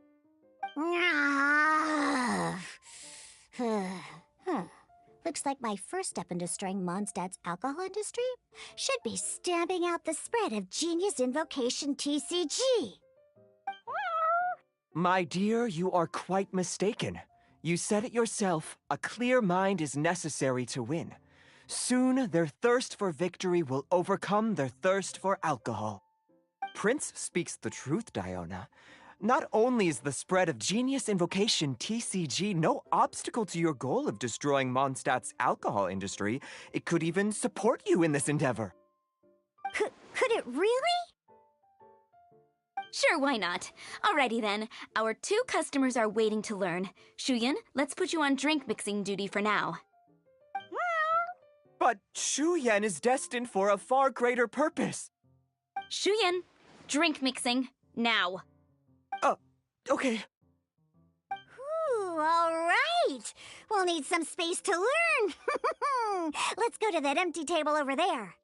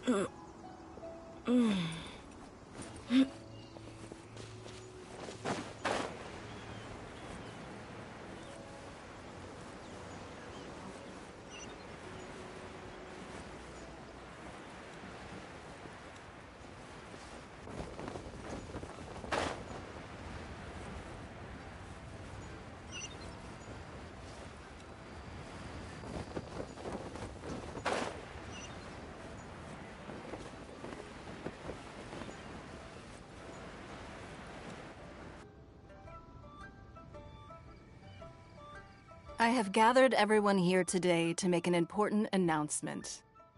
Perhaps some of you will have heard the news already.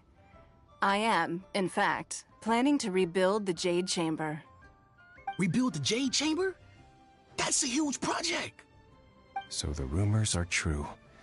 No wonder the price of building materials has gone up so much lately.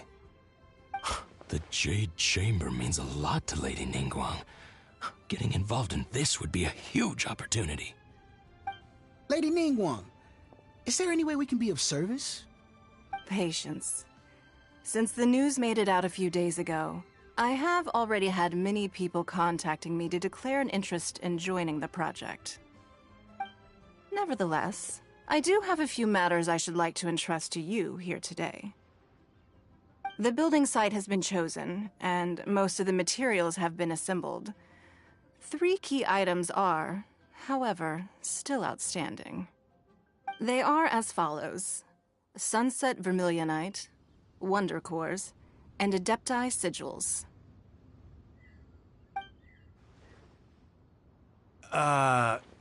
Excuse my ignorance, Lady Ningguang.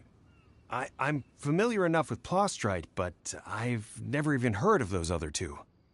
Only sufficiently large pieces of Plostrite, or specifically Vermilionite, may earn themselves the Sunset moniker. This stone is what allows the Jade Chamber to float. Wonder Cores, meanwhile, are the central components of the mechanical structure of the Jade Chamber. Adepti Sigils serve as a means of integrating the mechanical devices with Adepti art. They are as indispensable as the mechanical core itself. Although these 3 items are rare, I trust that with your connections and capabilities, procuring them will not be a question of if, but of when. I take the saying, time is money, more seriously than most. Efficiency is everything. I will pay a generous price for the materials that you find, and in addition, the first 3 people who collect all the materials will have the opportunity to ask me a question. You may ask me anything, and I will give you an honest answer. I trust that this means of compensation will be to everyone's satisfaction. These things won't be easy to get hold of. But if it means a chance to get some inside information on Liyue Harbor's development plan for next year... Then it's the deal of a lifetime. Information from Lady Ningguang is priceless. Whoever gets to it first takes the market. Haha, what a coincidence! I won't divulge too much, but I heard some murmurings about some Plostrite just the other day. So excuse me all, but, I have some business to do.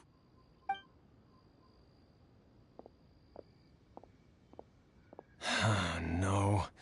We'd better move quickly, or this opportunity will be snatched away from us. Ningguang's rebuilding the Jade Chamber? This is a huge deal! Let's get involved!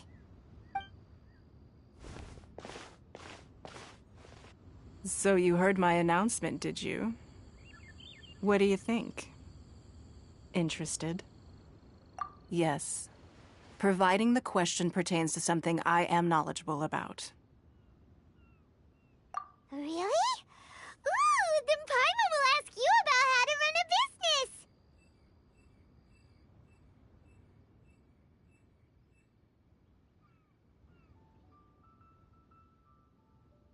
Then we'll never be short of Mora ever again. Of course. But how much information I share with you will depend on your performance.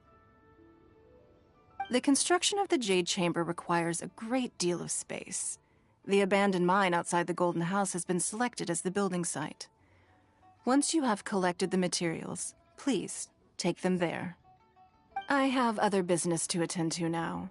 Otherwise, I would gladly escort you to the site in person. When you do arrive, please seek out my secretary. Remember, this is a race against the clock. A rare opportunity presents itself to you. Do not let somebody else snatch it from your grasp. Ningguang seems super busy. Come on, we'd better get going. First, we gotta get out of Eugene Terrace. Huh? Look! It seems like there's something kind of fishy going on over there. Ma'am, you seem like an eminent and distinguished young lady to me. I can see that you're easily gonna win this procurement contest Lady Ningguang has set up. As it happens, we have some information about the materials that I really think might interest you. Come on, let's find somewhere a little more private, and we can get down to brass tacks. No, I don't need it. Don't be like that. Hey, come on! Don't go! Why don't you stand there after her? Oh, right, yeah.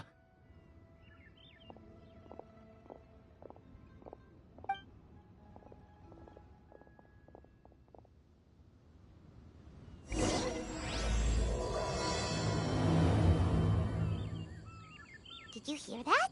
They said they had some useful information! Information's just what we need right now. Let's follow them and see what we can find out.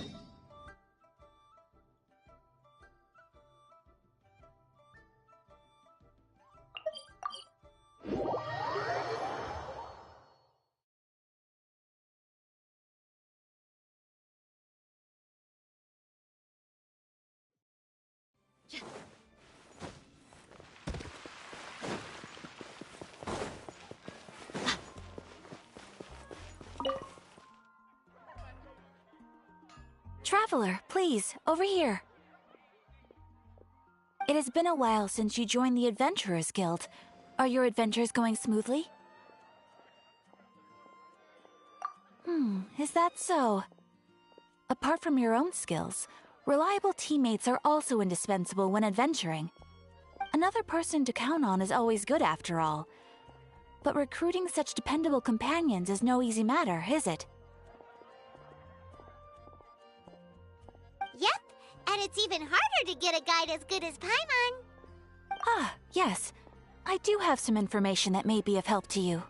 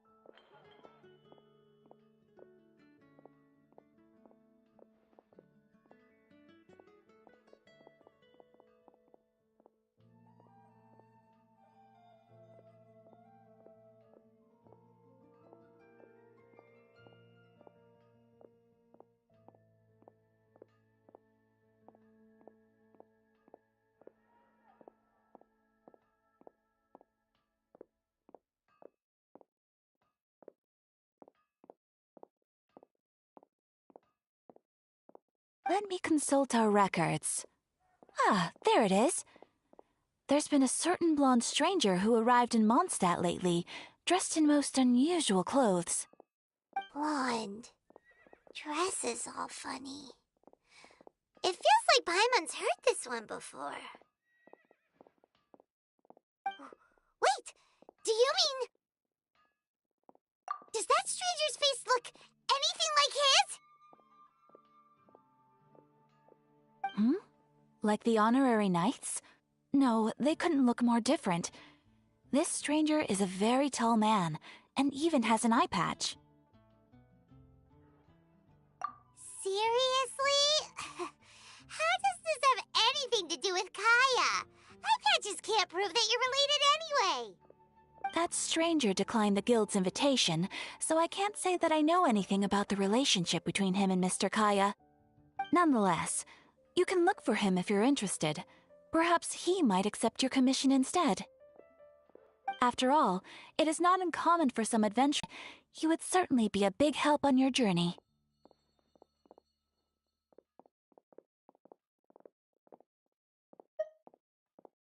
Please don't talk down on yourself like that. You are the honorary knight of the Knights of Favonius, after all. Your deeds are the stuff of song for all the bards in the city, even now.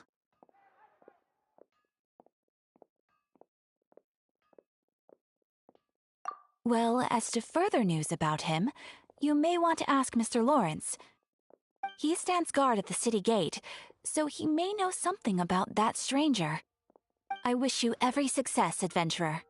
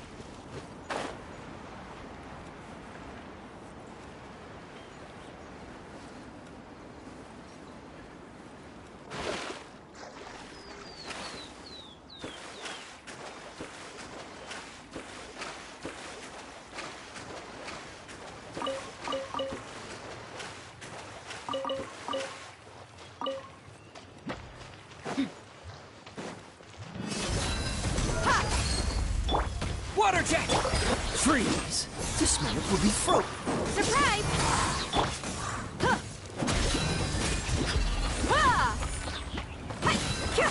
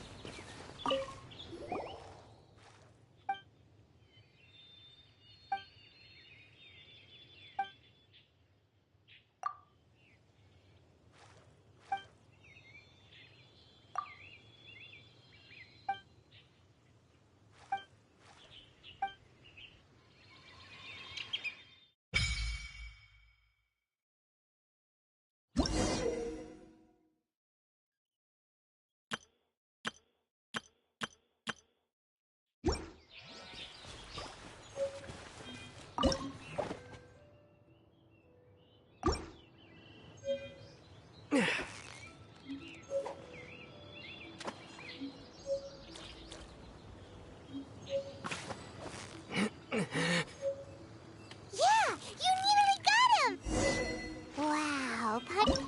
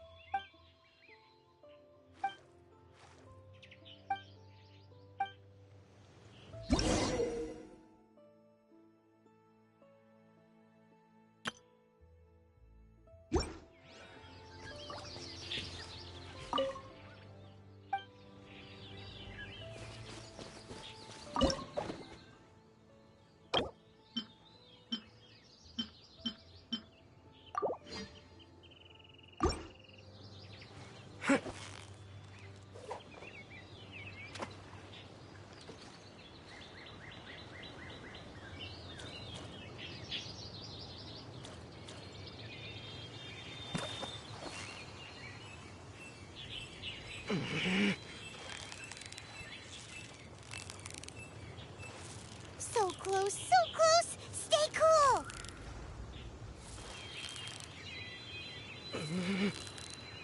Wow, Paimon's stomach is rumbling already!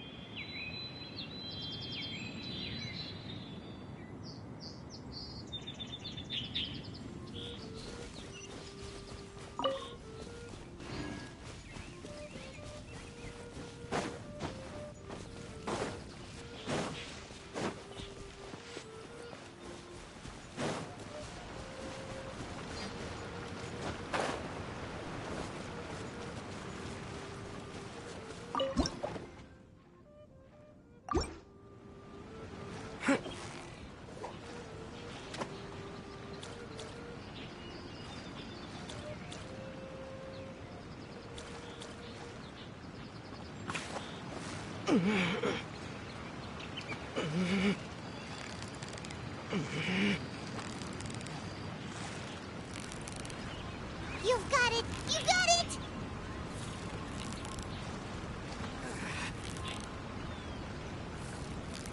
You made that look easy!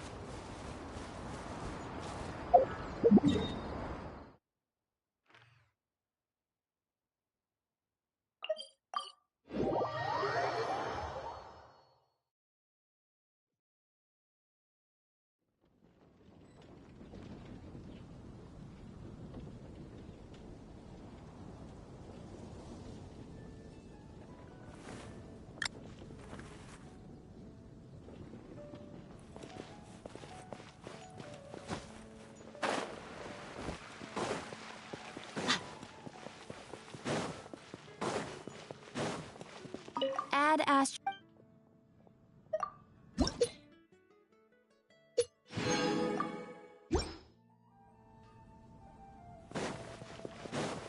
It's been getting quite busy recently.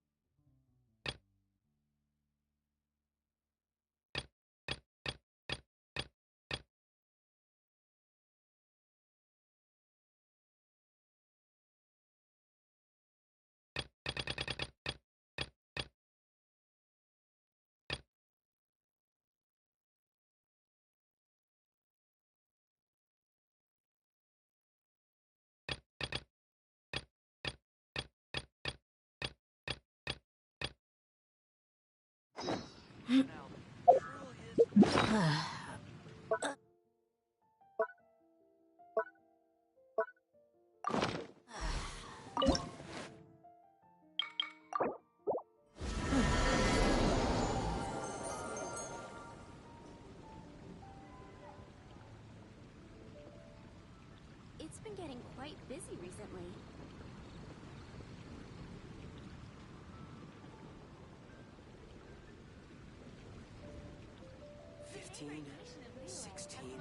Come take a look. That's a nice It'll haul. definitely be something that catches your eye. You're also here for Mondstadt's wine, aren't you? Truly is fascinating.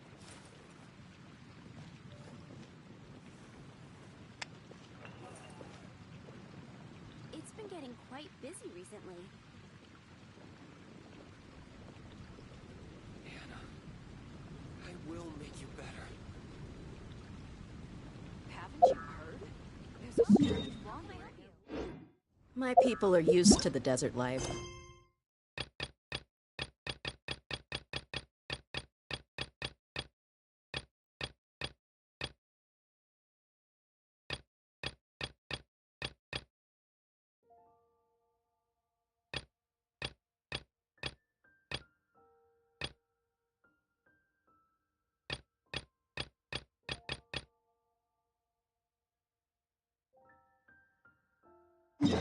But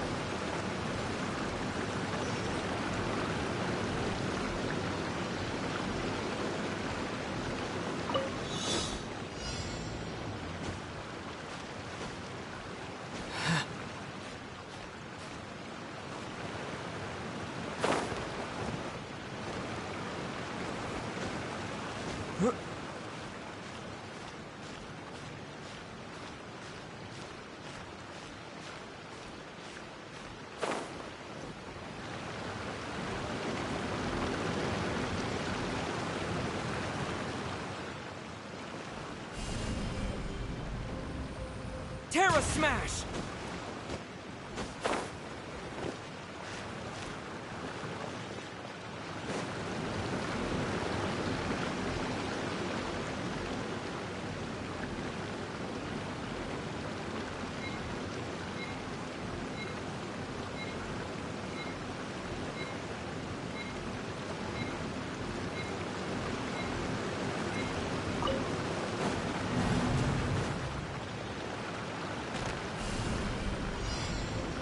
Yeah.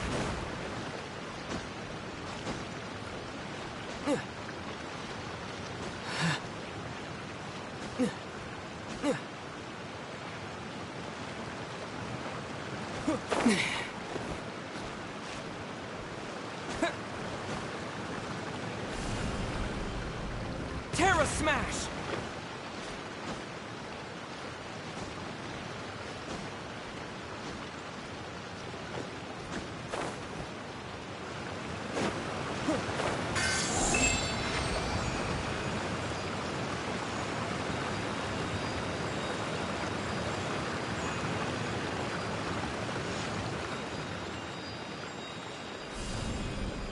Yeah. A reward on the road.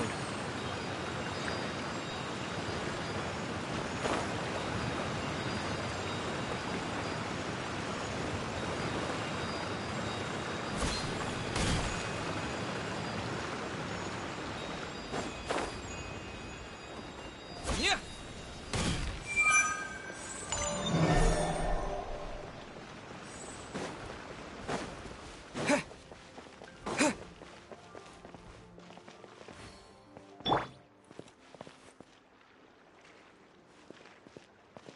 Buckle up!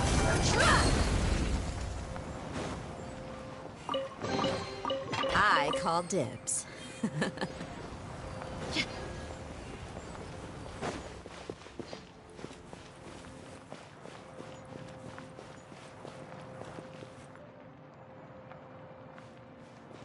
Let's get it on!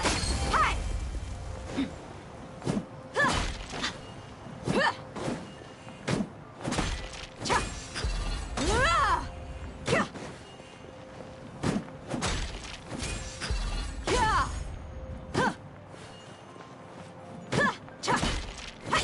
Look alive!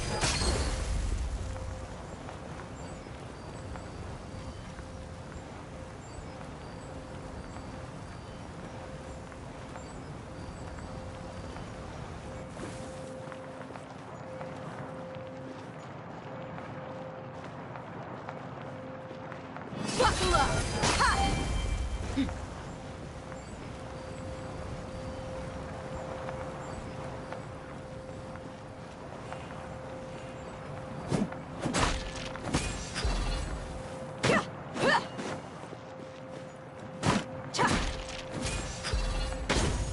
Let's get it on! Hi!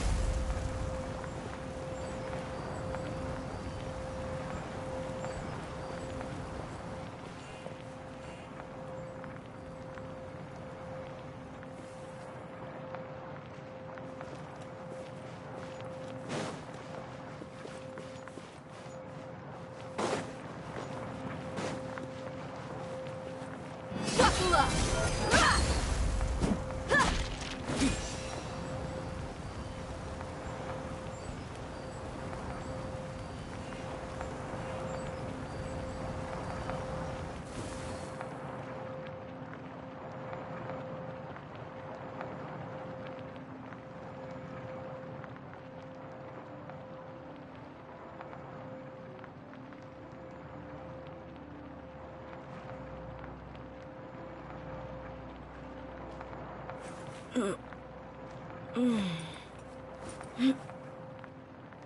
Ah! Ah!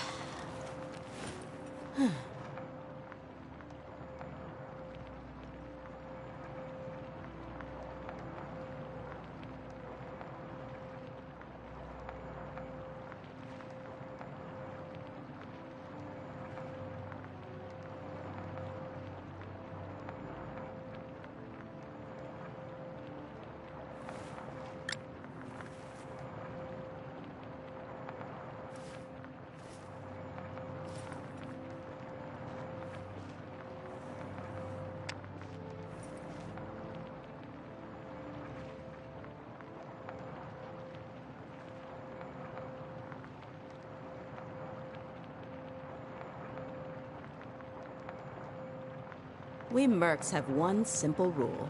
Whoever pays the most is your new boss.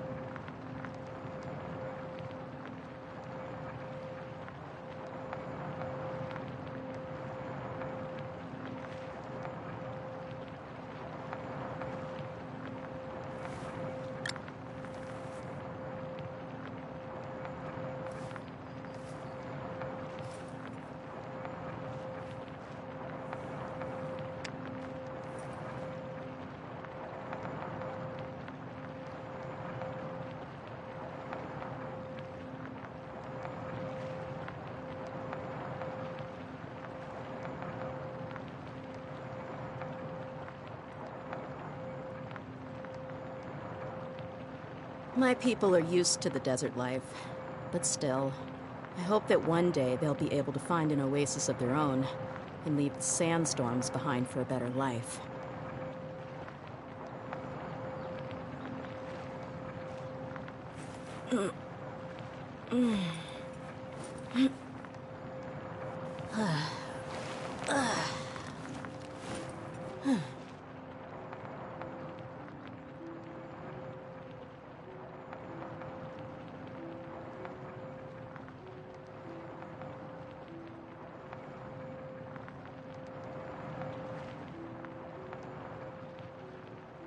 We mercs have one simple rule.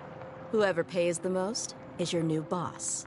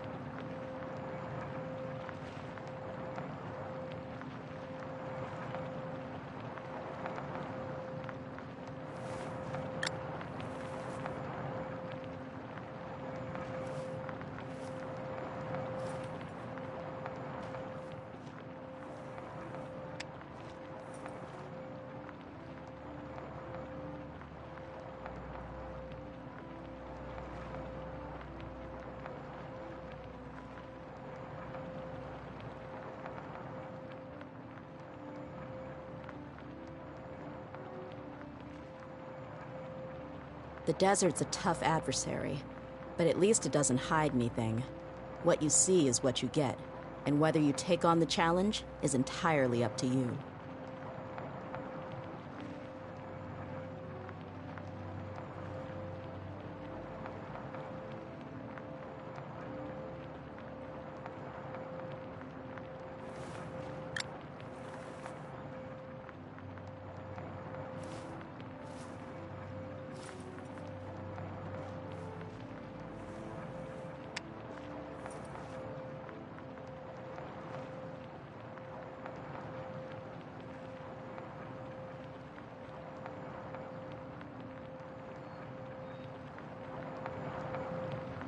We mercs have one simple rule. Whoever pays the most is your new boss. Look alive!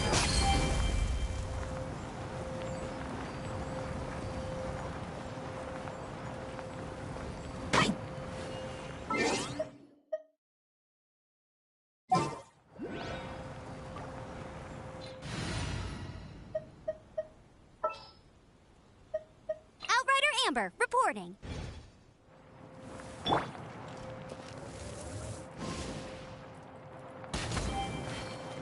Bet you can't keep up with me!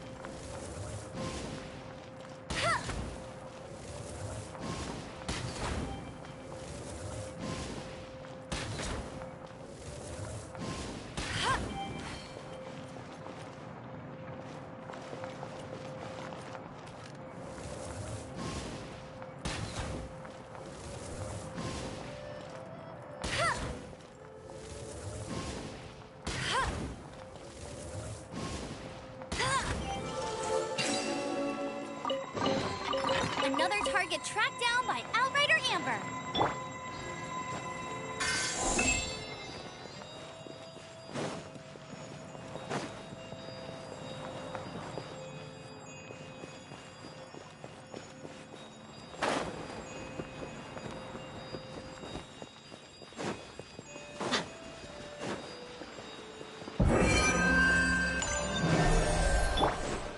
Dodge this!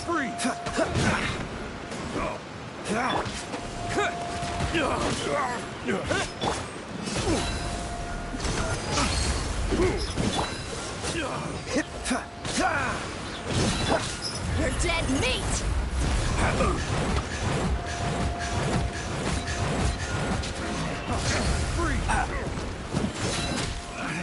Hey! Here! Let it rain! my hammer. Freeze! Oh, so sorry. Freeze!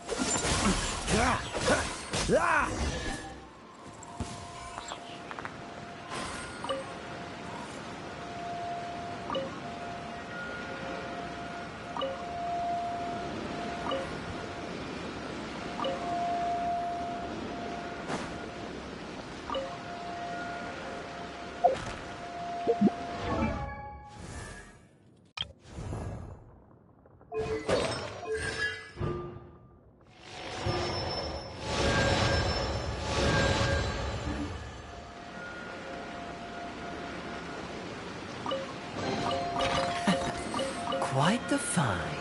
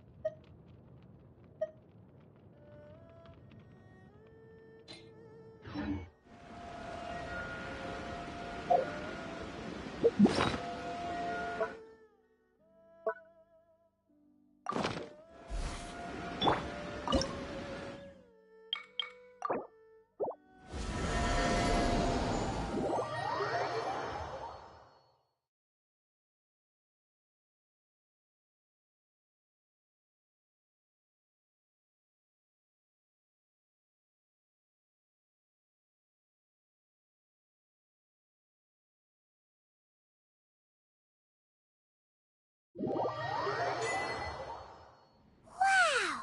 This teapot seems even bigger inside than Madame Ping's!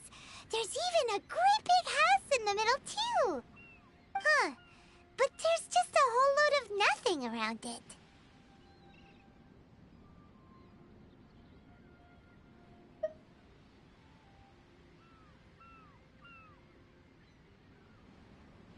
Hey! There's a perfectly good house right over there! Why should Paimon have to live in a hole in the ground? Still, why is it so empty here apart from that house?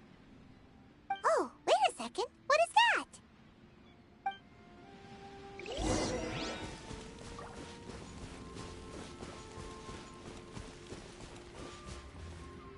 Well, it seems that we have a visitor. It's a huge finch! Excuse me, I am not a finch. I am a teapot spirit, and you may call me... hang on a moment. What am I supposed to be called again? Oh, call me. I suppose you may call me Tubby. So you're the little helper Madam Ping mentioned? Madam Ping? Oh, you must mean Ping. Yes, she did summon me here. She told me much about you. You may leave all matters regarding the upkeep of this realm to me. Your journey may be far from over, but at least this way you will not want for a comfortable place to sleep each night.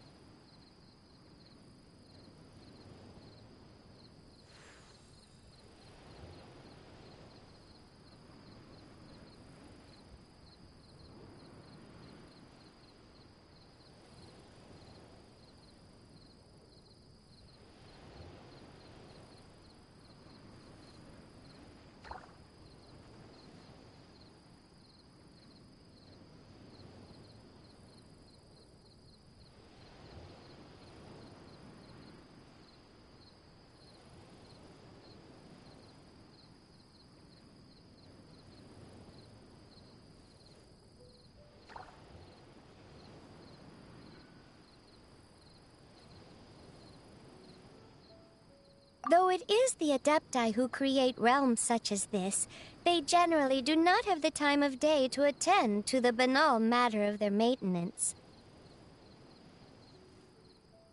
Thus, we teapot spirits were created to help guard their realms and manage their affairs. You may consider me a butler, if you will. Now, allow me to explain this realm to you. Have you any blueprints on you? Specifically, blueprints with beautiful rooms, chairs, and the like. As long as you have a blueprint, you can refashion this realm however you please. Blueprints? Oh, that's right! Granny handed us some when she gave us the teapot, didn't she? Let's take them out and have a look.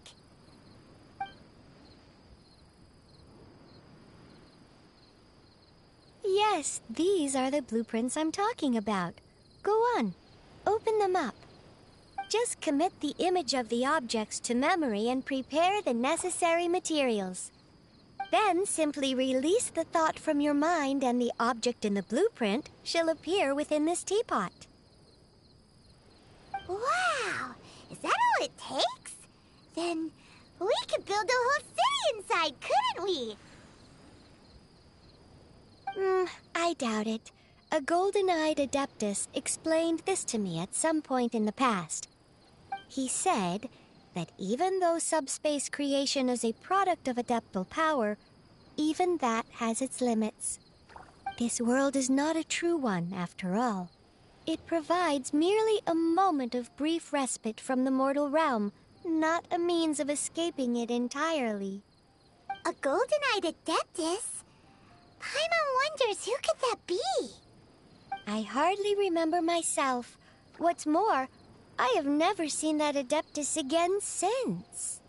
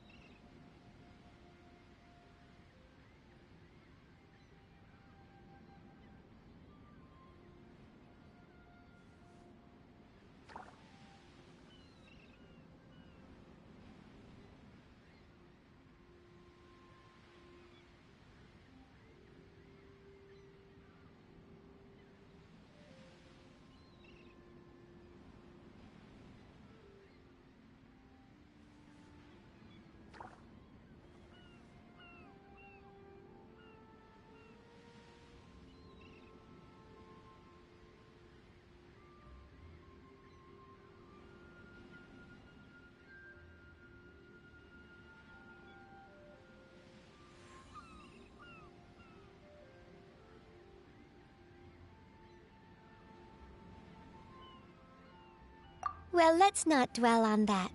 Have a look around. Best you get accustomed to this realm. If there's anything you would like to ask, just look for me.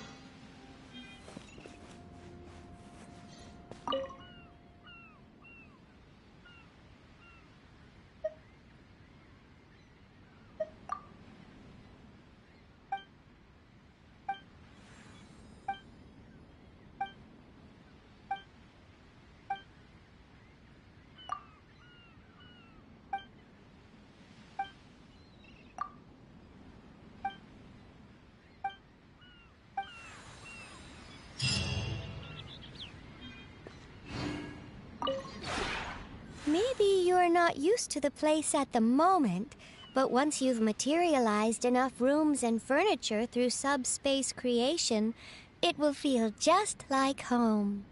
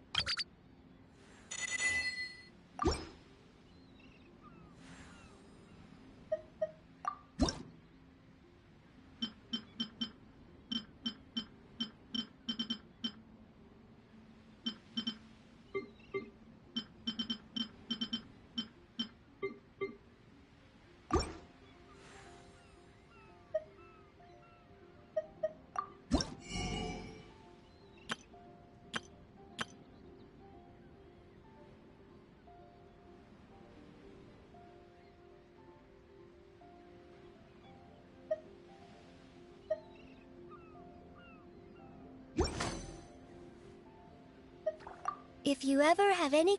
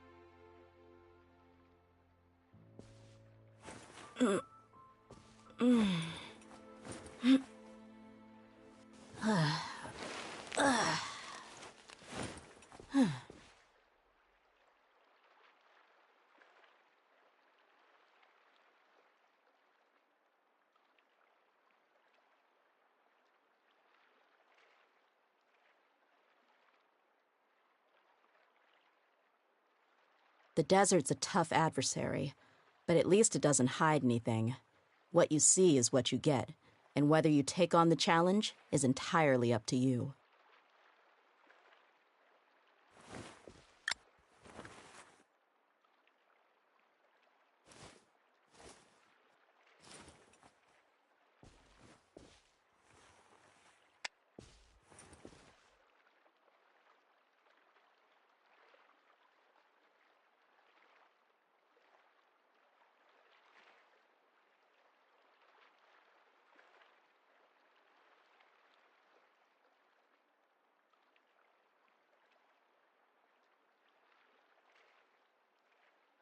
We mercs have one simple rule. Whoever pays the most is your new boss.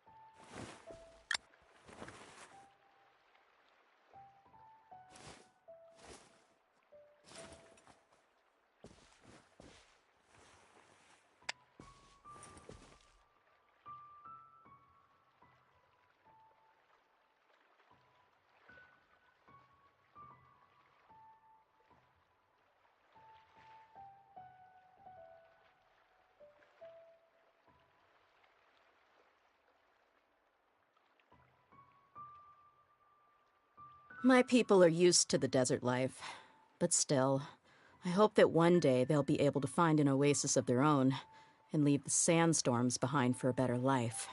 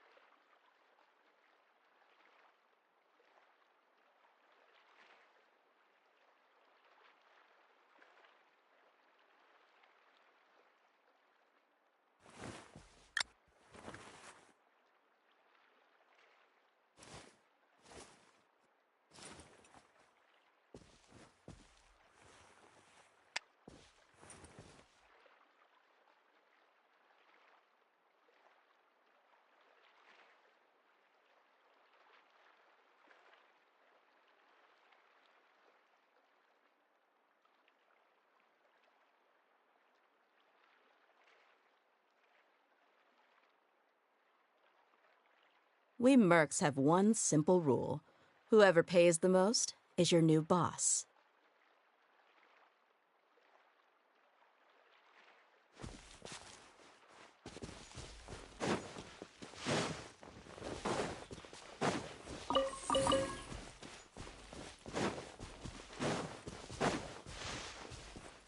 Let's get it on! Ha!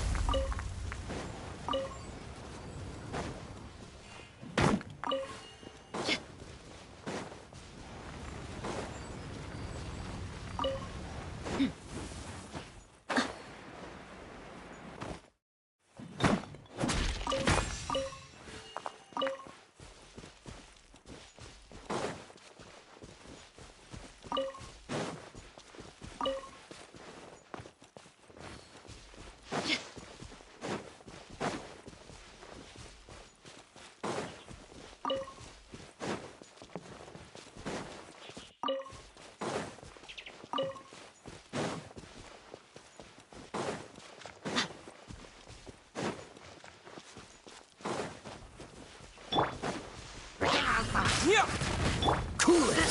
What's the hurry? Go, go, Baron Bunny! Don't get frostbite. Freeze!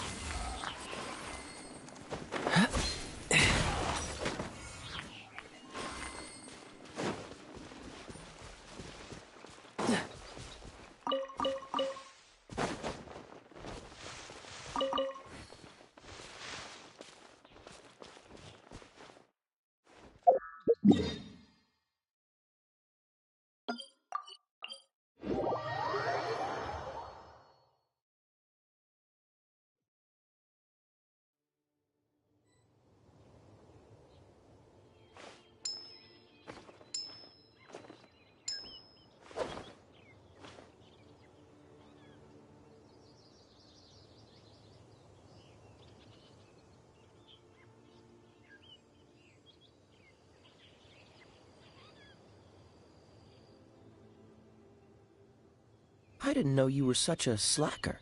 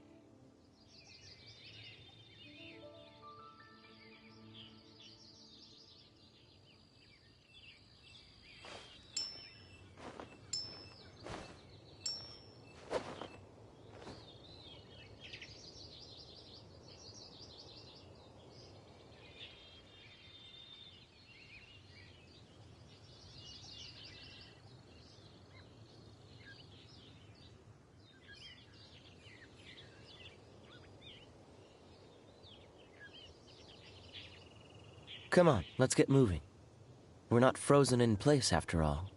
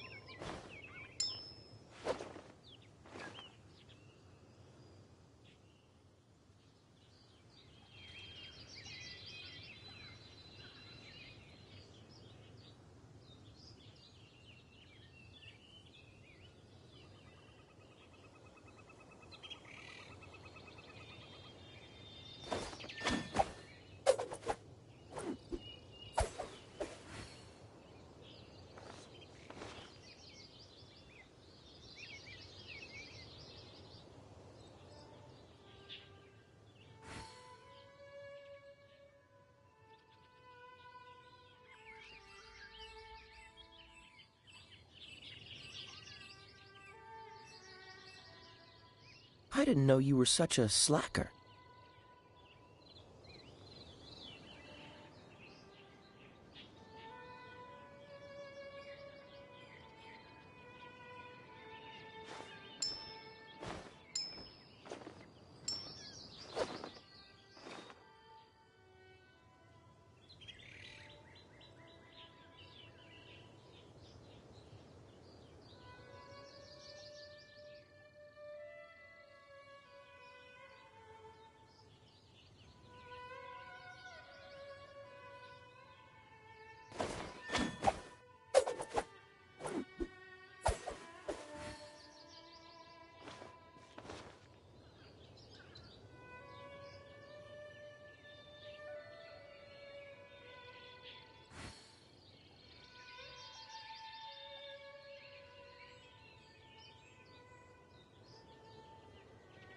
Come on, let's get moving. We're not frozen in place after all.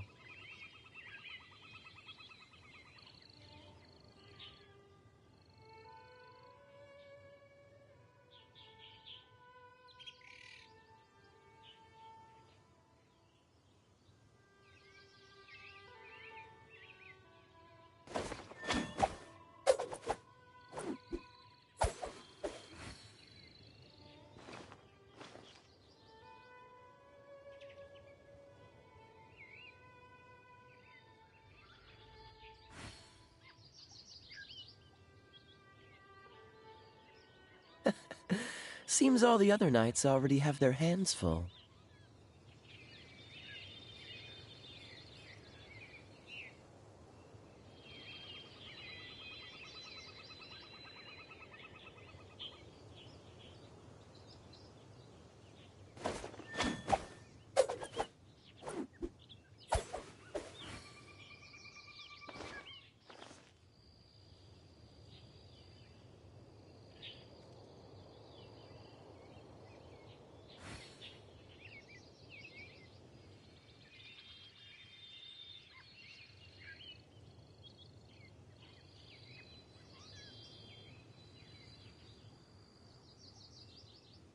Come on, let's get moving.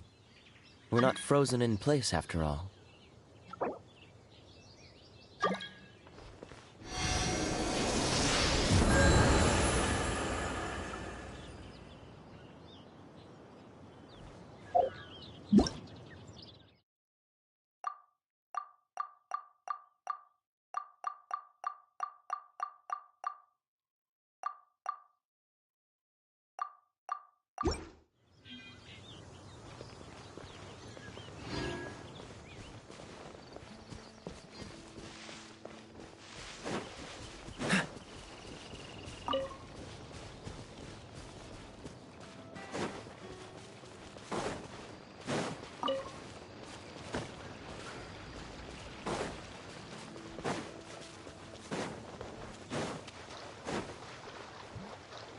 Dodge this! Bakula! Hi! Huh!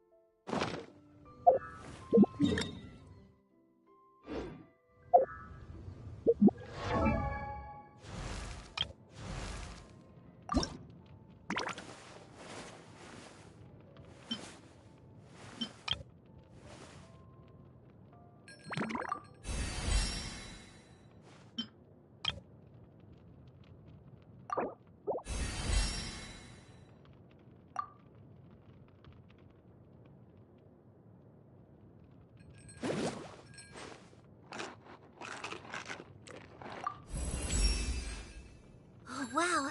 This feels great! My whole body is bursting with energy!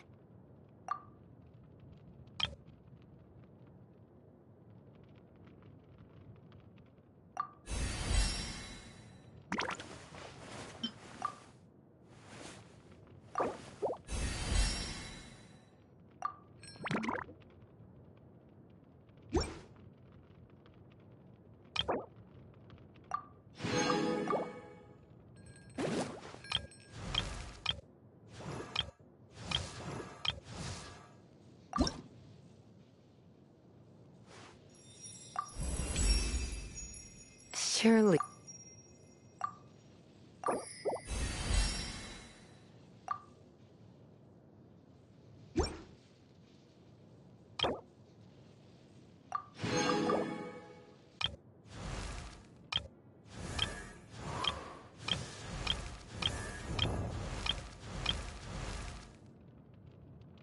Oh, ow! Where did that come from?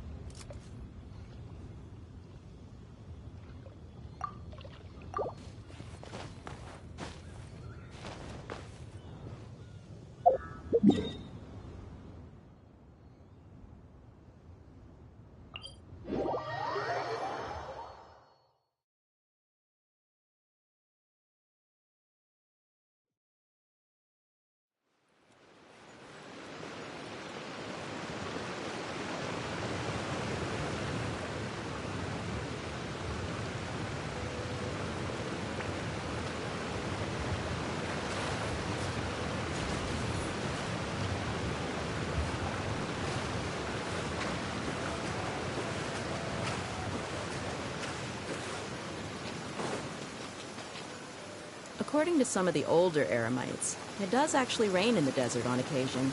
And when it does, it's always a lot heavier than this.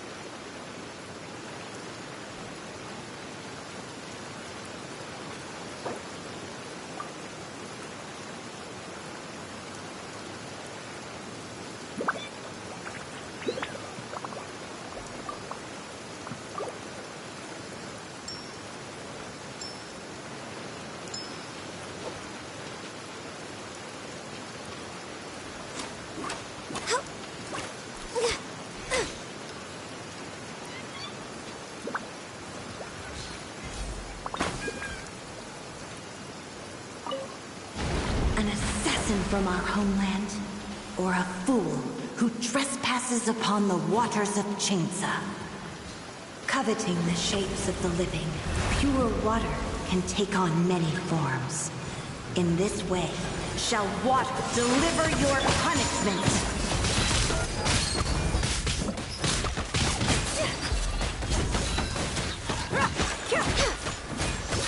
The power of water is its ability to take any shape. This one will be frozen in time. Freeze! Without solid ground, terrestrial creatures become simply helpless.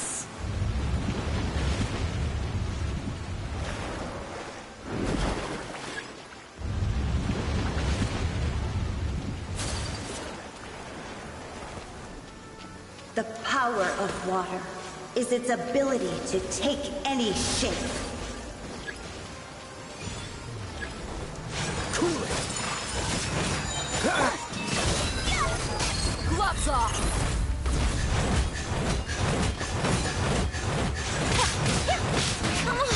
Focus.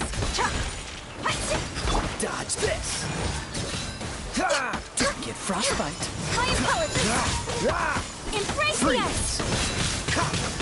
One who is ignorant of water's treasures fails also to comprehend its horrors.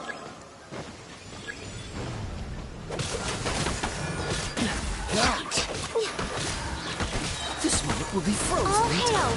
Dodge this. Don't try to rush your enemy.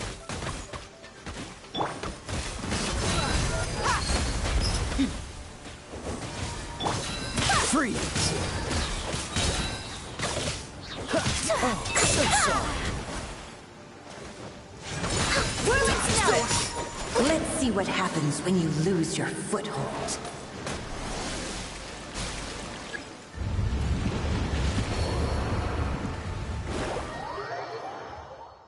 The power of water is its ability to take any shape.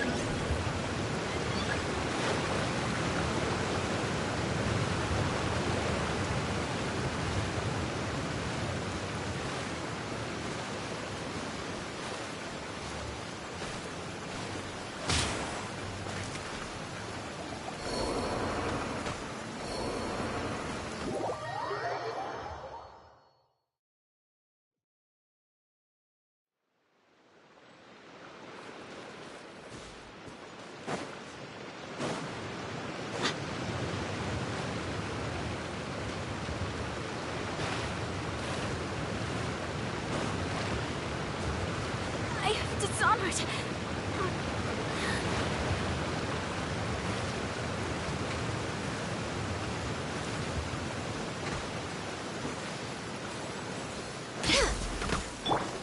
Freeze!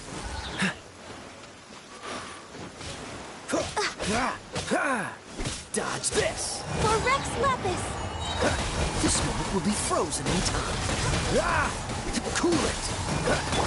Look alive! Don't try to rush your enemy.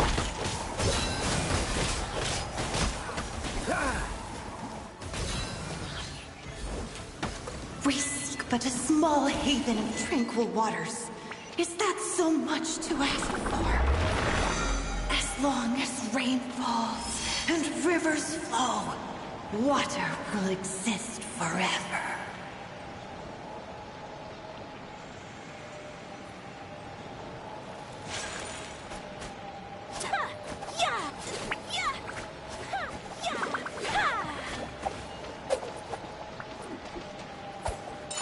My apologies.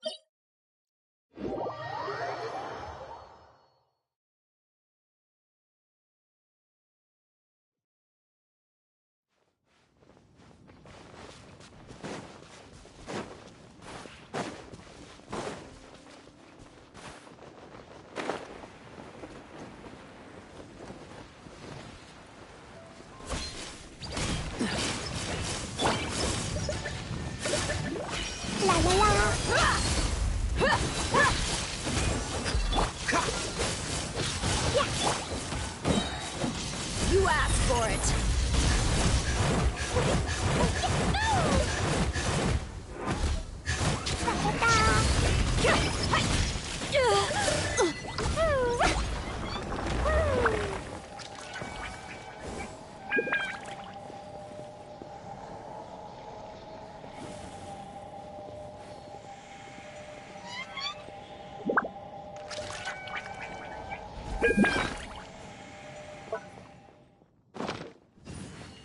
That bomb, so heavy.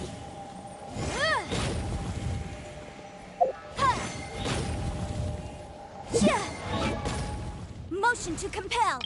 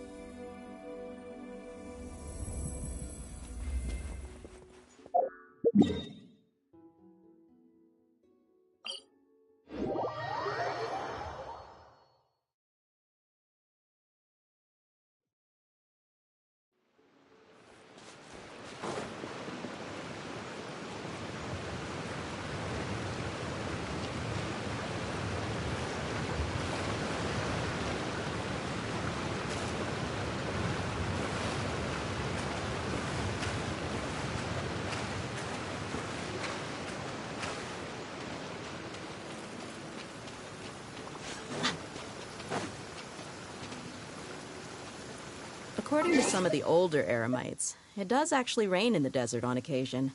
And when it does, it's always a lot heavier than this.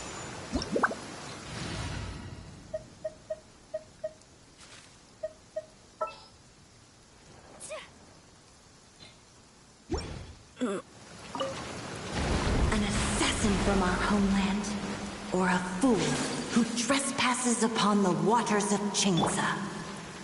Coveting the shapes of the living, pure water can take on many forms. In this way, shall water deliver your punishment. The power of water is its ability to take any shape.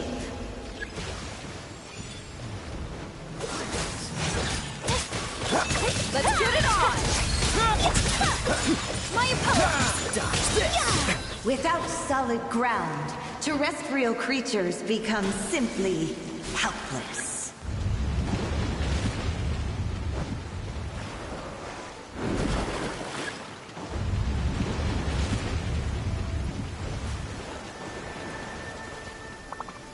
The power of water is its ability to take any shape.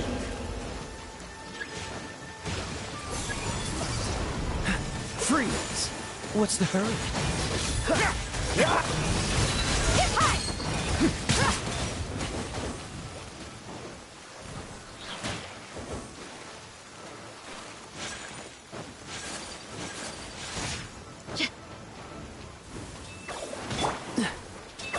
Dodge this!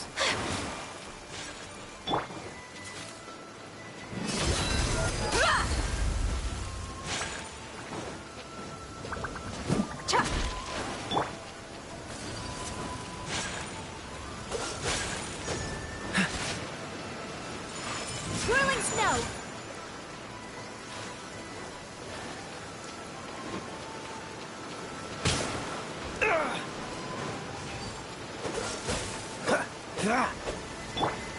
Buckle up!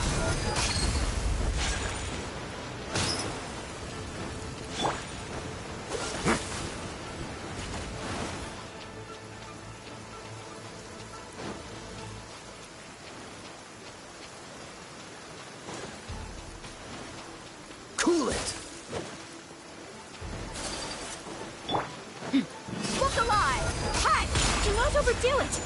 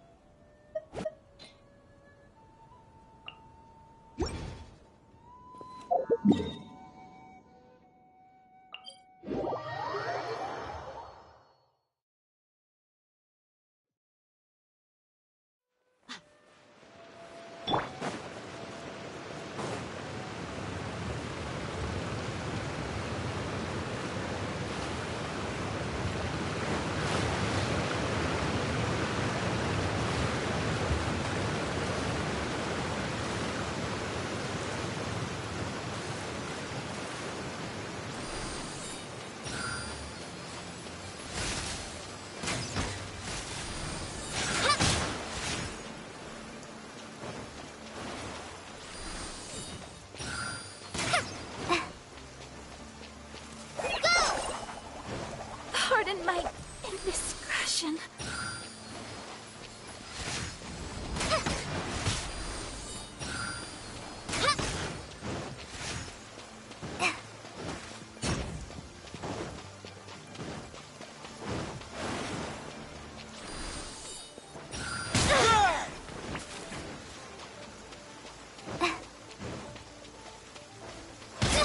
Don't touch me!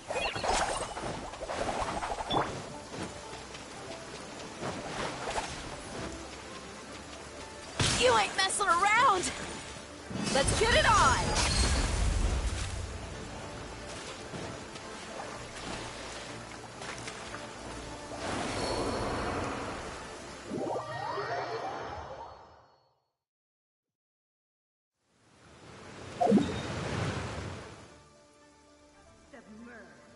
Submerge.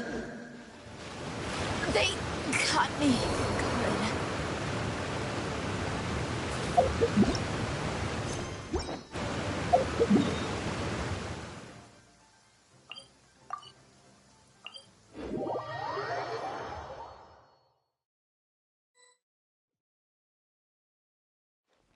Even though the rain is stopped, you still need to watch out for puddles. Just like how the past stays in the memory.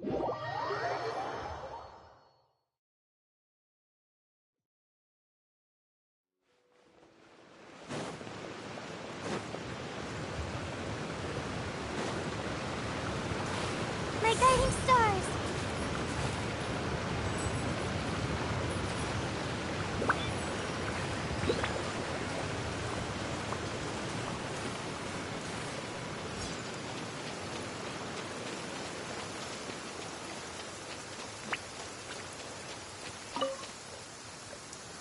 An assassin from our homeland, or a fool who trespasses upon the waters of Chainsa. Coveting the shapes of the living, pure water can take on many forms. In this way, shall water deliver your punishment.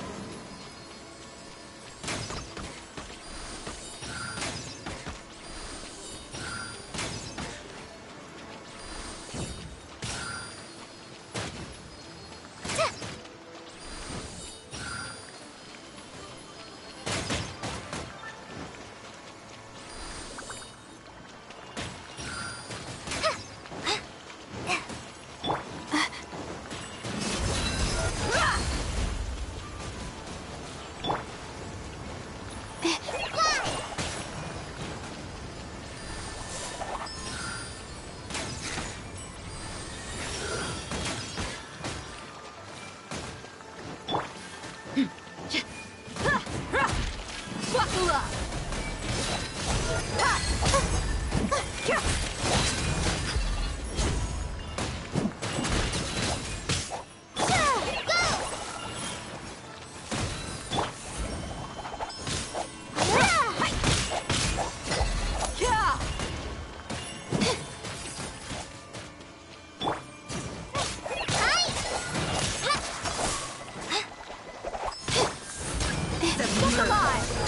Submerge. This is just a dream. I done messed up. The power of water is its ability to take any shape.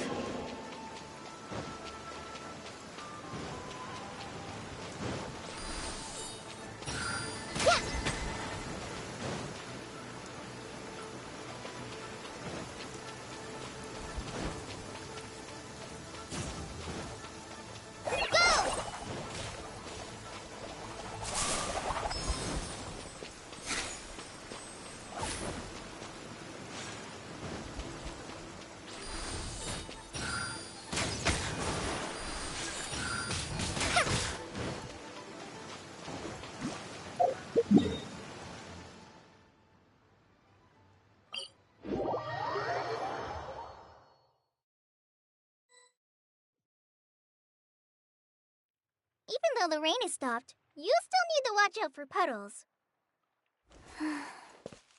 Just like how the past stays in the memory, long after. Oh, sorry.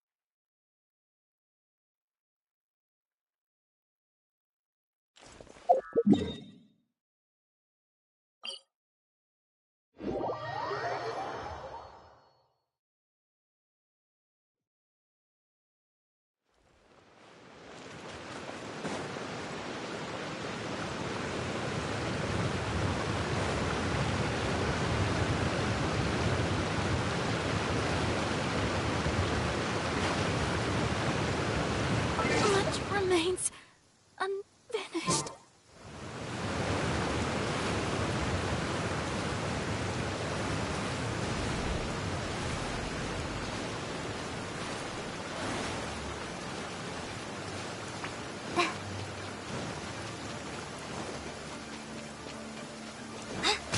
Danger. Get it on! Submerge. Pardon my indiscretion.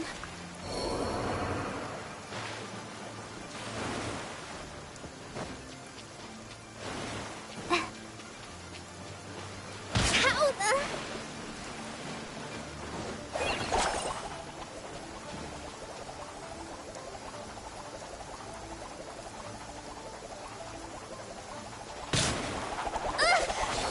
No! Not like this.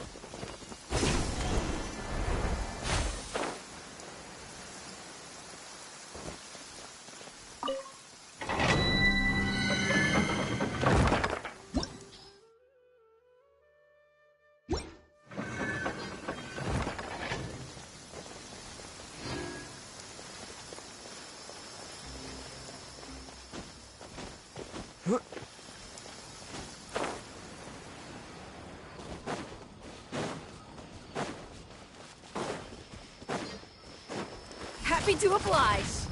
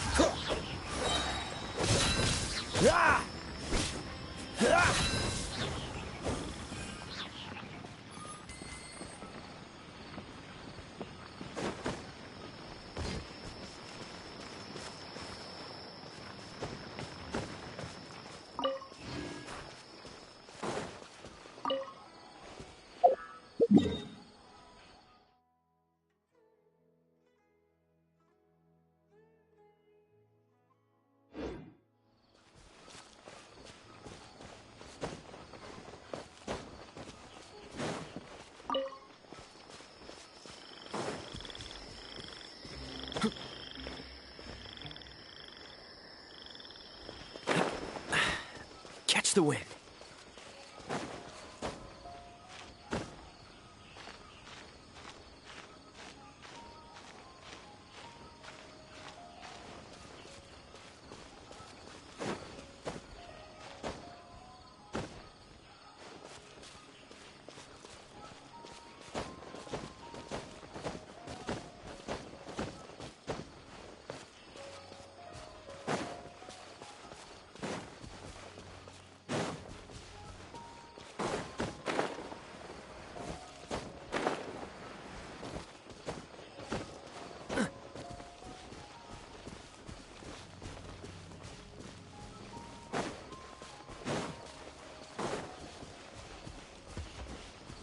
Happy to oblige.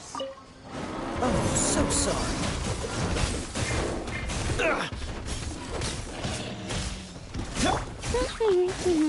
No one escapes my sights! Look alive!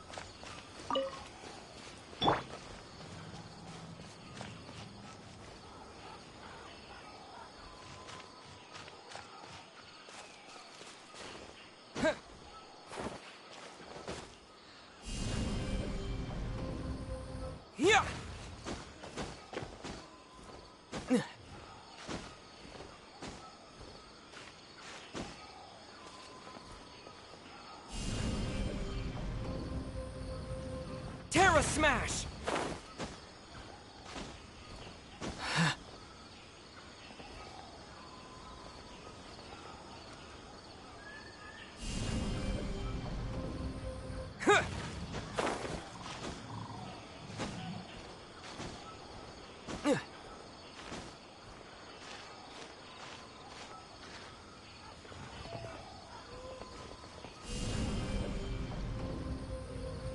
Yeah!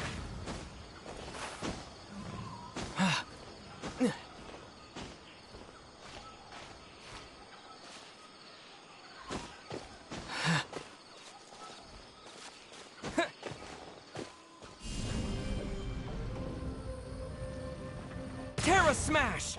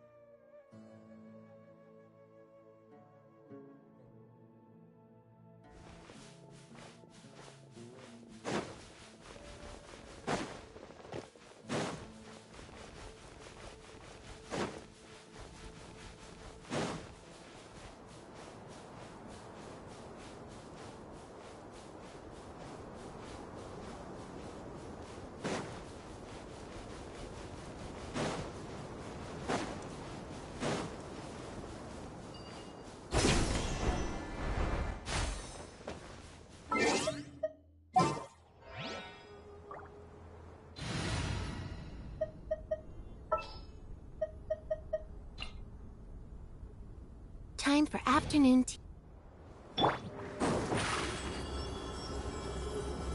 Over here!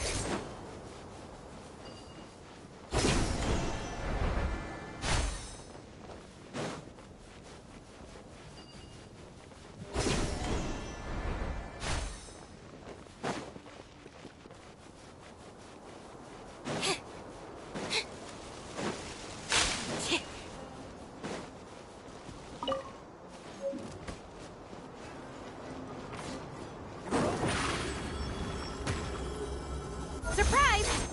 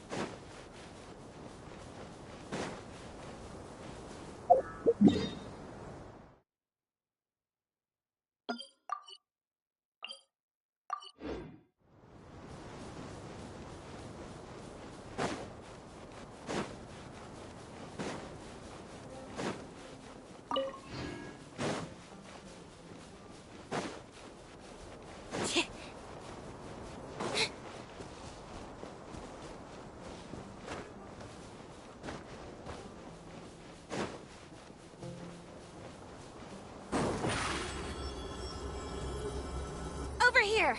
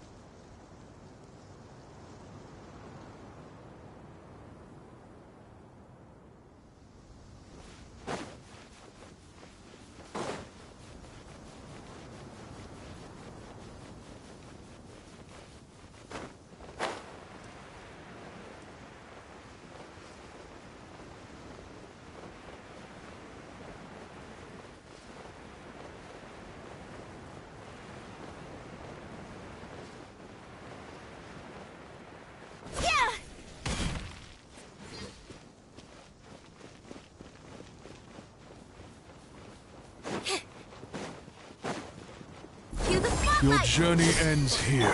Freeze!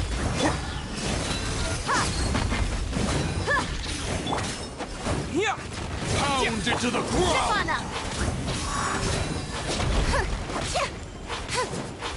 Cool it! Lord of Sand, your sacrifice is ready. Take that! Terra Smash! Dodge this! Don't get frostbite. Quake! Pound it to the ground!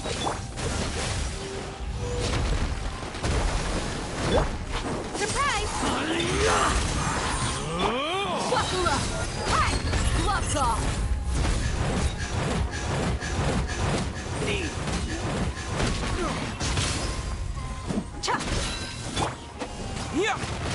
Cool it! I'll take my Dodge this!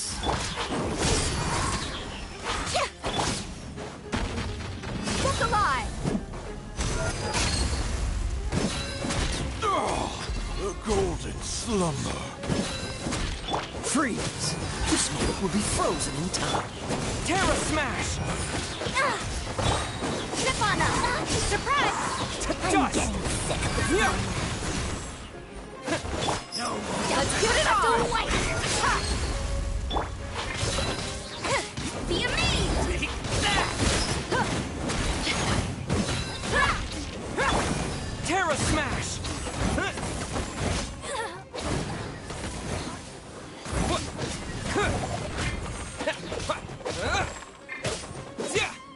Cool it!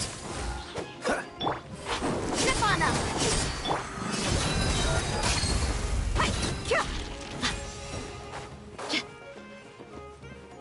I'll take my leave.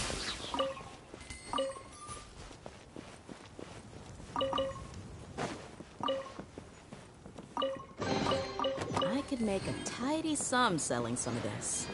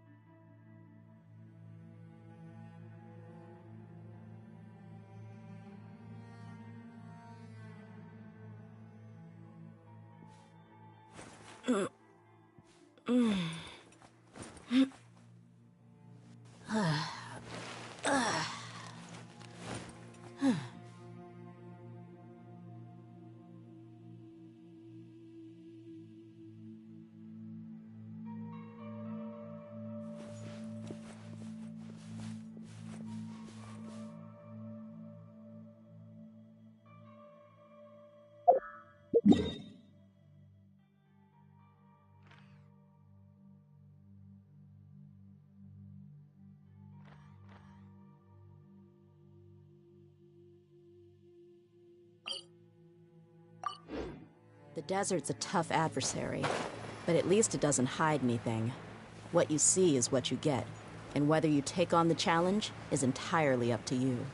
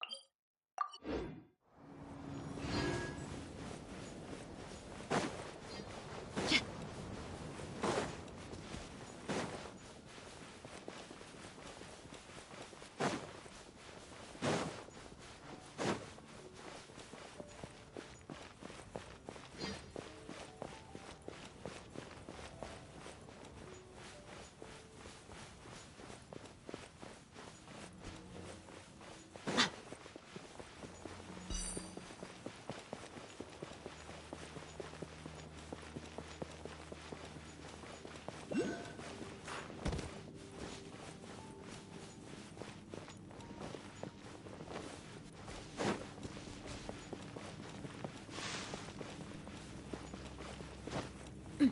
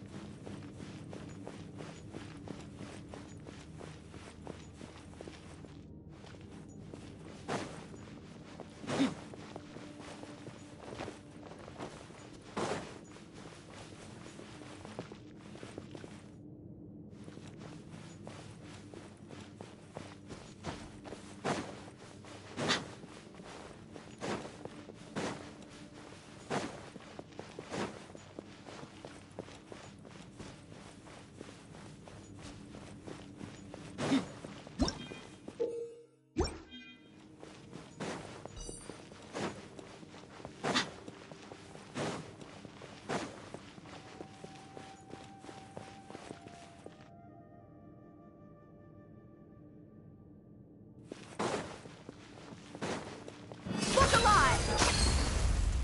Huh. Ah!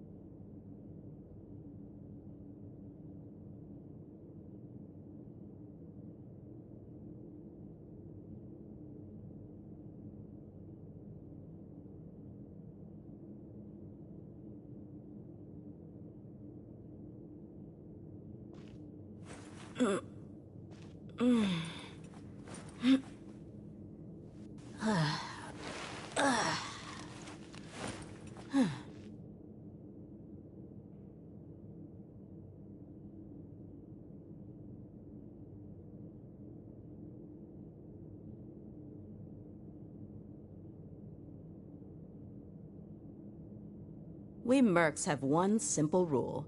Whoever pays the most is your new boss.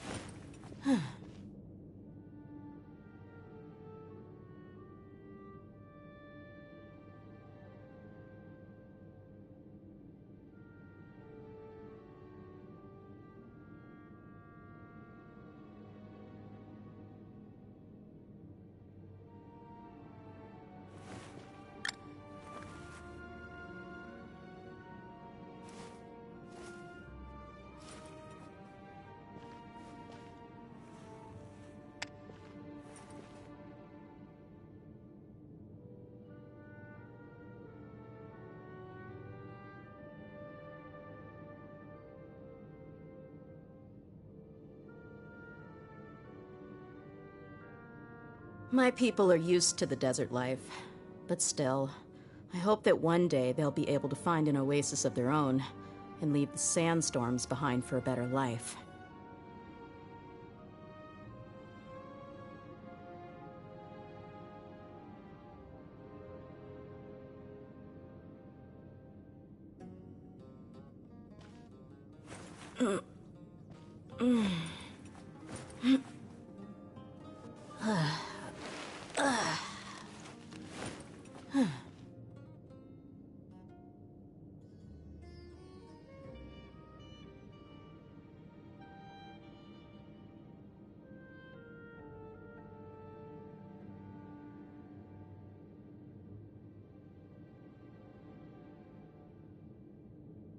We mercs have one simple rule. Whoever pays the most is your new boss.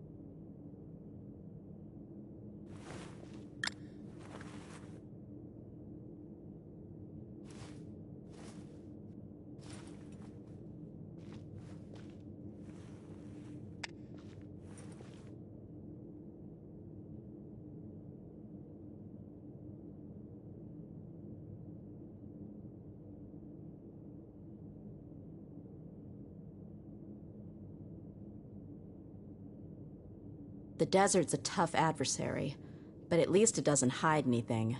What you see is what you get, and whether you take on the challenge is entirely up to you.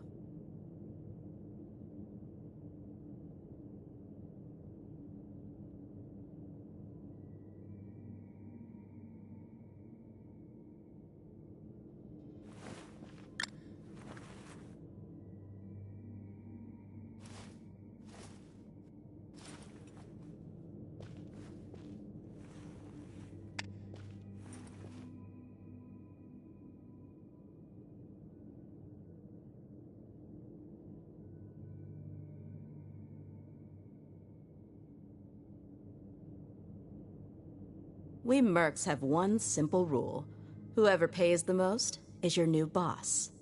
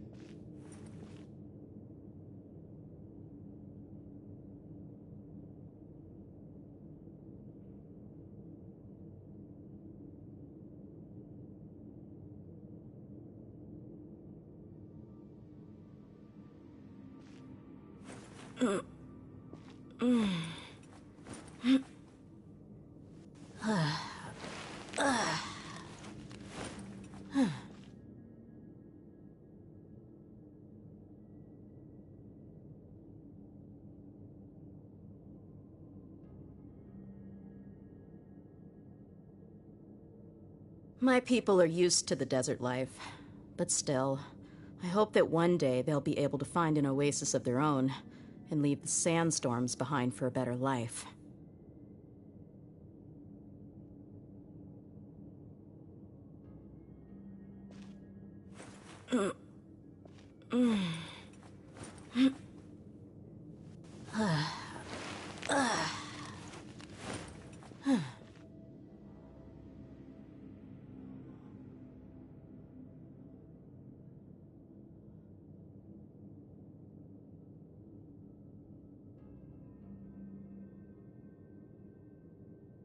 We mercs have one simple rule.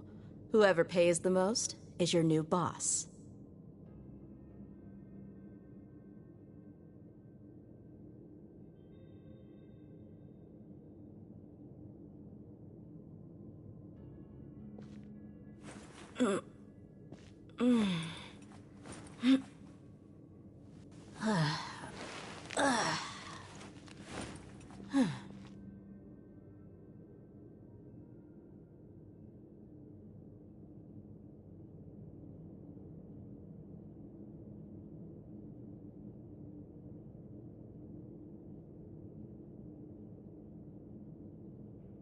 My people are used to the desert life, but still, I hope that one day they'll be able to find an oasis of their own and leave the sandstorms behind for a better life.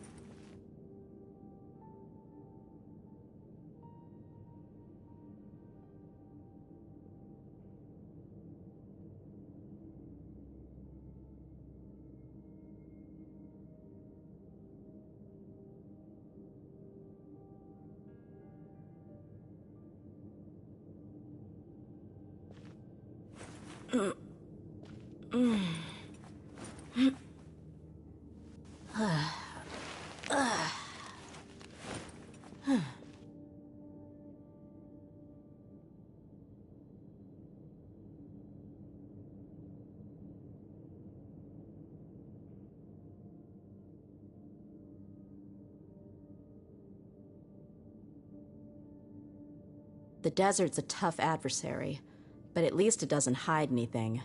What you see is what you get, and whether you take on the challenge is entirely up to you.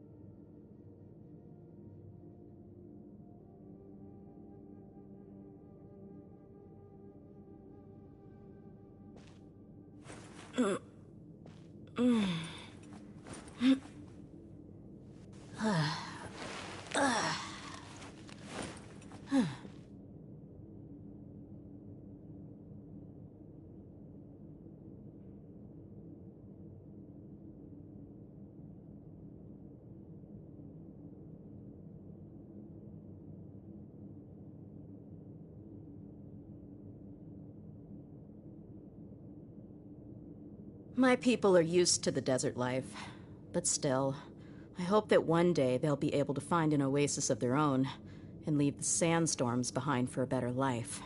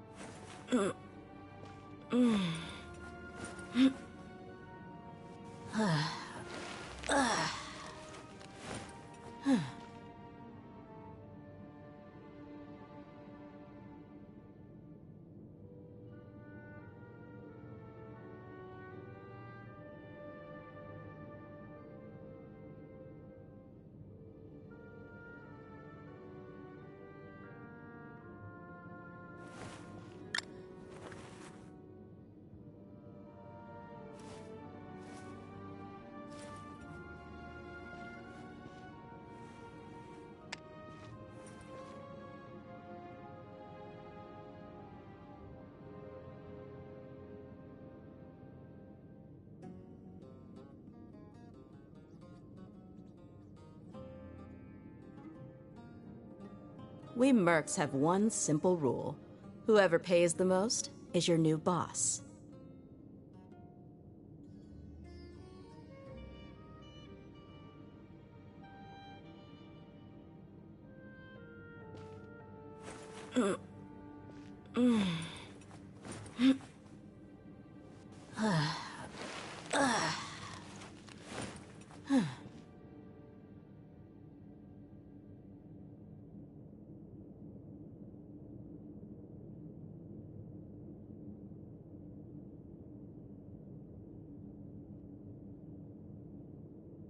The desert's a tough adversary, but at least it doesn't hide anything. What you see is what you get, and whether you take on the challenge is entirely up to you.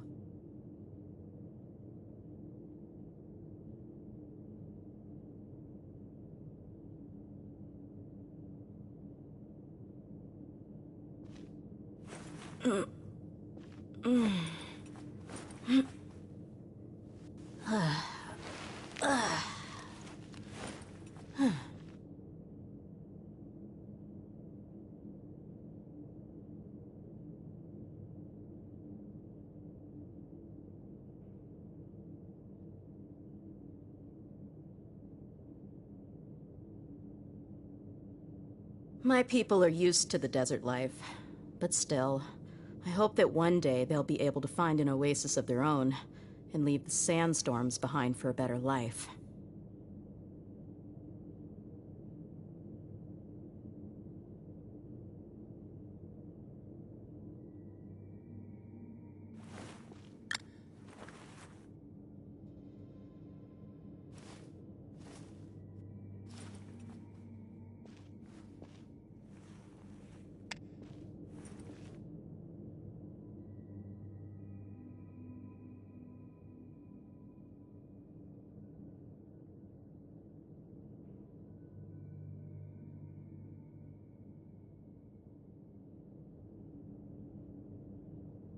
The desert's a tough adversary, but at least it doesn't hide anything.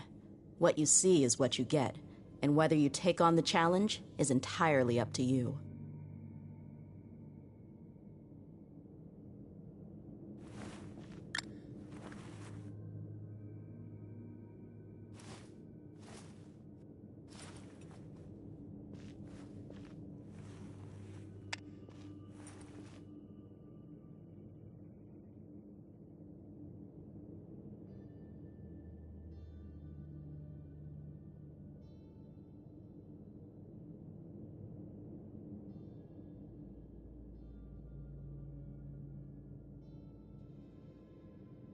My people are used to the desert life, but still, I hope that one day they'll be able to find an oasis of their own and leave the sandstorms behind for a better life.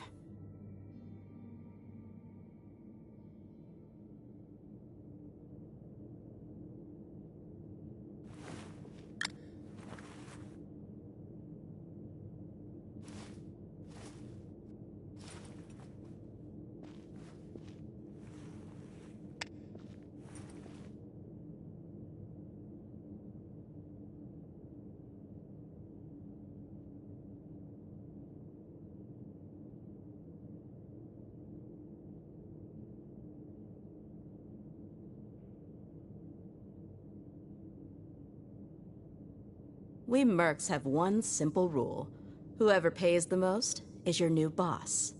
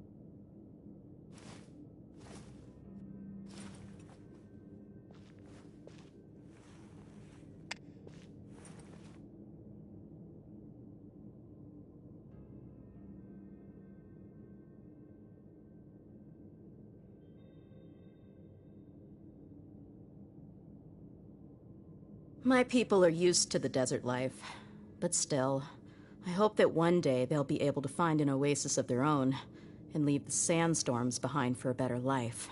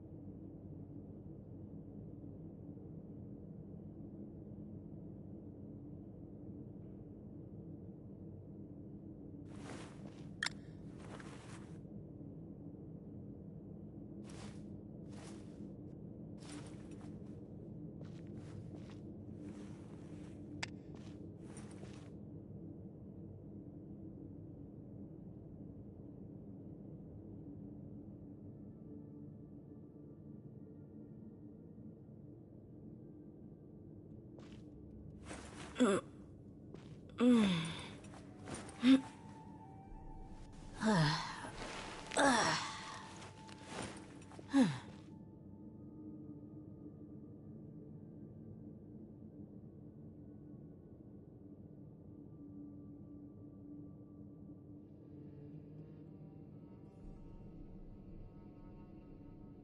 desert's a tough adversary, but at least it doesn't hide anything. What you see is what you get, and whether you take on the challenge is entirely up to you.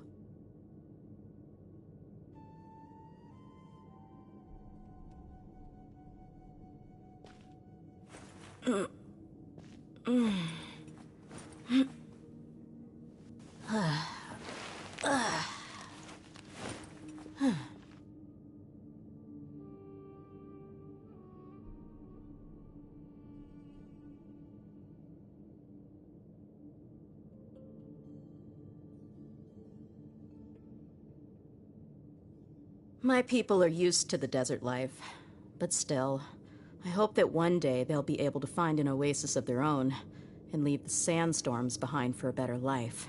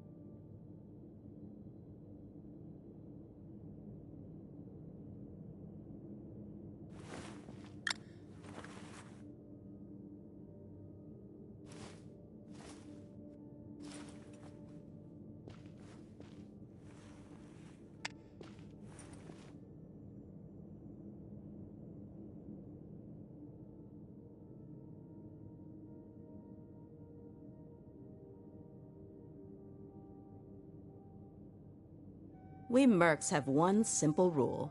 Whoever pays the most is your new boss.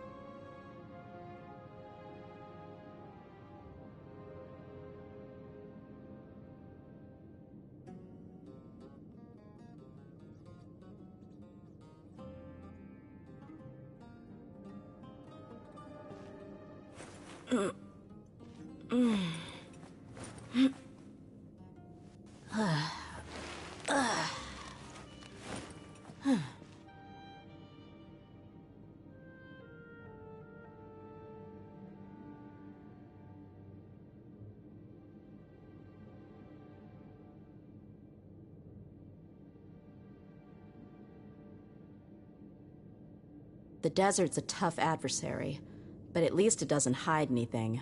What you see is what you get, and whether you take on the challenge is entirely up to you.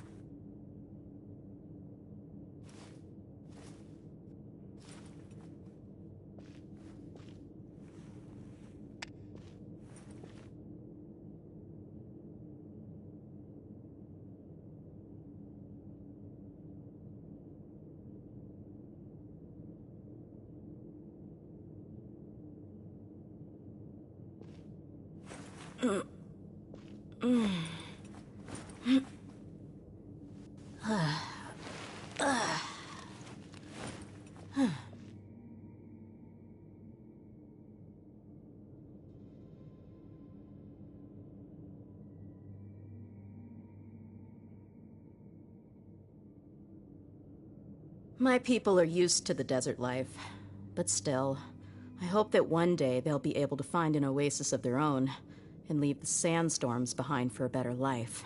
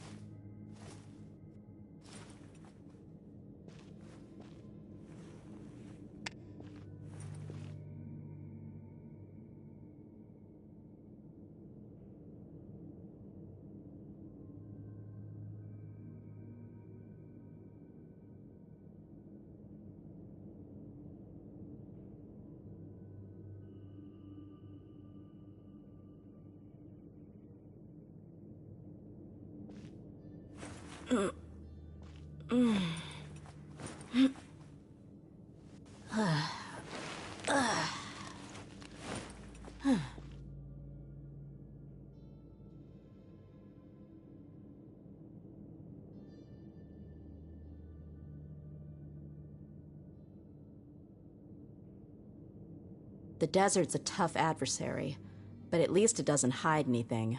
What you see is what you get, and whether you take on the challenge is entirely up to you.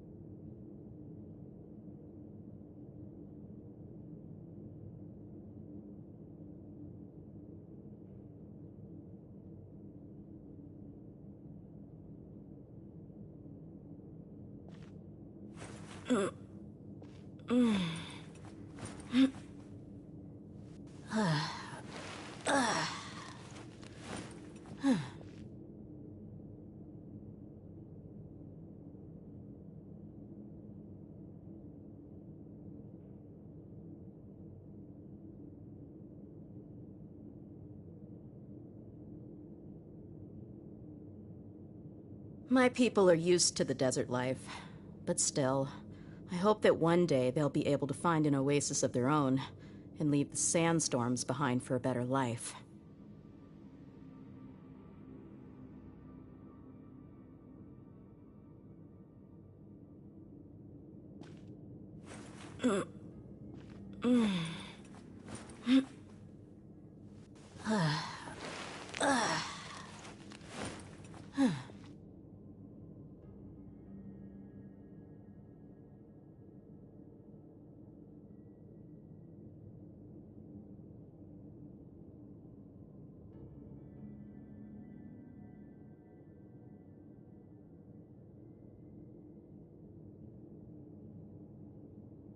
We mercs have one simple rule. Whoever pays the most is your new boss.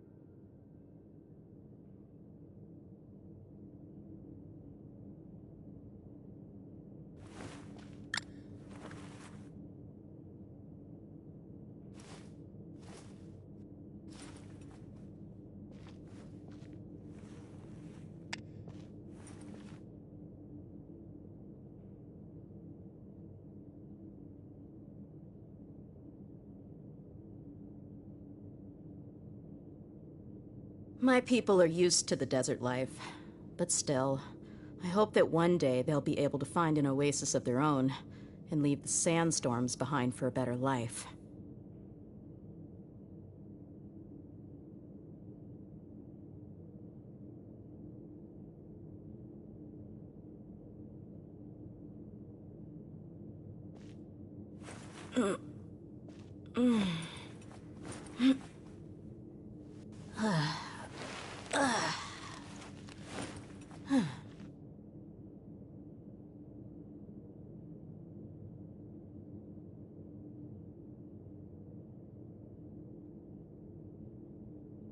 We mercs have one simple rule.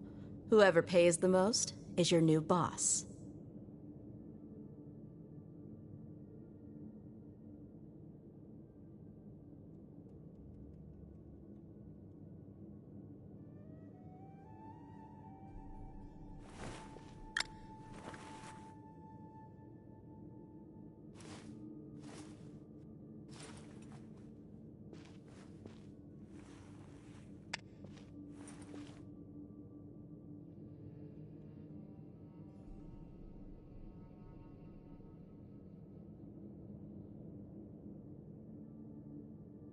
My people are used to the desert life, but still, I hope that one day they'll be able to find an oasis of their own and leave the sandstorms behind for a better life.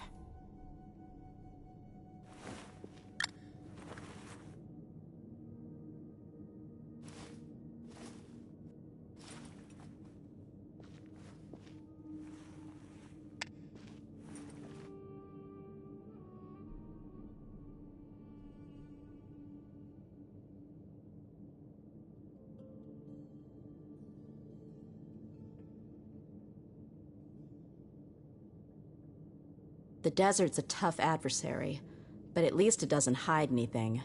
What you see is what you get, and whether you take on the challenge is entirely up to you.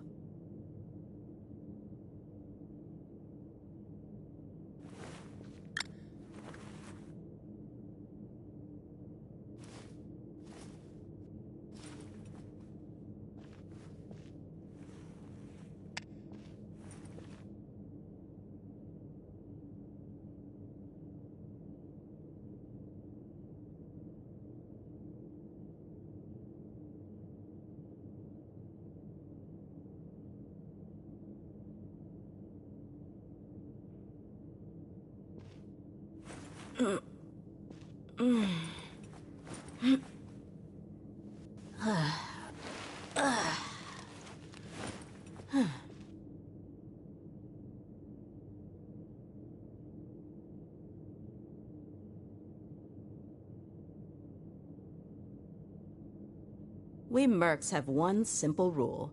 Whoever pays the most is your new boss.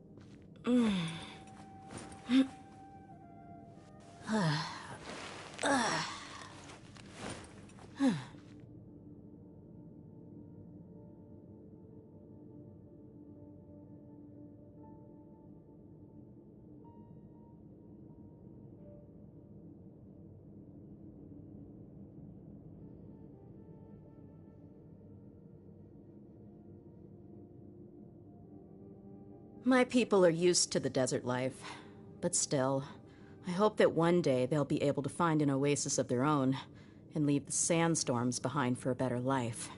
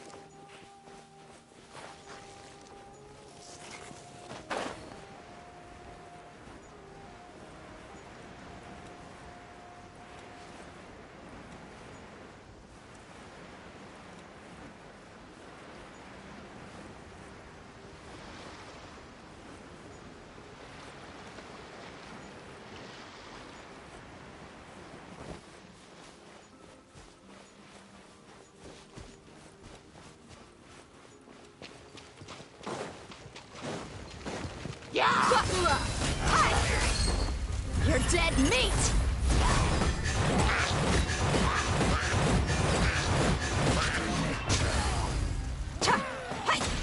Cop dodge this! Oh, so sorry. Surprise! Yeah! Wait! Yeah!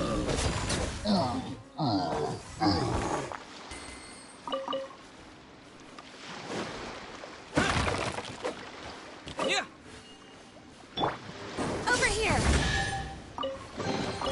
Piece of cake.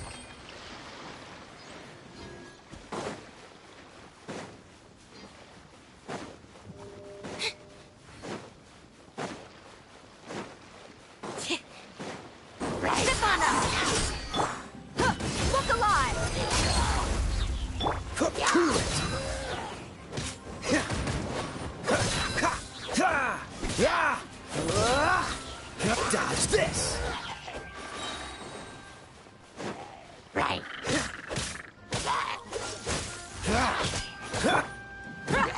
Buckle up!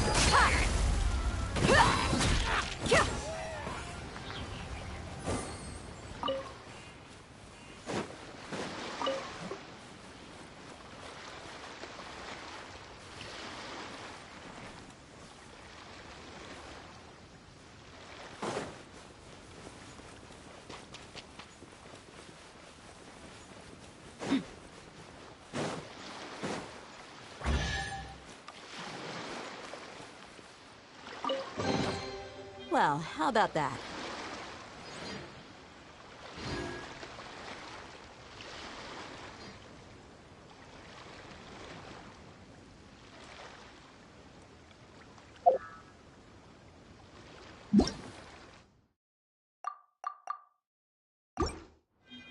Stay close. No going off on your own. The desert doesn't take prisoners.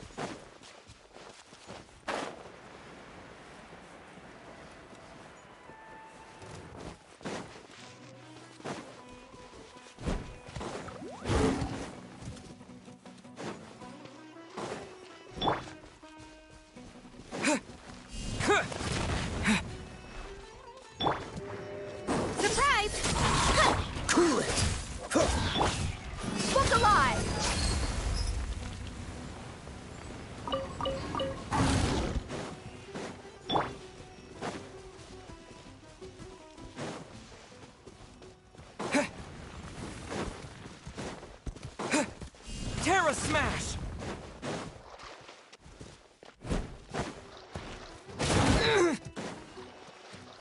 Yeah! Dodge this! Ha! Ah!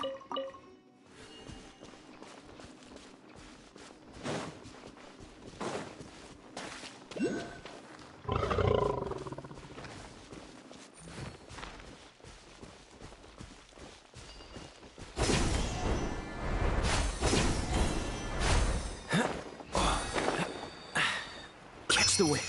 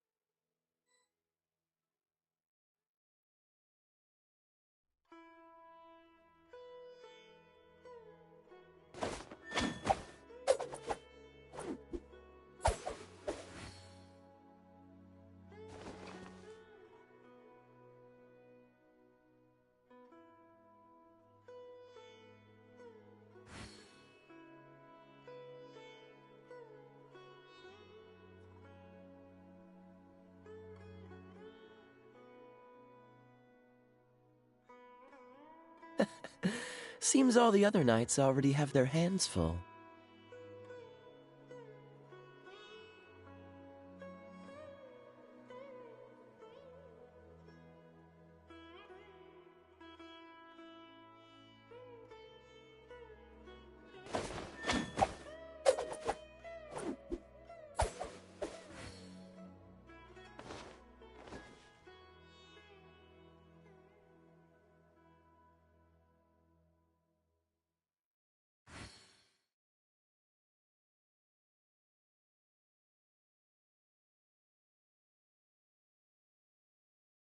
Come on, let's get moving. We're not frozen in place after all.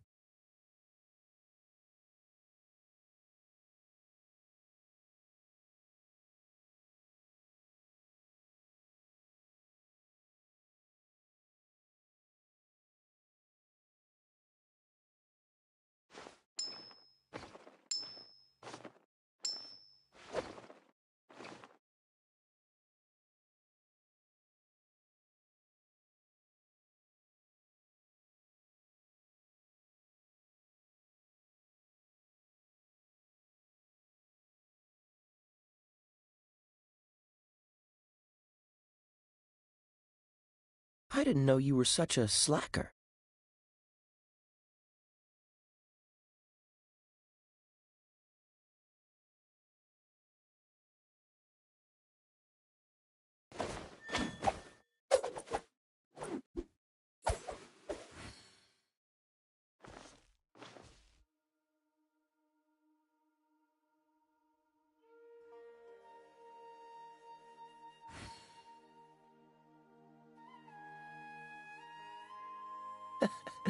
Seems all the other knights already have their hands full.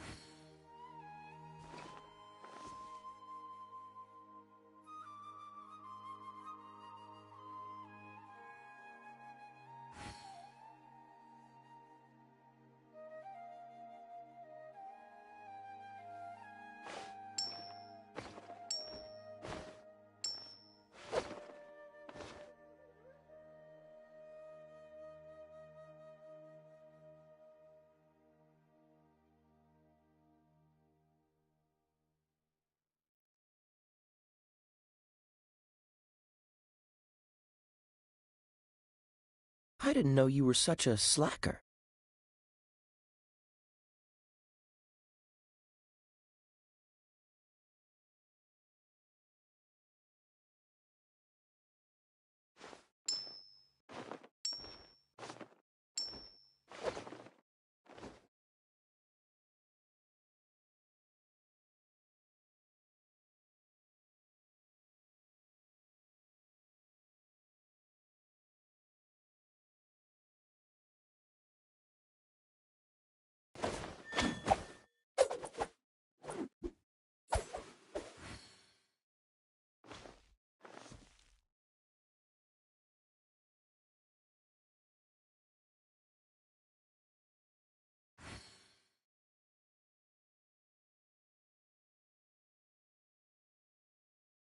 Come on, let's get moving. We're not frozen in place after all.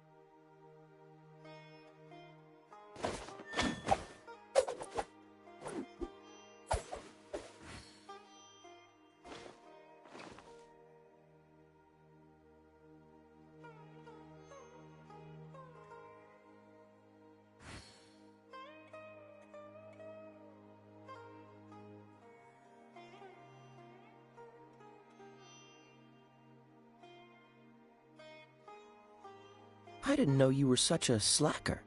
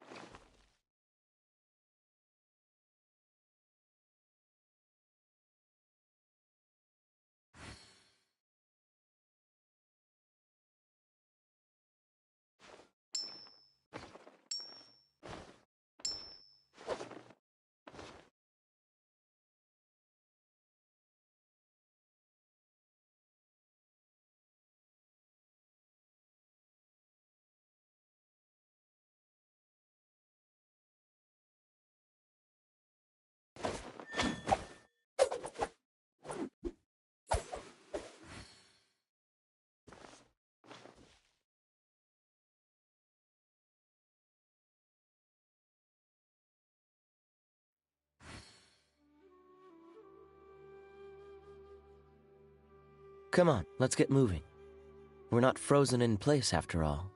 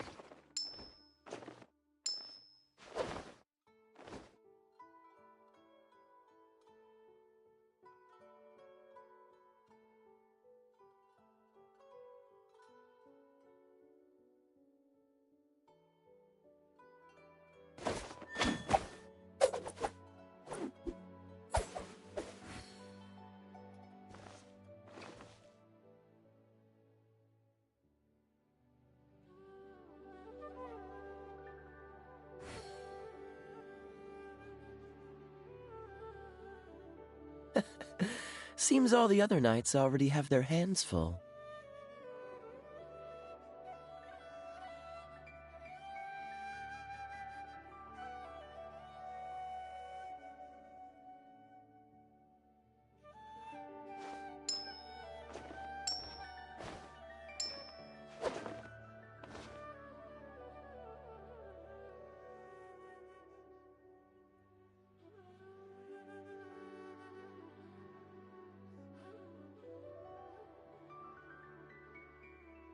Come on, let's get moving. We're not frozen in place after all.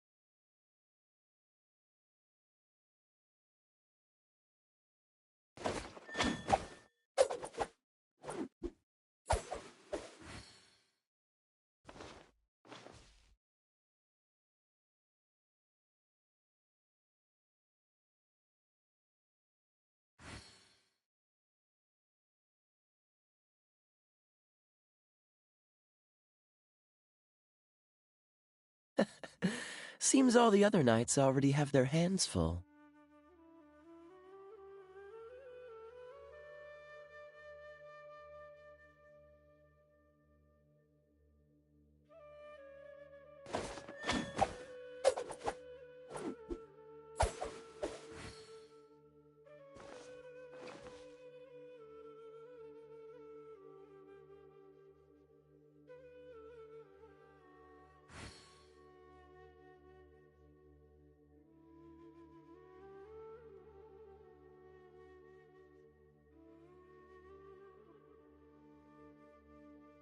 I didn't know you were such a slacker.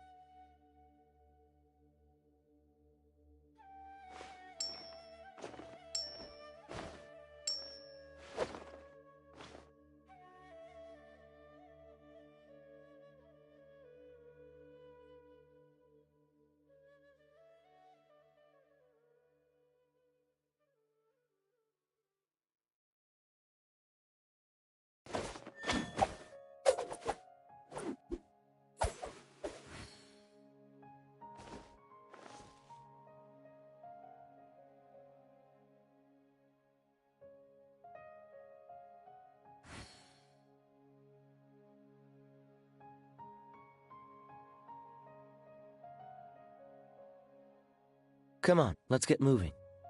We're not frozen in place after all.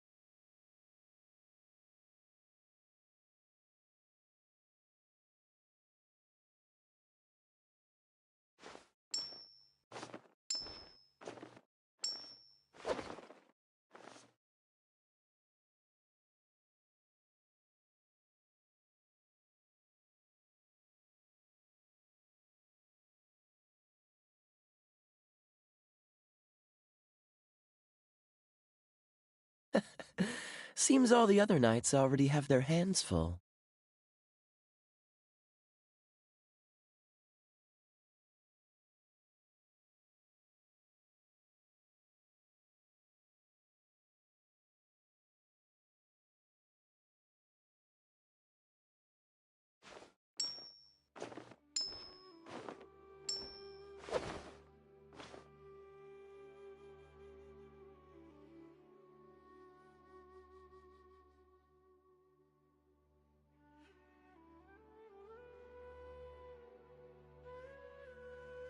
Come on, let's get moving. We're not frozen in place after all.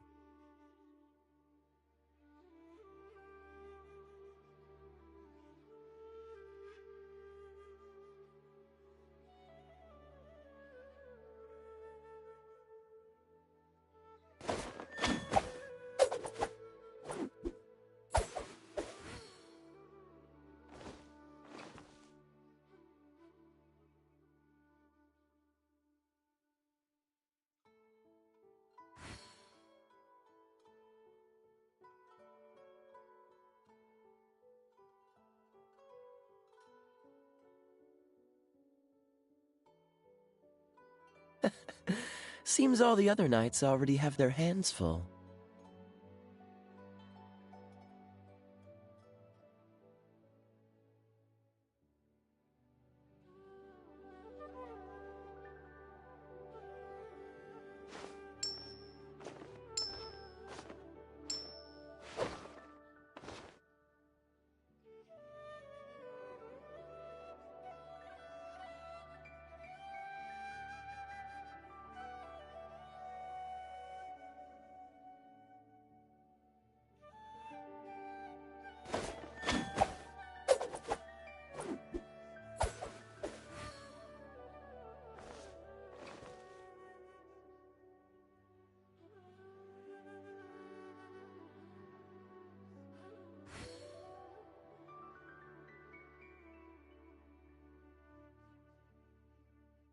I didn't know you were such a slacker.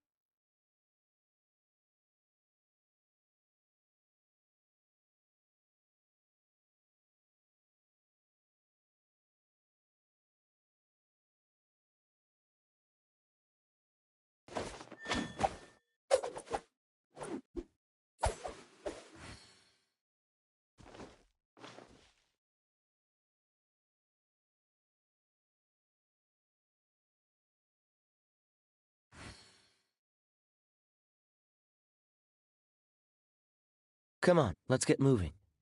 We're not frozen in place after all.